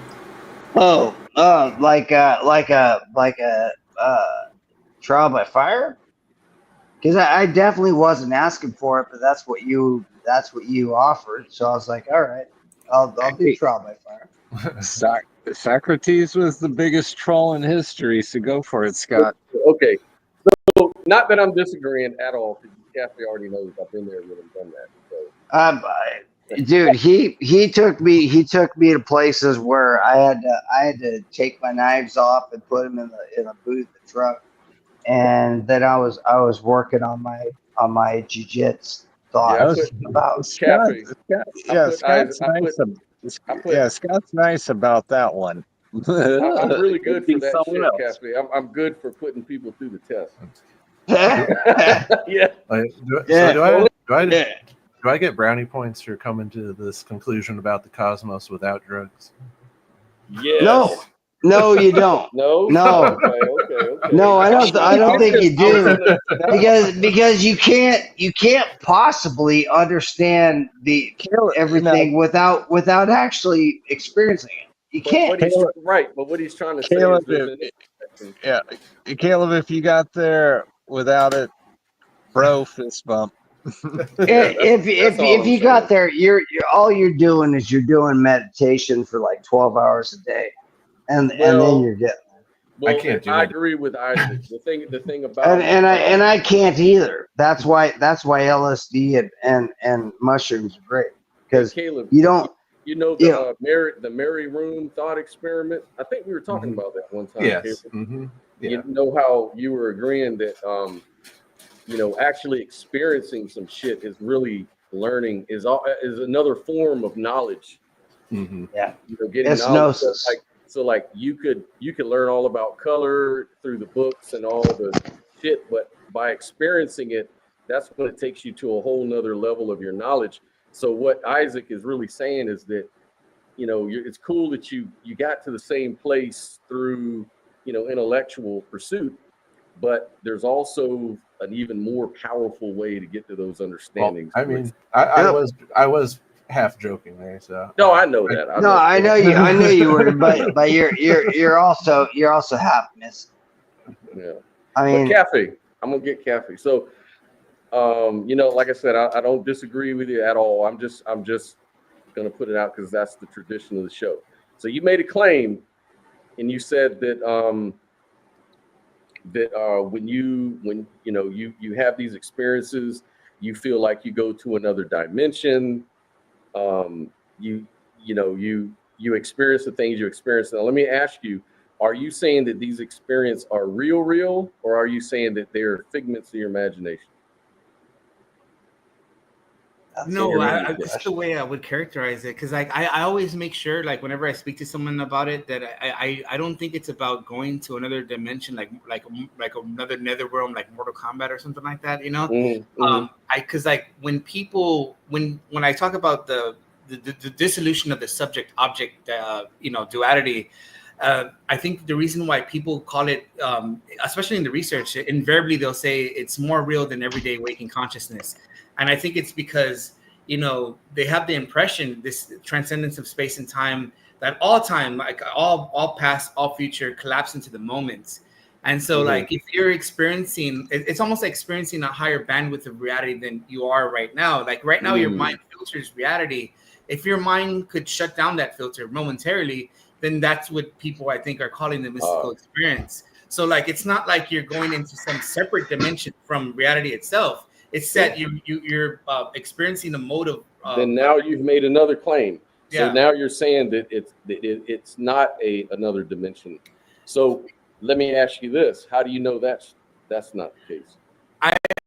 I don't know if you could necessarily say for sure, but it is definitely the impression in each one of these cases. Whenever these volunteers hit criteria for the complete mystical experience, that they seem to be continuous with this reality, like not just this small sliver of that we know throughout our egoic perspective, but they seem to have the intuition that it's interconnected with all that exists. Then can impressions be misleading, or can impressions be delusional? I know I definitely agree that they could possibly be misleading, but I don't think it's like the same thing as like on the freeway, like you go with your intuition, let me take the left lane instead of the right, and you end up getting in traffic, whereas the right lane took off. Because I don't think it's as that weak. I think the intuition and the experience is much more powerful than that. And the thing is that you can map it happening over millennia, over time immemorial, throughout history, in each one of the major religions throughout the world. So to say that you don't trust it is to say that you don't trust all of humanity and her history. Okay, so when you're having these experiences, these extraordinary experiences that we've all had here, or at least me, Isaac, and you, are you saying that experience, that reality that you're experiencing is in the here and now? Yes, I think it is always present. I think we just filter it out. Then it sounds like you and Isaac saying the same fucking thing. He answered it the same goddamn way. Yeah. He said, when I have Denny, this other entity, intelligent entity, it's not necessarily something from some other, but it's actually just me. It's actually just the here and now. It's actually just the same reality, just expressing itself through me as any other experience. So in a way, they're just extraordinary experiences, but they're still from the same source. And so in a way, what we're saying is that you're always in that same place. It's just that you're experiencing that source differently, you might say. Yeah, That I mean, kind of- do you remember the reducing valve of consciousness? I think it was Huxley's metaphor. Huxley, yeah. Right? Yep. Yeah, that, you know, for the purposes of survival on this planet, as you know, this entity roaming around, that we need to only have a mere trickle of reality come forth, like, you know, just so we can understand where we are in the immediate space and time, you know. But so it keeps us away from the onslaught of what's actually occurring, you know, so that we can survive in the here and now. And but for the mystic, the here and now is you know, all that exists. It's not just the immediate surroundings, you know. All right, Caleb, is all this just woo-woo talk, or do you think that this is just that it could be true? What we're all kind of converging on. What do you think? I would say that I would just I would try to just remain agnostic on it. Like, gotcha. I would just say I will keep my skepticism, but I will also try to keep an open mind. Man after my own heart, boy. That's my man, Caleb, boy. He knows how to frame things perfectly, man. In my opinion, in my frame. What do you think, Al? Do you think all this is just woo-woo bullshit? Well, you know what? You need to look at it in a different frame of mind, and that whenever you're doing these mind fuck drugs, and when you're having these conversations, is it opens up a door to you that you never knew was there. It gives you the opportunity to explore, and might be bullshit, might not be, but it gave you the opportunity now, didn't it? Yeah. And all experiences are real as far as experiences go, you know. And really, that's all we have is, I think everybody's saying that the real meaning is found in the experience, the experiential aspect of reality. Like, you know, like we were talking about going through problems, you know, we were talking about the baby boomers or whatever. You know, when we go through struggles and hardships and everything, that makes all the difference as far as how we see the world, rather than just some intellectual sitting in your Ivy high tower somewhere, you know, making academic opinions about what the world is really about. You know what I mean? Like, there's an experience that gives you more character to it, or more meaning for it, I guess. If I may throw another like metaphor out there, man, like in the egoic state, it's like you see reality through a sliver of the myopic mind, but in the mystical experience, you're kind of the universe or eternity gazing at the sliver, like it's flipped around. You know, you're not this little finite thing; you become the totality. And so when you're there, it's the overwhelming and like beautiful, you know, obviousness of the case. You know, but when you come back to the baseline of consciousness and you try to question it from this point of view, we're questioning it. We're kind of skeptical, and you know, But when you're there, it's just like obviously the case. It's like it's so obvious the way it was. It always has been for all eternity.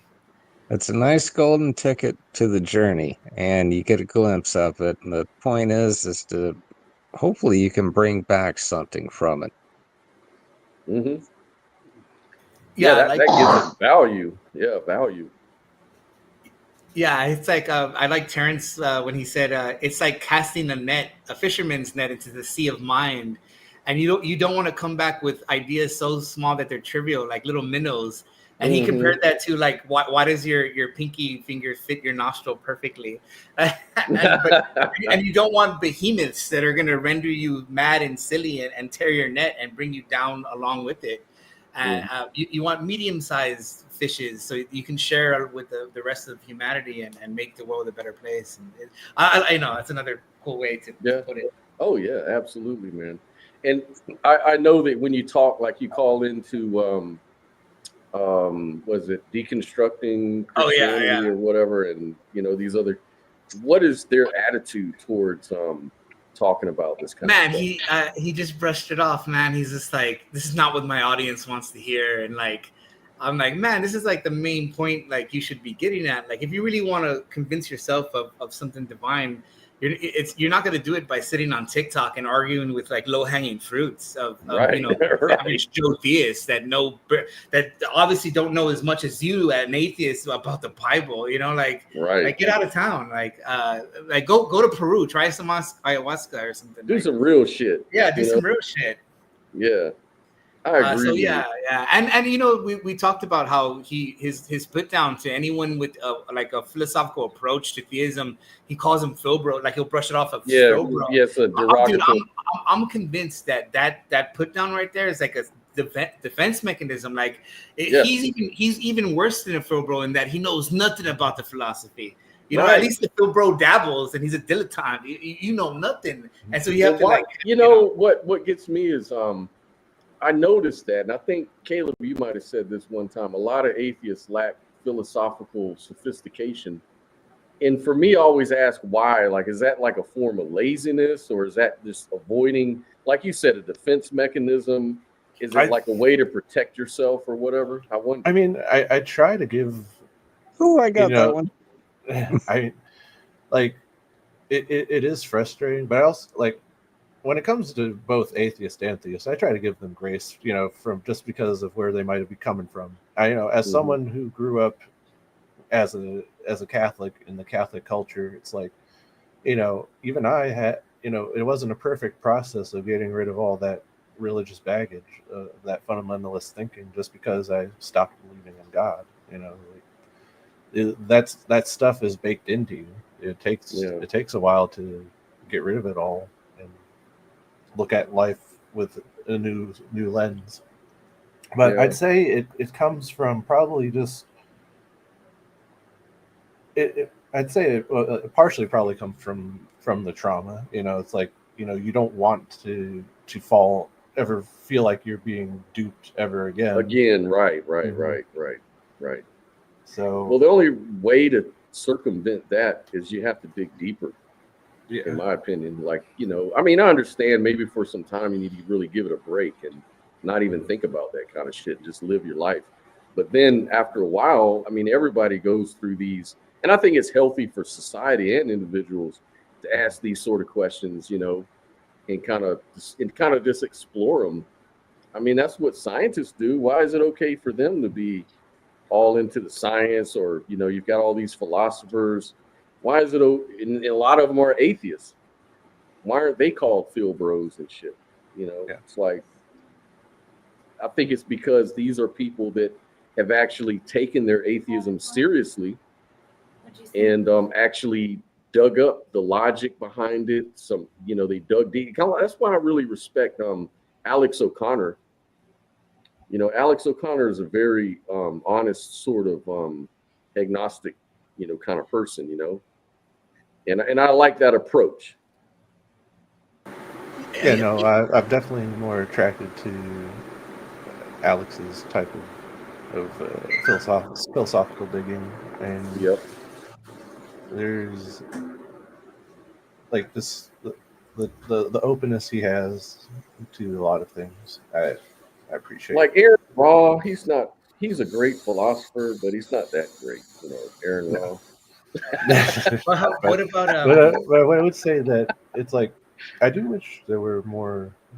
It would be nice to see more what because there has to be atheists out there who also are mystics, and it's like I wonder what they would have to say about all this, like the Sadhguru types. Yeah, we need more of that. Cafe, what do you think, man? Yeah, Alex O'Connor now with his the depth that he goes, now he seems like he's leaning toward panpsychism with some of his videos as of lately. And another one I used to follow, I haven't seen any of his work lately, but Graham Oppy was another one that got really in depth with the philosophy. But I haven't too. Yeah, he's pretty good, and he gets real nitty gritty with all the details and stuff, and I like that. Well, did you see Sam Harris? I think Sam Harris is also leaning towards panpsychism, because his wife is a panpsychist, and then on top of that, I saw him doing an interview with a physicalist, And he actually questioned the physicalists. He said, you know, you're saying that physical matter is fundamental, and but when we measure it, we don't really see anything else outside of an abstraction. So, I mean, it seems like your point of view is on the par with believing in magical leprechauns. And I was like, wait a minute, this doesn't sound like Sam Harris. This sounds like what he used to say about theists and shit. Well, even before, I think it was in 2019 that he actually got around to taking Terrence McKenna's Heroic Dose. And there's a video on YouTube where he talks about it. And before that, he was already writing a lot about spirituality. And, and a lot of atheists, like Matt Dillahunty, for instance, he despised that term, spiritual. He says for him, it's like gobbledygook. I don't know what people mean when they say that, Right. Whereas Sam Harris can embrace it and use it in his books and stuff like that. And, then they all been on stage, Sam Harris, Matt Dillahunty, who was the third guy. But maybe was it Jordan Peterson? No, Jordan Peterson, he debated Matt. Yeah, Jordan recently did. I was just gonna say it. Oh, go for it. Sorry, dude. They're all eloquent. I don't know, propaganda artists that do nothing but waste other people's time for their benefit. How about Peterson, Dillahunty. Whatever the other one you mentioned, every single one of them. Harris, bro, are you making me $1? No. Are you making my life better? No. Yeah. It's like, shut the fuck up. Okay. Well, that's Al. That's just fucking snake oil woo-woo salesman. It's funny because like they'll accuse a lot of atheists will accuse that of Jordan Peterson, but they won't say that about Matt Dillahunty, even though he's doing the exact same thing. Like he thrives off atheist donations on the line. Like that's his bread and butter right there. How do you think he gets by in life? He doesn't have a real job. Well, that's what Sam Harris was saying about people like Matt Dillahunty. It's like, y'all are so woo-woo, man. Y'all are really the woo-woo peddlers. I met Dillahunty in Orlando at one of those atheist conventions. Mm-hmm. And I was walking through that whole convention the whole time because I am an atheist, but I'm like, you people have no fucking self or soul, if you want to call it either way. Right. What the fuck are you people? All you're doing is just peddling bullshit. Big time bullshit. Hey, well, he doesn't believe in the soul. Remember that. At least these woo-woo mystics and all this other crap, that they have some of value in life. All your value is just shitting on other people. Fuck you. Yeah, and that they're grounded in nothing at all. Their experience. I had a discussion with Matt Dillahunty, and he told me that qualia doesn't really exist at all. It's not even real. And I'm like, so you're telling me you're not having an experience right now? He goes, no, we both think we're having an experience. I think I know where you got that from. We just think we do. But how can you think of anything if thinking is not possible? Then how are you thinking about not thinking? Yeah, he got that rhetoric from sophisticated, so woo-woo. Daniel Dennett would argue that. And he was friends with Daniel Dennett, and so I think He's he picked up another a lot. Yeah, Yep. He picked up a lot of his philosophical views from that guy. Even though I don't know if he like arrived at it himself or he just took Daniel's word for it, but he also calls himself, he calls himself a compatibilist. I'm like, I arrived at compatibilism because I really try to weigh out the options. I don't know why Matt did. I don't know if he just like read a Daniel Dennett book. I'm like, I agree with this guy. I'm a compatibilist. How can you be anything if you're saying that all of reality is an illusion? Even your own consciousness is an illusion. It doesn't exist. Yeah, it doesn't make sense. Yeah. Everything's nothing, but I have an opinion. Yeah, and I'm true. I'm right. Like he was saying, it's true that there's no absolute truth. And I'm like, you know that absolutely? Is that absolutely true? Look. Well, he doesn't believe in absolute truth either. So, he's always he rose against 100% certainty of anything. So, like, he's like, he always has the back burner thought that he's in the Matrix or something, or the brain in the vat or what have you. Mm-hmm. Yeah, man. It's I'm a just compatibilist. Who said that? that's Matt Dillahunty. no, that's Joel. Oh, Or Daniel did it, and then in turn Matt Dillahunty. Oh, Joel Davis. Yeah, I'm compatibilist too. Okay, you're a conformist. well, no. Compatibilist means that you can make choices outside of external influence. Like, you know, you're believing your freedom to make choices. You have free choice, in other words. Or it's not. Y'all get so creative on all these little terms. It's not retracted by determinism. Like they're they're seen as occurring simultaneously. Like it can both be true. Yeah. Yeah. And when I go along with that, yeah, like I believe it makes a lot of sense, and a lot of Christians don't like that because it seems illogical. Like even what's his name? We had an argument. What's that fucking guy's name? You know, you were on the show with me, Kathy. Oh, what's the guy's name? No, not Yarnell. Yarnell. The other guy, the Zoroastrian guy. Oh man. Oh yeah, Herrera, yeah. And Cafe, you remember and you liked that time we had that debate. Oh yeah. Okay, I remember who you're talking about. I forget his first name. Alejandro. Yeah, there you go. Yeah. I remember now. Yeah. He's a character, isn't he? Yeah, he is. He's somebody who needs some DMT. I was looking through my bookmarks the other day, and I saw he's actually done it. He has? Yeah, lots of times. He has a good hookup too. Really? I'm not going any further than that, but you know. I would never have thunk that.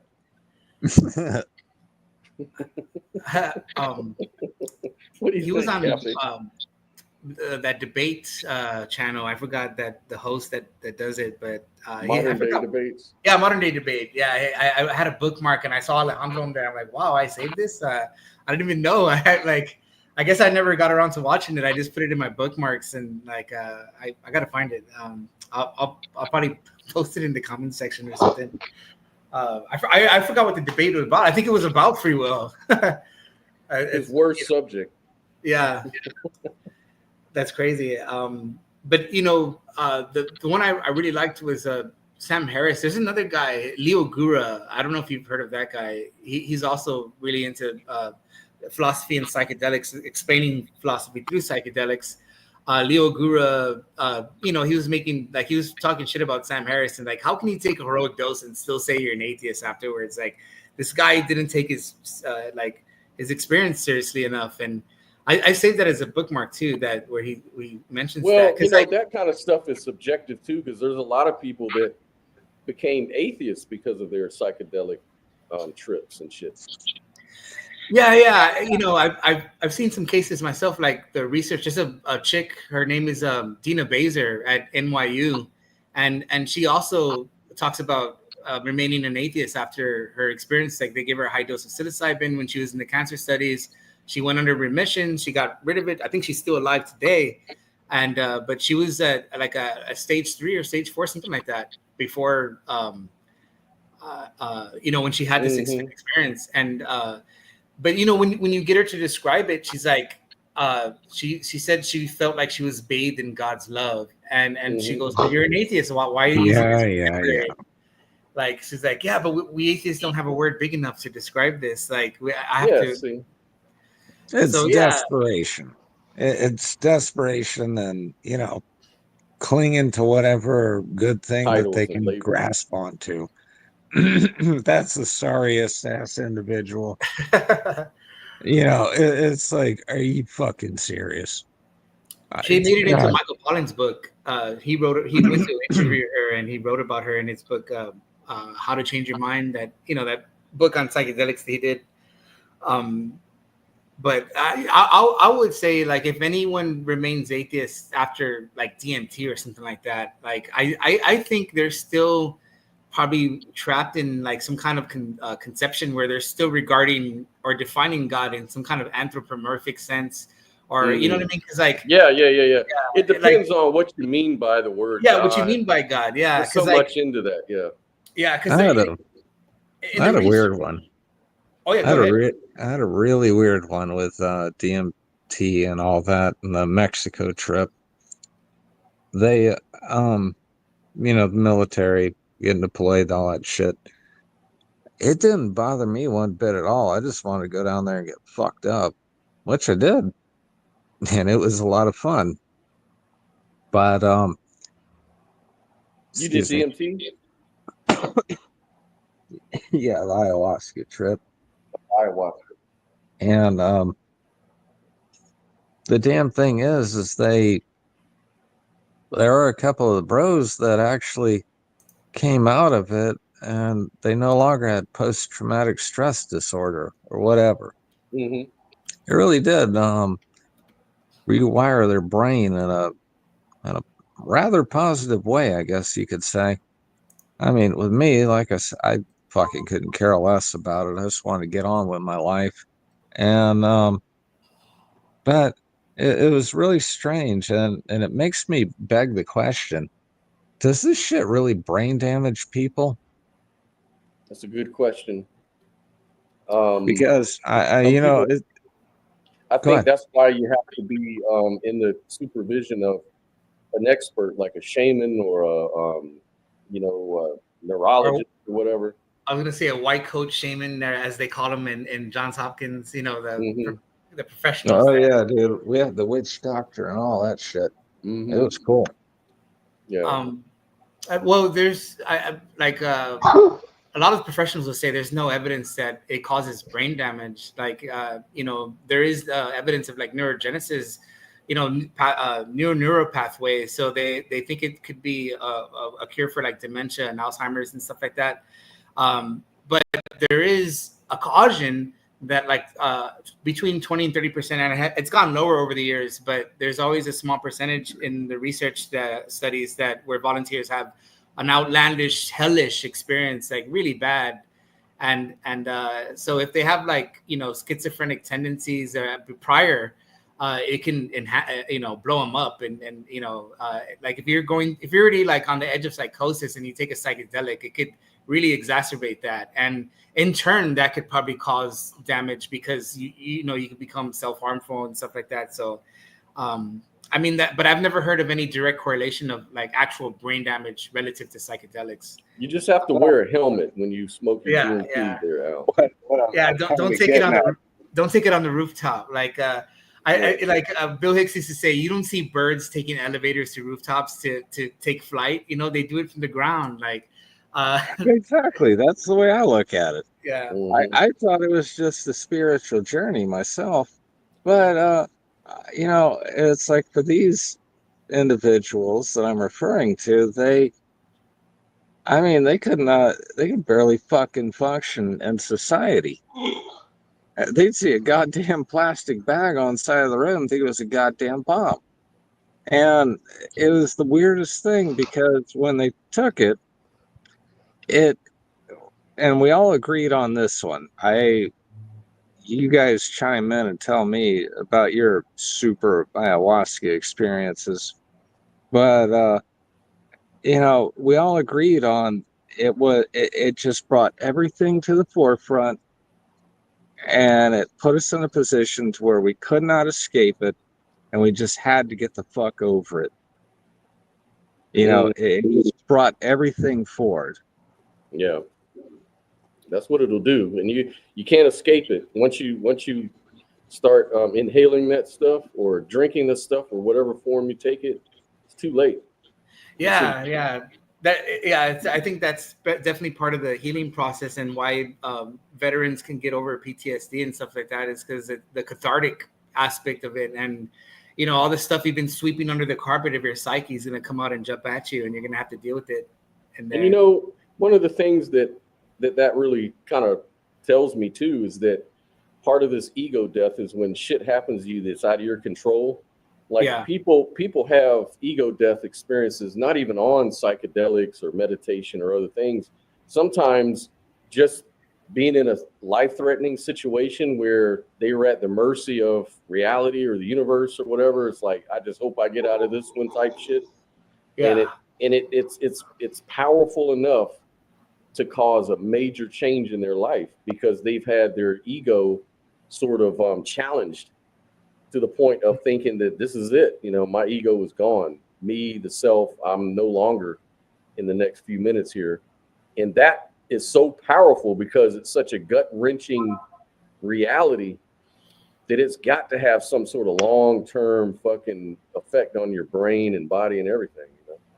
Man, you know, for some people, it definitely does, man. Like I can attest though that like I do recall my first real powerful experience, like when I when I was convinced I was dead, like I was calling people, man, telling them goodbye. Like I really I was convinced that I was out of there. And when I finally, when it was coming down and I was able to convince myself, I'm like, oh shit, I'm going to be all right. I was able to finally sit up and I sat down. I remember breathing and like, you know, just kissing the ground to be back practically because it was such an overwhelming experience. Like I wanted it to end. Like it was so overwhelming that when it was happening, I felt like that if I don't get out of here, the only way I perceived that the way I can get out of here is to commit suicide.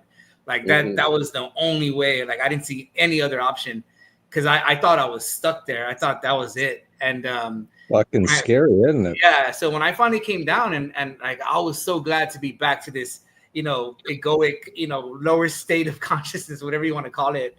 You know, that you know, you are grateful and you become humble and you have the new appreciation for life. And I remember I stopped because I was an alcoholic during that time too. And I stopped drinking for a good, I want to say like maybe a year and a half before like I started picking it up again. And I was like, man, maybe I'm just due for another psychedelic experience. So it's never like grabbed on with me. Like I've always had to come back to it. Like Isaac said earlier, like, maybe we're due for another spanking from Mother Nature, you know, like, I think I'm definitely due because I've been drinking a lot lately. Like, I'm like, damn, man, I gotta get out of this habit. I'm starting to gain weight. Me too.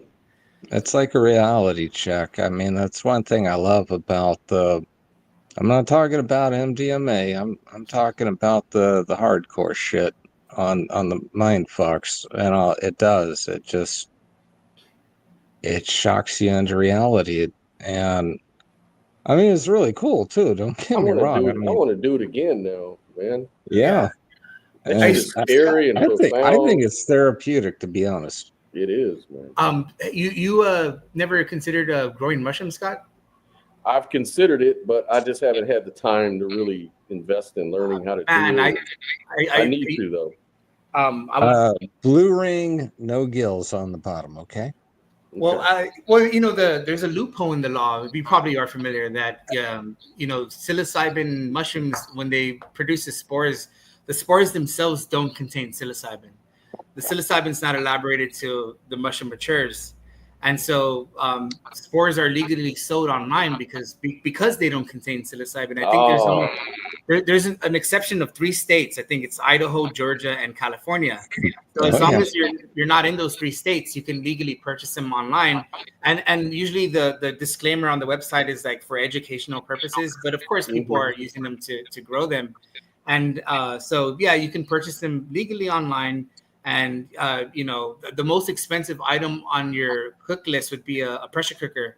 Like they're like $80 at the most. Well, I just want to say this fucking country must be going to hell in a handbasket because now the theists are the ones doing the drugs and the atheists are the ones that are nice little innocent angels over here.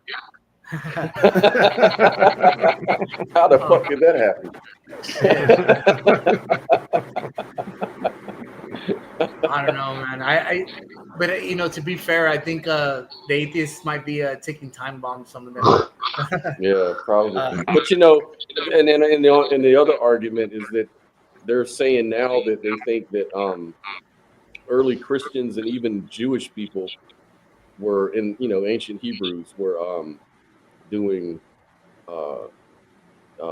something similar to DMT, you know, the acacia bush and so they were saying that they were even using some of that as ceremonial practices in the temples and stuff, you know. They were doing acid, ergot. There's a speculation that ergot was involved in the Kaikion and the Eleusinian mysteries. All the Greeks philosophers that considered themselves worth their salt partook in. Brian Murarescu has a real badass book on that. The Key to Immortality, I think, is what it's called, and he writes about each one of the mystery religions and all the ancient religions and the possibility of psychedelics being involved in all of them, virtually all of them, like from Egyptian religion to possibility. Oh yeah, I agree that it's most likely the case. If you ask me, but to the skeptics out there. Go tell a fucking Christian. Jesus was on acid.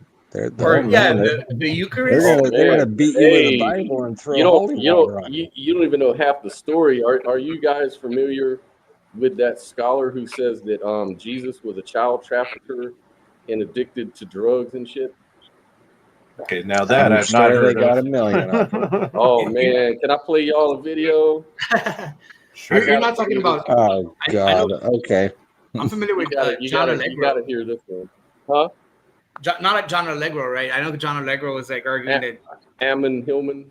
Oh, okay. You don't need to take organic chemistry, and we all need to pitch in on certain things and getting on a mail system. I'm just saying. And change society for the better. Right. So Sasha Shogun's. Hold on, I'm gonna bring this guy up. I think y'all would like this guy. Ammon.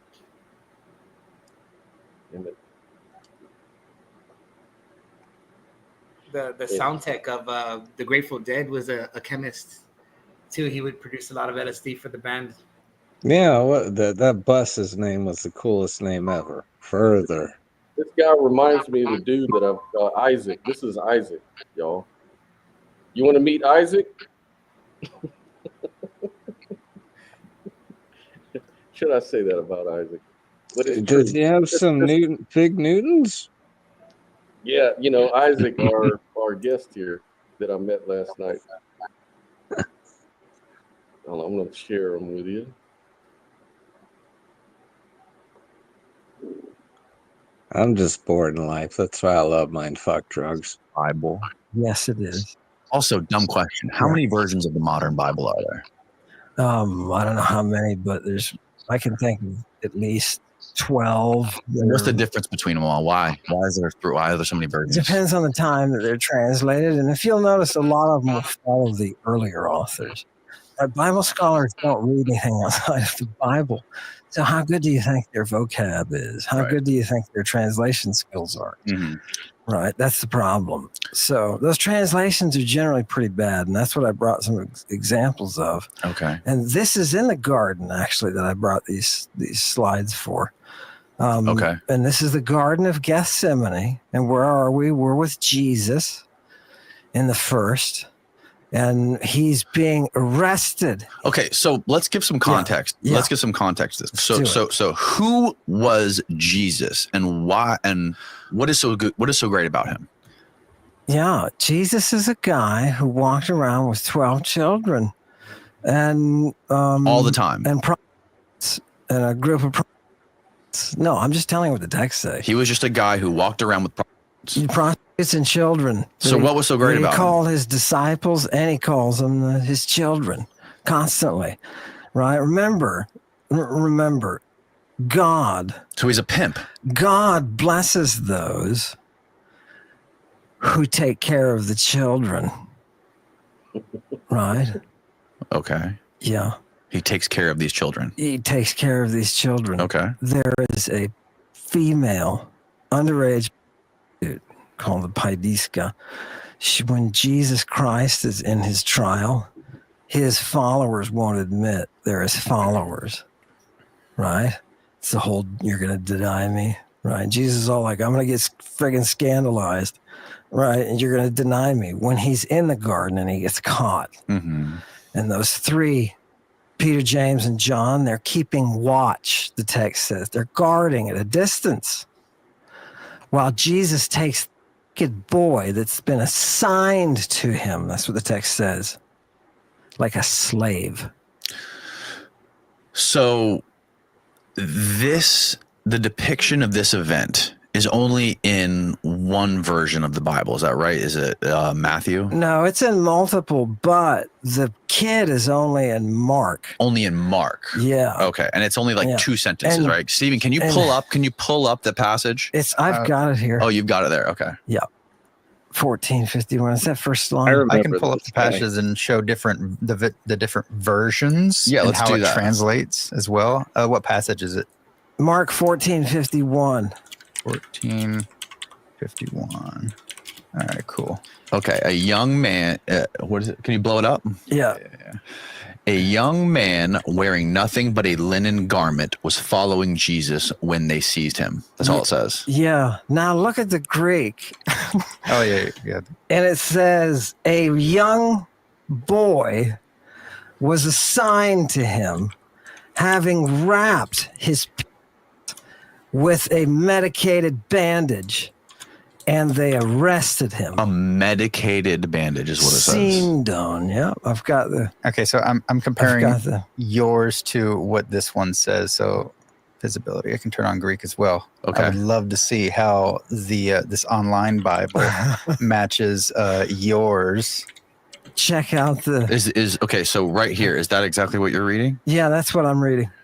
Okay, which one of You those go Greek ahead and words stop is wrapped in a medicated linen? Epigumnu. This is on the. Okay, let's just start on the first line. Maybe Nea- should we go to his computer, Steve? Yeah. I'm punching it up. That's it. Okay. The first, let's go to the first one. The second word in is neoniskos, and that is what we call a diminutive. So Neoniskos. it's a little of something else. And what is a neonias? A neonias is a boy. Okay. Yeah. So this is a little boy, Okay. and they called paidiska female prostitutes who were underage. Okay. And when I say underage, I don't mean Did they define under underage down 18. back then? Yeah, that's what I'm saying. It's not under 18. It's before. So okay. Right. So that was their word for before. Age was. They didn't set a year. Right. Okay. Got it. Right. The translation here says young. And was there was there any sort of moral boundaries when it came to sex or prostitution based on the pre? Not from what I've seen. Okay. Yeah. Now, generally, in Nothing. different civilizations, you can still, like in Athens, you can still prosecute for somebody coercing what you and I would say is underage, them before puberty. Yeah, that's still, you can get in trouble for that. Okay. But it's not like it's not like there's compensation involved, because, it's not like a crime like you and I consider a crime. It's more like a civil crime. Yeah. Okay. Like being punched. Right. Yeah, you've damaged somebody, so you can give them reparations for damaging them. Okay. That's what you do. But the pedagogy in antiquity, pedagogue, that person who raises, educates the children, right? That person, that's the kentauron, they call them, the centaur. It's their word for best. Which means what? Oh, with children. Oh. Yeah. Yeah. Mm. Yeah. And Chiron, remember Chiron, he's a centaur who is the master of Heracles. And now you know why Heracles has his boy Hylas. Do you understand? The sacred mystery is passed from generation to generation. Okay. Yeah. Whether you're a professional welder or simply take pride in consistent and precision welds, Harbor Freight offers high. guy that again, shits things into reality of his own accord and never got out of the acid trip. Say that again. Some guy that never came out of the acid trip and just kind of shits things into reality to follow his own logic dots. Could be, I don't know whether this guy is really legit or not. I mean, he's obviously a fucking idiot. Come on. Yeah, but there's a lot of other scholars that disagree with this guy. So, but he knows more than any of us. But I just thought it was interesting that some of the language here, he would go into it like about the drug use. That's mainly what I was looking at, is some of the I think the loincloth or whatever it was he was referring to is like some sort of drug that they use for Oh yeah, words can have multiple meanings. We don't need language, so we can't communicate anymore. Loincloth means acid. Well, the Greek word for loincloth, I guess that's what he's saying, is that that's a mistranslation. His fucking translation is not like a linguistic barrier. It's just whatever bullshit woo-woo he's pulling out of his ass. Yeah, like but every other asshole that's been on concrete. But This here's show. my thing. My take is a little more humble because I don't know the Greek. Do you know the Greek? What all that shit means? I barely know Latin, so Right. So we can't really say it's bullshit until we actually investigated it ourselves, right? we've had enough people translate it, so we have a good enough. Yeah. And Man, nowhere in any kind of translation did loincloth mean fuck a little boy in the ass and take acid. that's not what he's saying, though. I don't think. I'm not saying I agree with him. I'm just saying, at least that's not what he's saying. What he's saying. Well, let me continue with the video. Go for it. Maybe we're missing something. Him, he's following him. Notice they use this term sunakuletho. And right? where do you get this from? This image? Thank you to the Victorians from Oxford, who have given us this wonderful, fantastic lexicon of ancient Greek. Okay. 1850s. Okay. After that book that you just had was. Oh, okay. Was written. Okay. And here it is. And notice that it's using soldiers. It's using terms for soldiers and slaves. Right. So this kid is not just hanging out with Jesus. Right. People have tried to explain this for a while. What was the kid doing with Jesus? Right. Okay. Anyway, let's go on to the next one. Double click. There you go. Now hit the green Blow button. it up. Look, this is what the kid is wrapped on his gumnos. And you say, what's gumnos? Gumnos Fine is, cloth, usually linen. Yeah. Fine cloth. Look where look at the second line. It says busines telemones, right? So they're wrapping things in this Used for fine mummies. cloth, right? And surgeon's bandages. And bandages, and that's where I get it. On my end, when I'm reading the medical authors, they're all saying that you impregnate linen with drugs that you're going to treat the wound with, right? This kind of makes sense. You impregnate women. No, linen. I'm sorry. You impregnate linen. Don't impregnate the women. With drugs.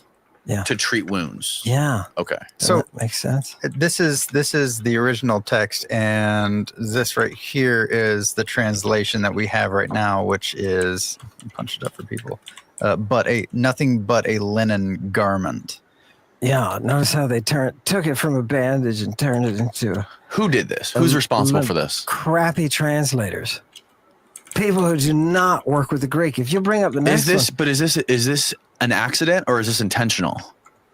No, these it's translations. Intentional stupidity. Are they intentionally leaving this shit out of the Bible? Because no, it's bad training. Oh, okay. It's just bad training.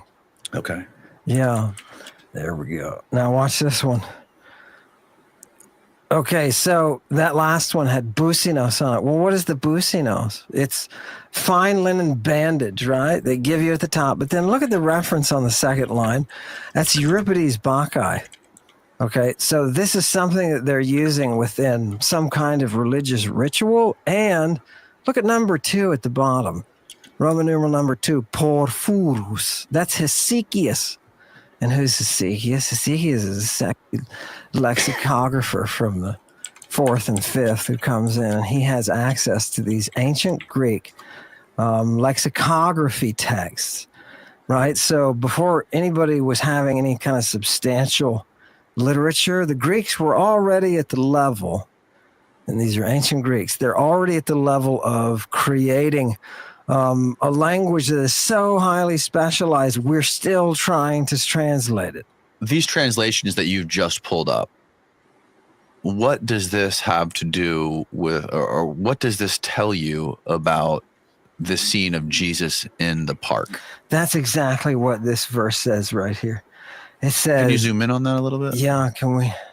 There you go. There you go. You just did it. Yeah, and so he's what happened? So Jesus is there, and it says the kid dropped the bandage and ran off naked. That's exactly what that says. Okay. Kid dropped the bandage and ran off naked. Okay.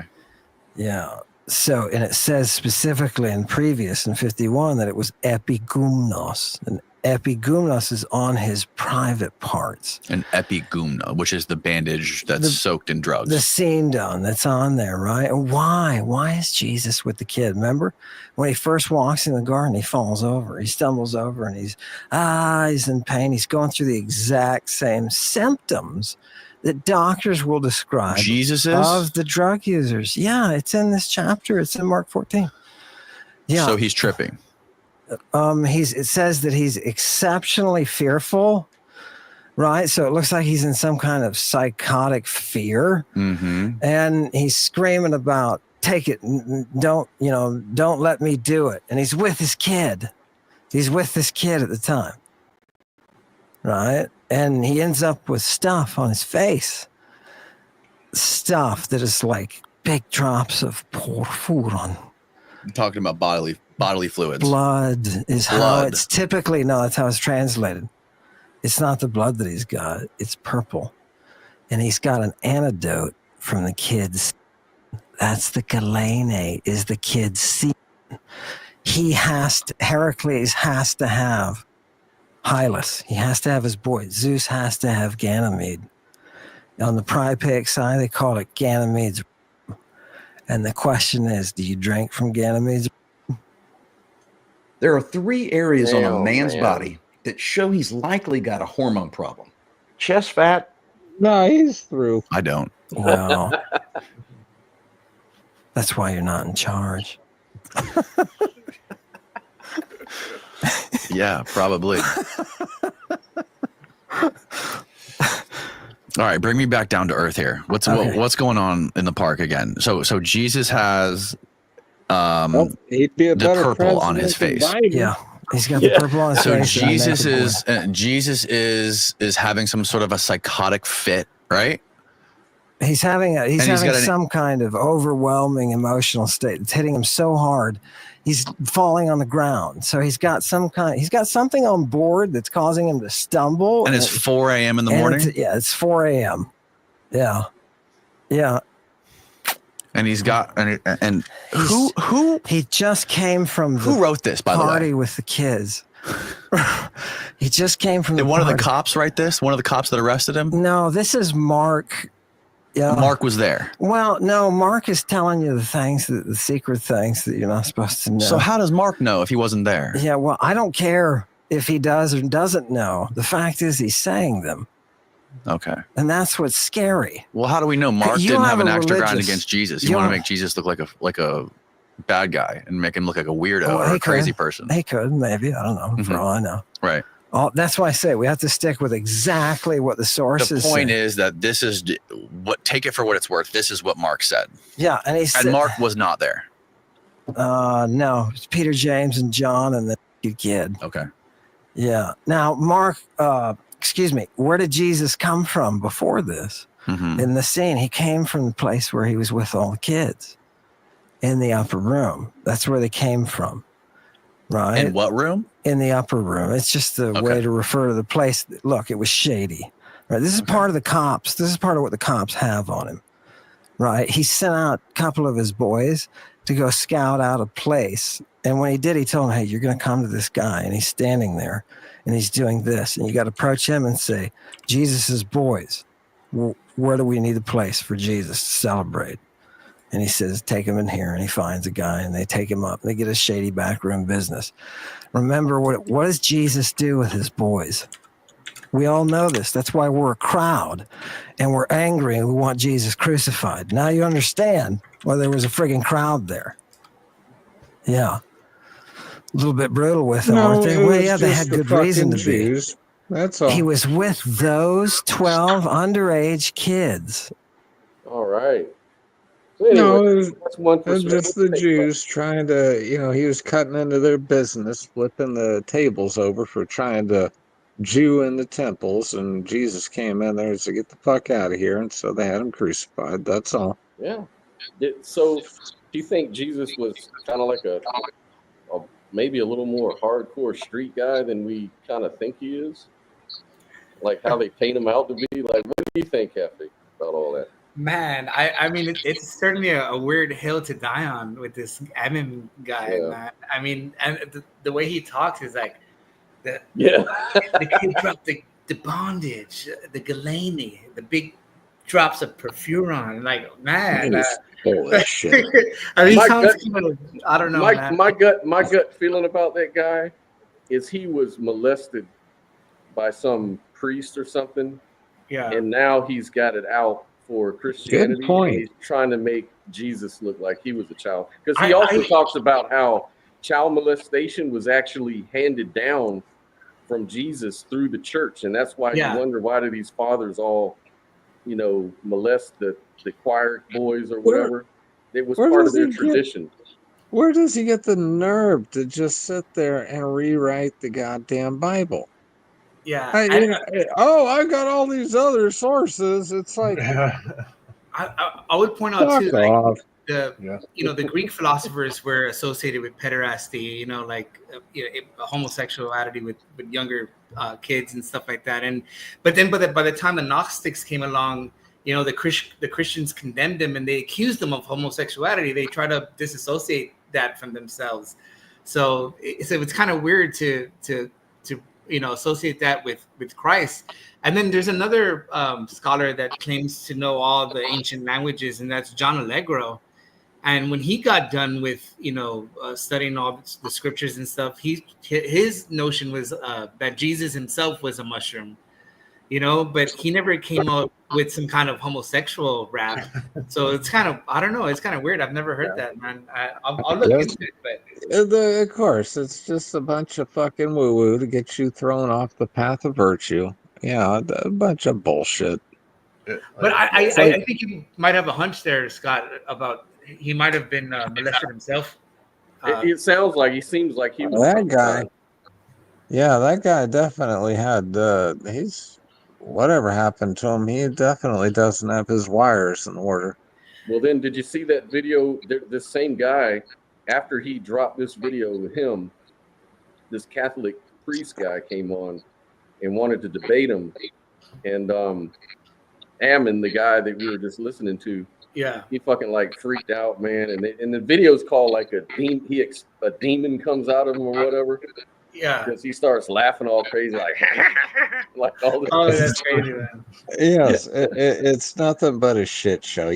For God's sake, the show is based in Tampa. It's going to be some wrestling WWE bullshit. And is he still called Concrete with a K? No, but I need some guests like that, man. Maybe I could blow my channel up. Need some. Oh, dude, that'd be fun fucking with them. But yeah, I'm pretty sure you would ask the pertinent question, Scott. Like, this guy's over here saying, like, so you're telling me Jesus was a pimp? Yeah. Which he should have been asking, like, were you ever molested as a child? And right. The guy probably would have responded, well, yes, my father. Yes. Show me on the doll where Jesus hurt you. Yeah. It's just. It's so much bullshit that people throw in on top of all religions, especially Christianity, because we live in the West. But it's like, there's already, go ahead, Joe. Well, I'm like, there's already so much you could criticize Christianity about. Like, you don't need to make up this pedophile Jesus. It's like if you're an atheist and you're trying to throw Christianity and religion under the bus, you don't have to make up so much stuff. All you got to do is work with the material you got. Yeah, actually, if you guys could help me out, I got a real problem between the Bible itself and the practitioners that we call Christians. I fucking hate Christians. Dude. And they're the most hypocritical bullshit spewing, just like that guy. Yeah. I'll make it up as I go along. And I'm it's like, have you actually do you understand the Bible itself? Right. I don't think Christ would recognize current day Christians. No, I don't think so. I don't either. It kind of reminds me of that scene in Big Daddy. Remember, that guy's like, "You're a loser," and then Adam Sandler replies, "You're not mad at me. You're mad at your father." He's like, "You're right. You're right. I hate my father." Exactly. Well, it's like, people are mad at the people that did horrible things to you. What the fuck are you mad about the message in the Bible? Yeah, That what does damn that got thing to is do with beautiful. it? Yeah. Yes, it's all these other fuckers that are polluting it. Yeah. Like that part about slavery. I like that part about, you can beat your slave, Exactly. you won't be It's like- punished unless they die Look, after a few it's like days. if I you- love that. Yeah, if you want You're to right. see a Christian theist tie themselves in a knot, just mention biblical slavery. It's like you don't need they'll to never mention Fine, I'll fight that on their behalf. Okay, very simple. Back in that time, everybody had goddamn slaves. Okay, plain and simple. Everybody And murdered people too. yes, they did. It was a lot. It And was God way. had to And even guess make what? a law against And guess murder. what? What was the point of that verse in the Bible about the slaves? Oh, be merciful to them. That was the whole point of that passage. Yeah, I agree with that. Like, it's to mitigate slavery, not necessarily to condone it. Like, But Thank an you. atheist would ask, Yeah, but you're not why in the didn't- Christian why didn't mindset. Why didn't I am God an just atheist. condemn? Why wasn't slavery just Yeah, condemned like because murder? that's the whole thing. Like if they just said, "Oh right, yeah, God totally didn't condemn slavery, and it was totally a relativistic take on morality that God was going for there." But no, it's they believe that morality is objective, so it's unchanging. So if they're going by their own logic, then they're like, it just falls apart when you bring up slavery. yeah, it wouldn't have been bought. Yeah, And it says you can buy this, you can buy and sell the slaves from around you, the nations around you. So as long as you got them from another country or another race, it was okay to have those slaves, especially if you won a war. Then it says you can use the women as booty, and you can use them as spoils of war. Where does it say young that? virgins, huh? Where does it say that in the Bible? Well, I don't know, but it's in there. I could It's bring in Islam. Yeah. You want to get all the way to Islam? You can bet your ass it No, does. it's in the Bible. I could Let me pull it up.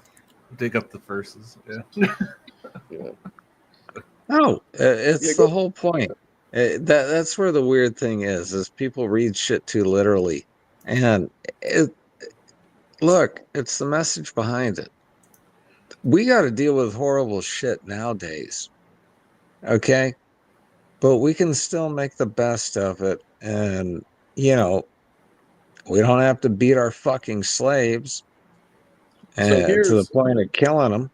So Leviticus 25, 44 through 45 reads, "But your male and female slaves can be purchased from the nations around you, including temporary residents and members of their clans born in your country. These slaves can be passed down to your children as an inheritance, as your property, and become your slaves for life." So it's definitely God talking, telling us we can have slaves. It's okay. So if you're a modern Christian, That's and you believe Old slavery, Testament, you fucker. Hmm? That's Old Testament. That's Yeah. the fucking Jew Bible. Yeah, but Christians accept the Old Testament. Yeah, that's the same God, right? Yeah. That's the Yeah, same but God. Yeah. but and then No, they Christians are based off the New Testament. and yeah, they, Yeah, that's Then a they should cop get out, rid of the though, Old pal. Testament. I'm not trying to defend them, but I would also point out that they conveniently forget that Moses freed the slaves. That they want to Well, that just shows that to me, though, Kathy. That just shows a contradiction. That's all that shows No, is that was that the one, Jews. They were just, one minute, getting one away. minute when it's God's children, slavery's bad. Yeah. But when it's the heathen from the nations around you, it's okay. Pretty much. So No, to I me, mean, That's right. That's the Jew Bible, the Talmud, the Old Testament. There you go. They don't but show you know, us like but Jesus liked the Old Testament. Remember?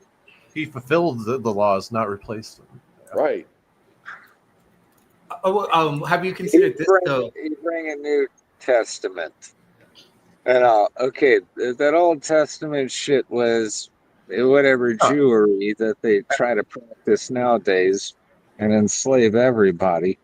But no. Al, I agree with you. Like, if Christians would just drop the Old Testament, like a lot of their issues would just go away. But they don't. Right. They cling to the Old Testament. Bingo.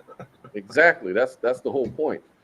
And and then Ephesians 6:5-9 says, "Slaves, obey your earthly masters with respect and fear, with sincerity of heart, even the hard ones. Obey them, not only to win their favor when their eye is on you, but as slaves of God, doing the will of God from your heart. Serve wholeheartedly, as if you were serving the Lord, not him, because you know that the Lord will reward each one of you, whatever your good work is." So he's not saying get rid of slavery. He's just saying be better at it.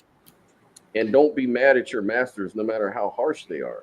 Again, the Jew Bible. No, that's New Testament. That ain't the fucking Ecclesians. No, that's Ephesians 6, chapter 6, verse 5-9. That's the New Testament.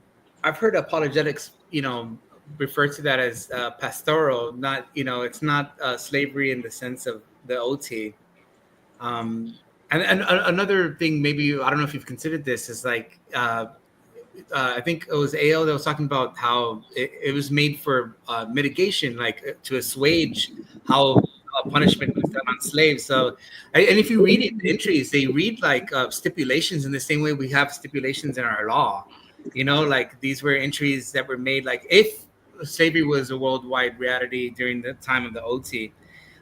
Imagine if these entries weren't there to mitigate slavery, then you could essentially beat your slave unto death, and there would be no repercussions. And then that's how I look at it. That argument falls apart though when it's like, because there's actual scholars who are like, hey, if we look at the other places around the same time, it's like they had similar laws. It's like there is no like there was Code of no Hammurabi.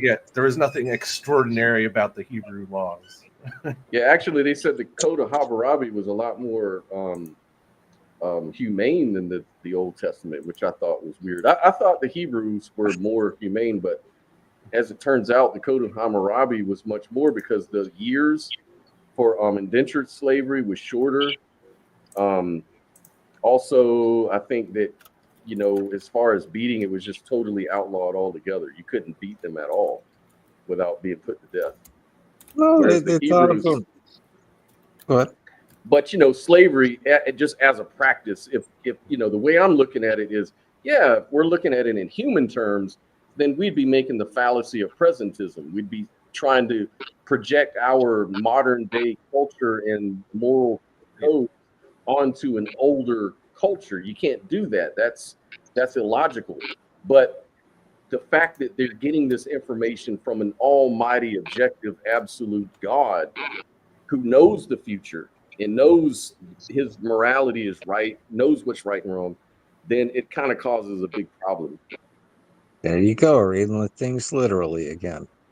Well, I mean, this one is literal, though. Yeah, I mean, it's sure you can make the argument that certain books in the Bible shouldn't be taken literally, but if the entire book is just about Hebrew law, like I don't know how you can be like, oh, that's not literal. Non-literal. It's like, why was Jesus threatened to be put to death when he violated the Sabbath if it wasn't to be taken literal?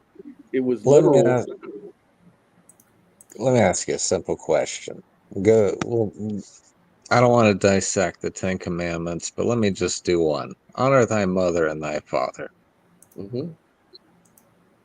What is the meaning behind that? Kind of like respect your elders, maybe. Mm-hmm. Caleb? Hold on, I have Uber Eats. I gotta get it. I'll be right back. Yes, sir. I hear that. Yum yums. I wish they delivered booze up here, but they don't. Yeah, you have to treat one's parents with deep respect, reverence. It extends beyond like obedience. It actually encompasses gratitude for their role of bringing you into the world, because you're a gift. Children are gifts. You just hit it. Yeah, children are gifts. So Go you're back. supposed. But what I said earlier extends beyond obedience and compassion, gratitude, their role of bringing you into the world, guiding you in life. All of that. That's what it meant. Be Respect and thankful reverence. be thankful you are alive. Yeah. That's it. So would you say that this is an absolute law? Are you thankful you're alive? Sure, but I mean, suppose you were born to a couple of parents who locked you in a basement, tied you up, raped you every day, didn't feed you very good, which happens, of course. Are we supposed to respect and honor them as well? I mean, it seems like it's for me, it's relative. In the real world, it's relative. It depends on the actions of the parents. That's why I'm going back to the main point there. And are you thankful you're alive? Yeah. Okay, whatever else happened. I know that the words are a little weird. Honor the fucker that raped you. And no.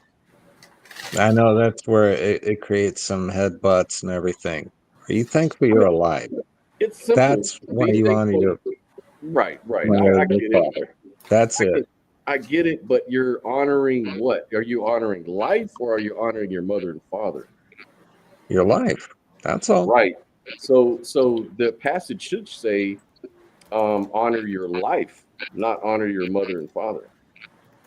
Yep. Or if it says, or if it says honor your mother and father, it should also say if they deserve it, or if they earn it. You know what I'm saying?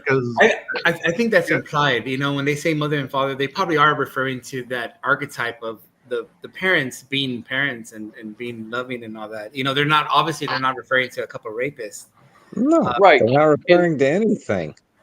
We'll see. We're interjecting all this shit on top of it. And taking it, we're trying to look at the definition that the Christians put on God. So if it's up to your normal average person, they'd say, well, he wasn't talking about abusive parents. He was talking about honorable parents. If they're honorable, honor your parents. That's obvious, right? That's how you should take it.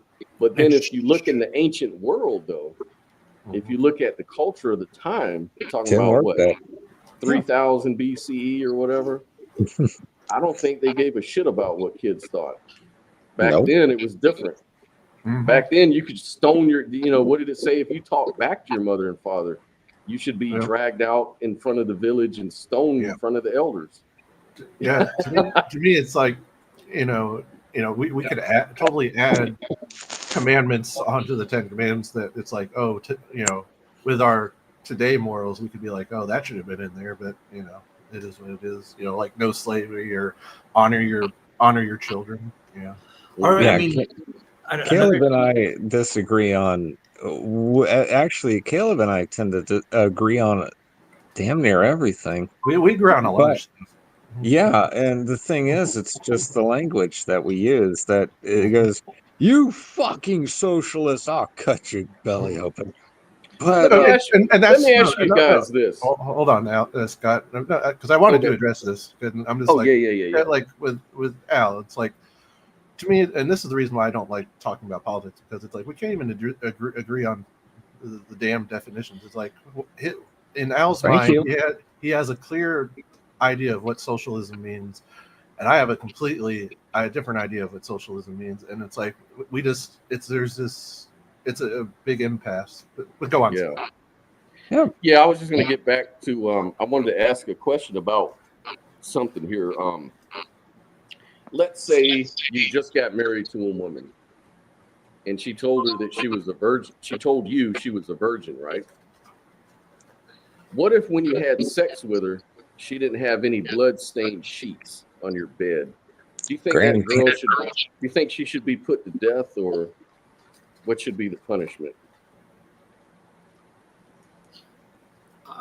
By our moral standards of today, which are very lackluster, most people would say no.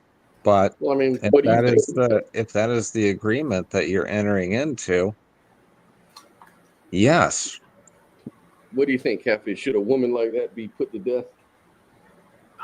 No, I wouldn't agree with that. But I mean, you probably wouldn't want to stay with her.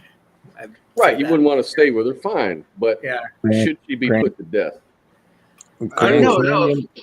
Yeah, I mean, Grand Canyon pussy? Fuck that. No, ain't nobody wants to hit that. I mean, I think like the Mosaic laws, I mean, it can seem pretty harsh, but like, you know, the Roman soldiers, like they had rules where if you fell asleep, you'd be stoned to death just for simply falling asleep. You know, of course, I know. But remember, these laws come from God. They're not come from man. I would disagree with that. I think like, because there's a Lectio Divina. I don't know if you've heard of that.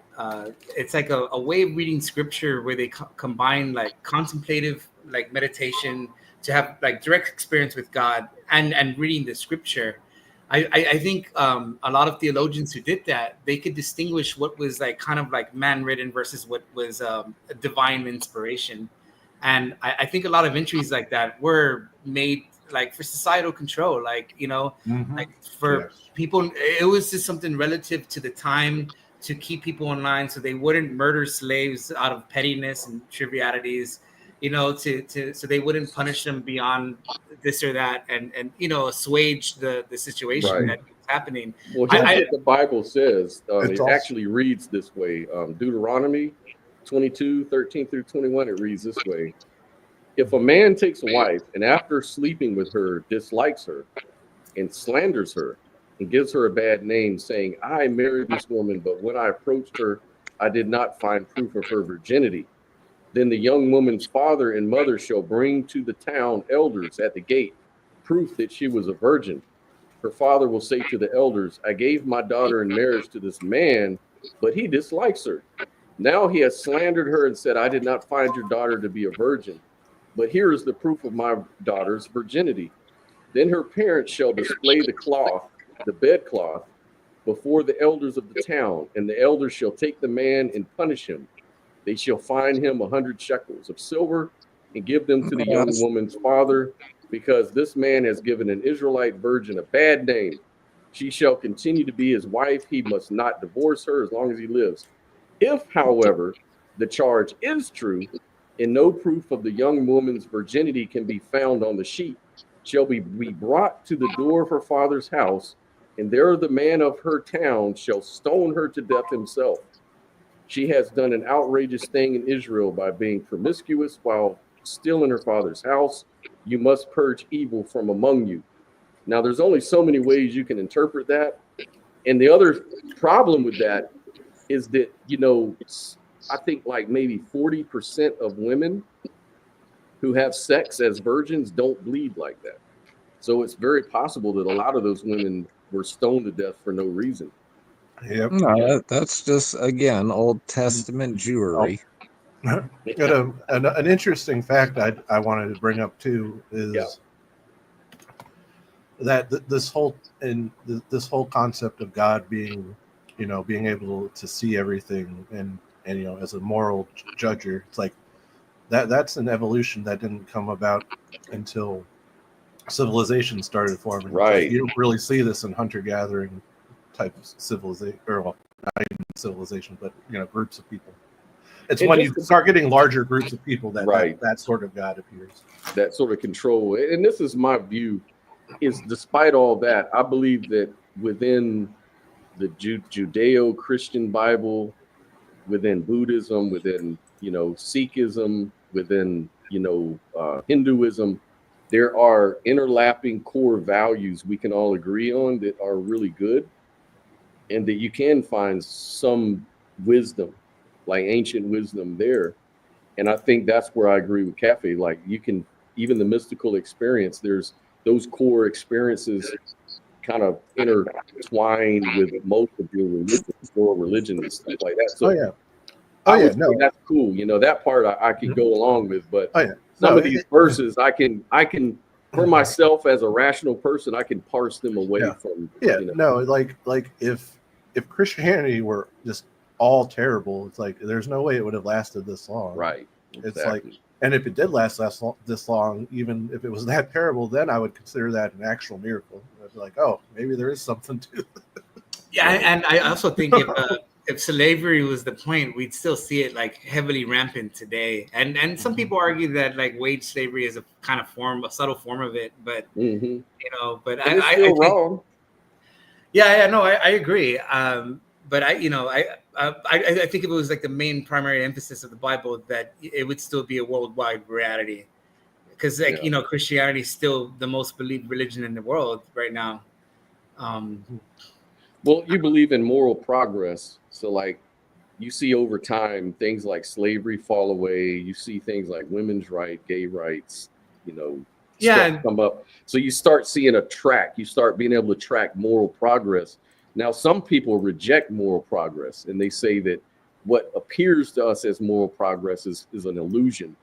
It's just change. It's just different. But I don't know if that's really true, because I think we can all agree that well-being and, humanitarianism are real values. I think those make a lot of sense. Yeah, and I think ultimately the Bible's core ethical principles are seen as incompatible with the institution of slavery, because even if it was tolerated at a time, because it ultimately emphasizes the golden rule, like treat others as you would treat yourself.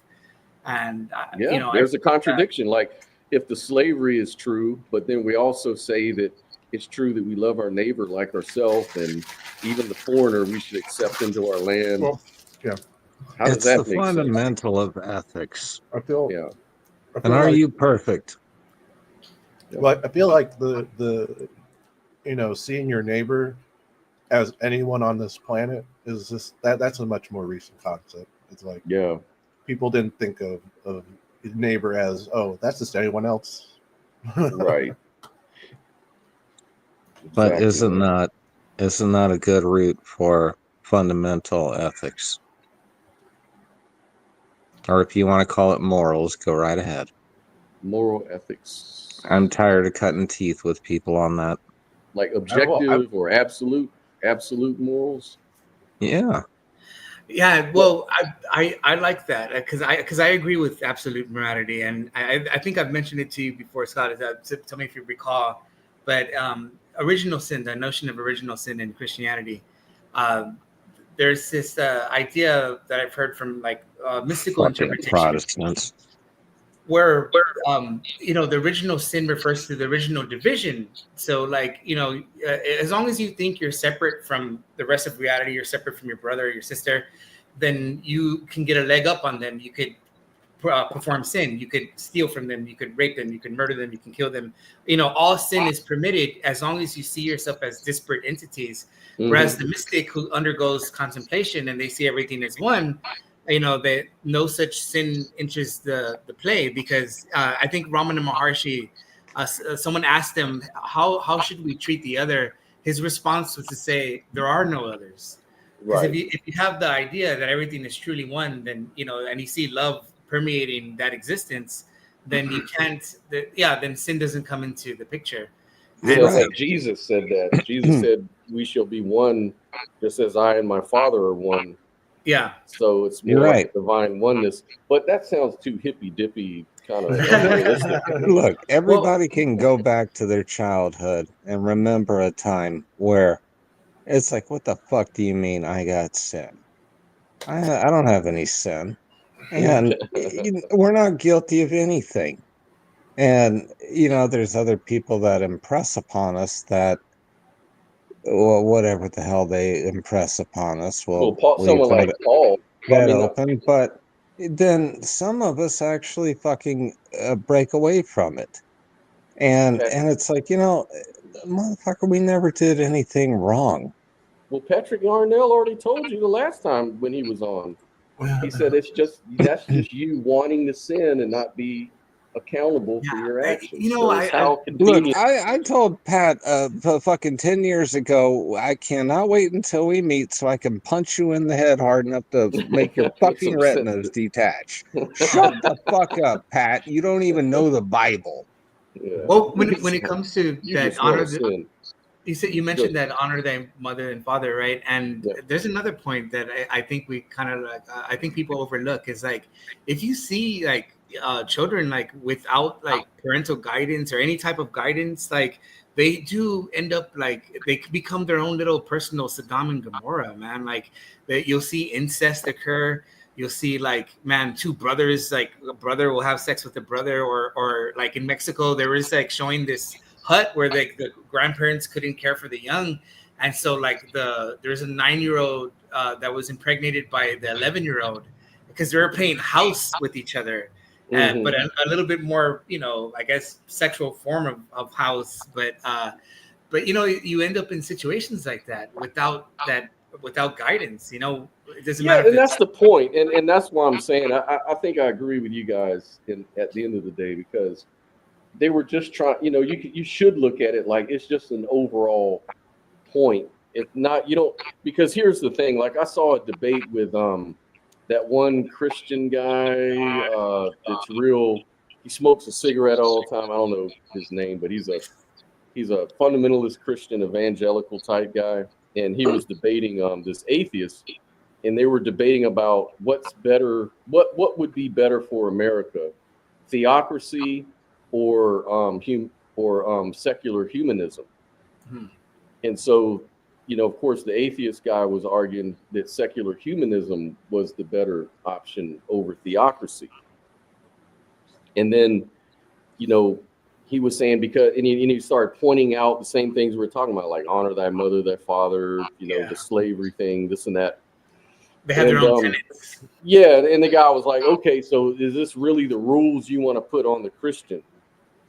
And he goes, yeah, I want to hold you down to the fire on that because it's important.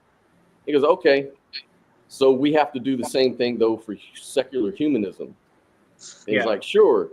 But then when he went into the secular humanism, he found all these little contradictions, like how can you have well-being if at the same time you value freedom, this and that, and different examples like abortion, and then other people versus other people's religious beliefs, and how do you reconcile that? And then the atheist guy was saying, oh well, you're trying to be too you're trying. I see what you're trying. You're trying to cherry pick. You're trying to micromanage it. You're trying to see little. He's like, no, I'm just using the same rules you're using against Christianity, because remember, you were trying to do me the same way. Remember?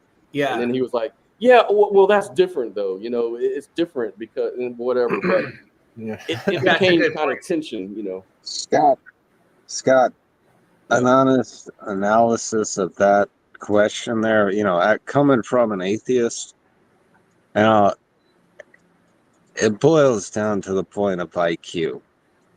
And the fact of the matter is, most people in the United States are at 90 IQ. They're good enough. Are they smart? No. And it shows. Oh yeah. Yeah, that dichotomous thinking is like a telltale sign of problems. So we have to look at a system that works. Yeah. I prefer Aristotelian philosophy, but I'm sorry, you have to have 130 IQ to understand that. And that's only 4% of the world's fucking population. So, what is our closest thing to that? What is the most relatable thing that can keep these apes from fucking killing each other? Jordan Peterson says it's the hierarchy of, it's understanding the hierarchy of worship. That's what's gonna that's the happy medium, because then the Christians get to you get to keep your Christianity exactly intact, but at the same time, you can also understand it in a secular way, and it's not too, legalistic. That would be ideal, but you're talking about a 110er there. Yeah. So what do we do with the rest of these fucking apes? We gotta I have don't know. something to keep them in control. Give them the goddamn Bible. Put the fear of God and the devil in them. It's worked for like what, 2,000 years? Yeah, it has. It's created the greatest civilizations on earth. Yeah. So, it's like,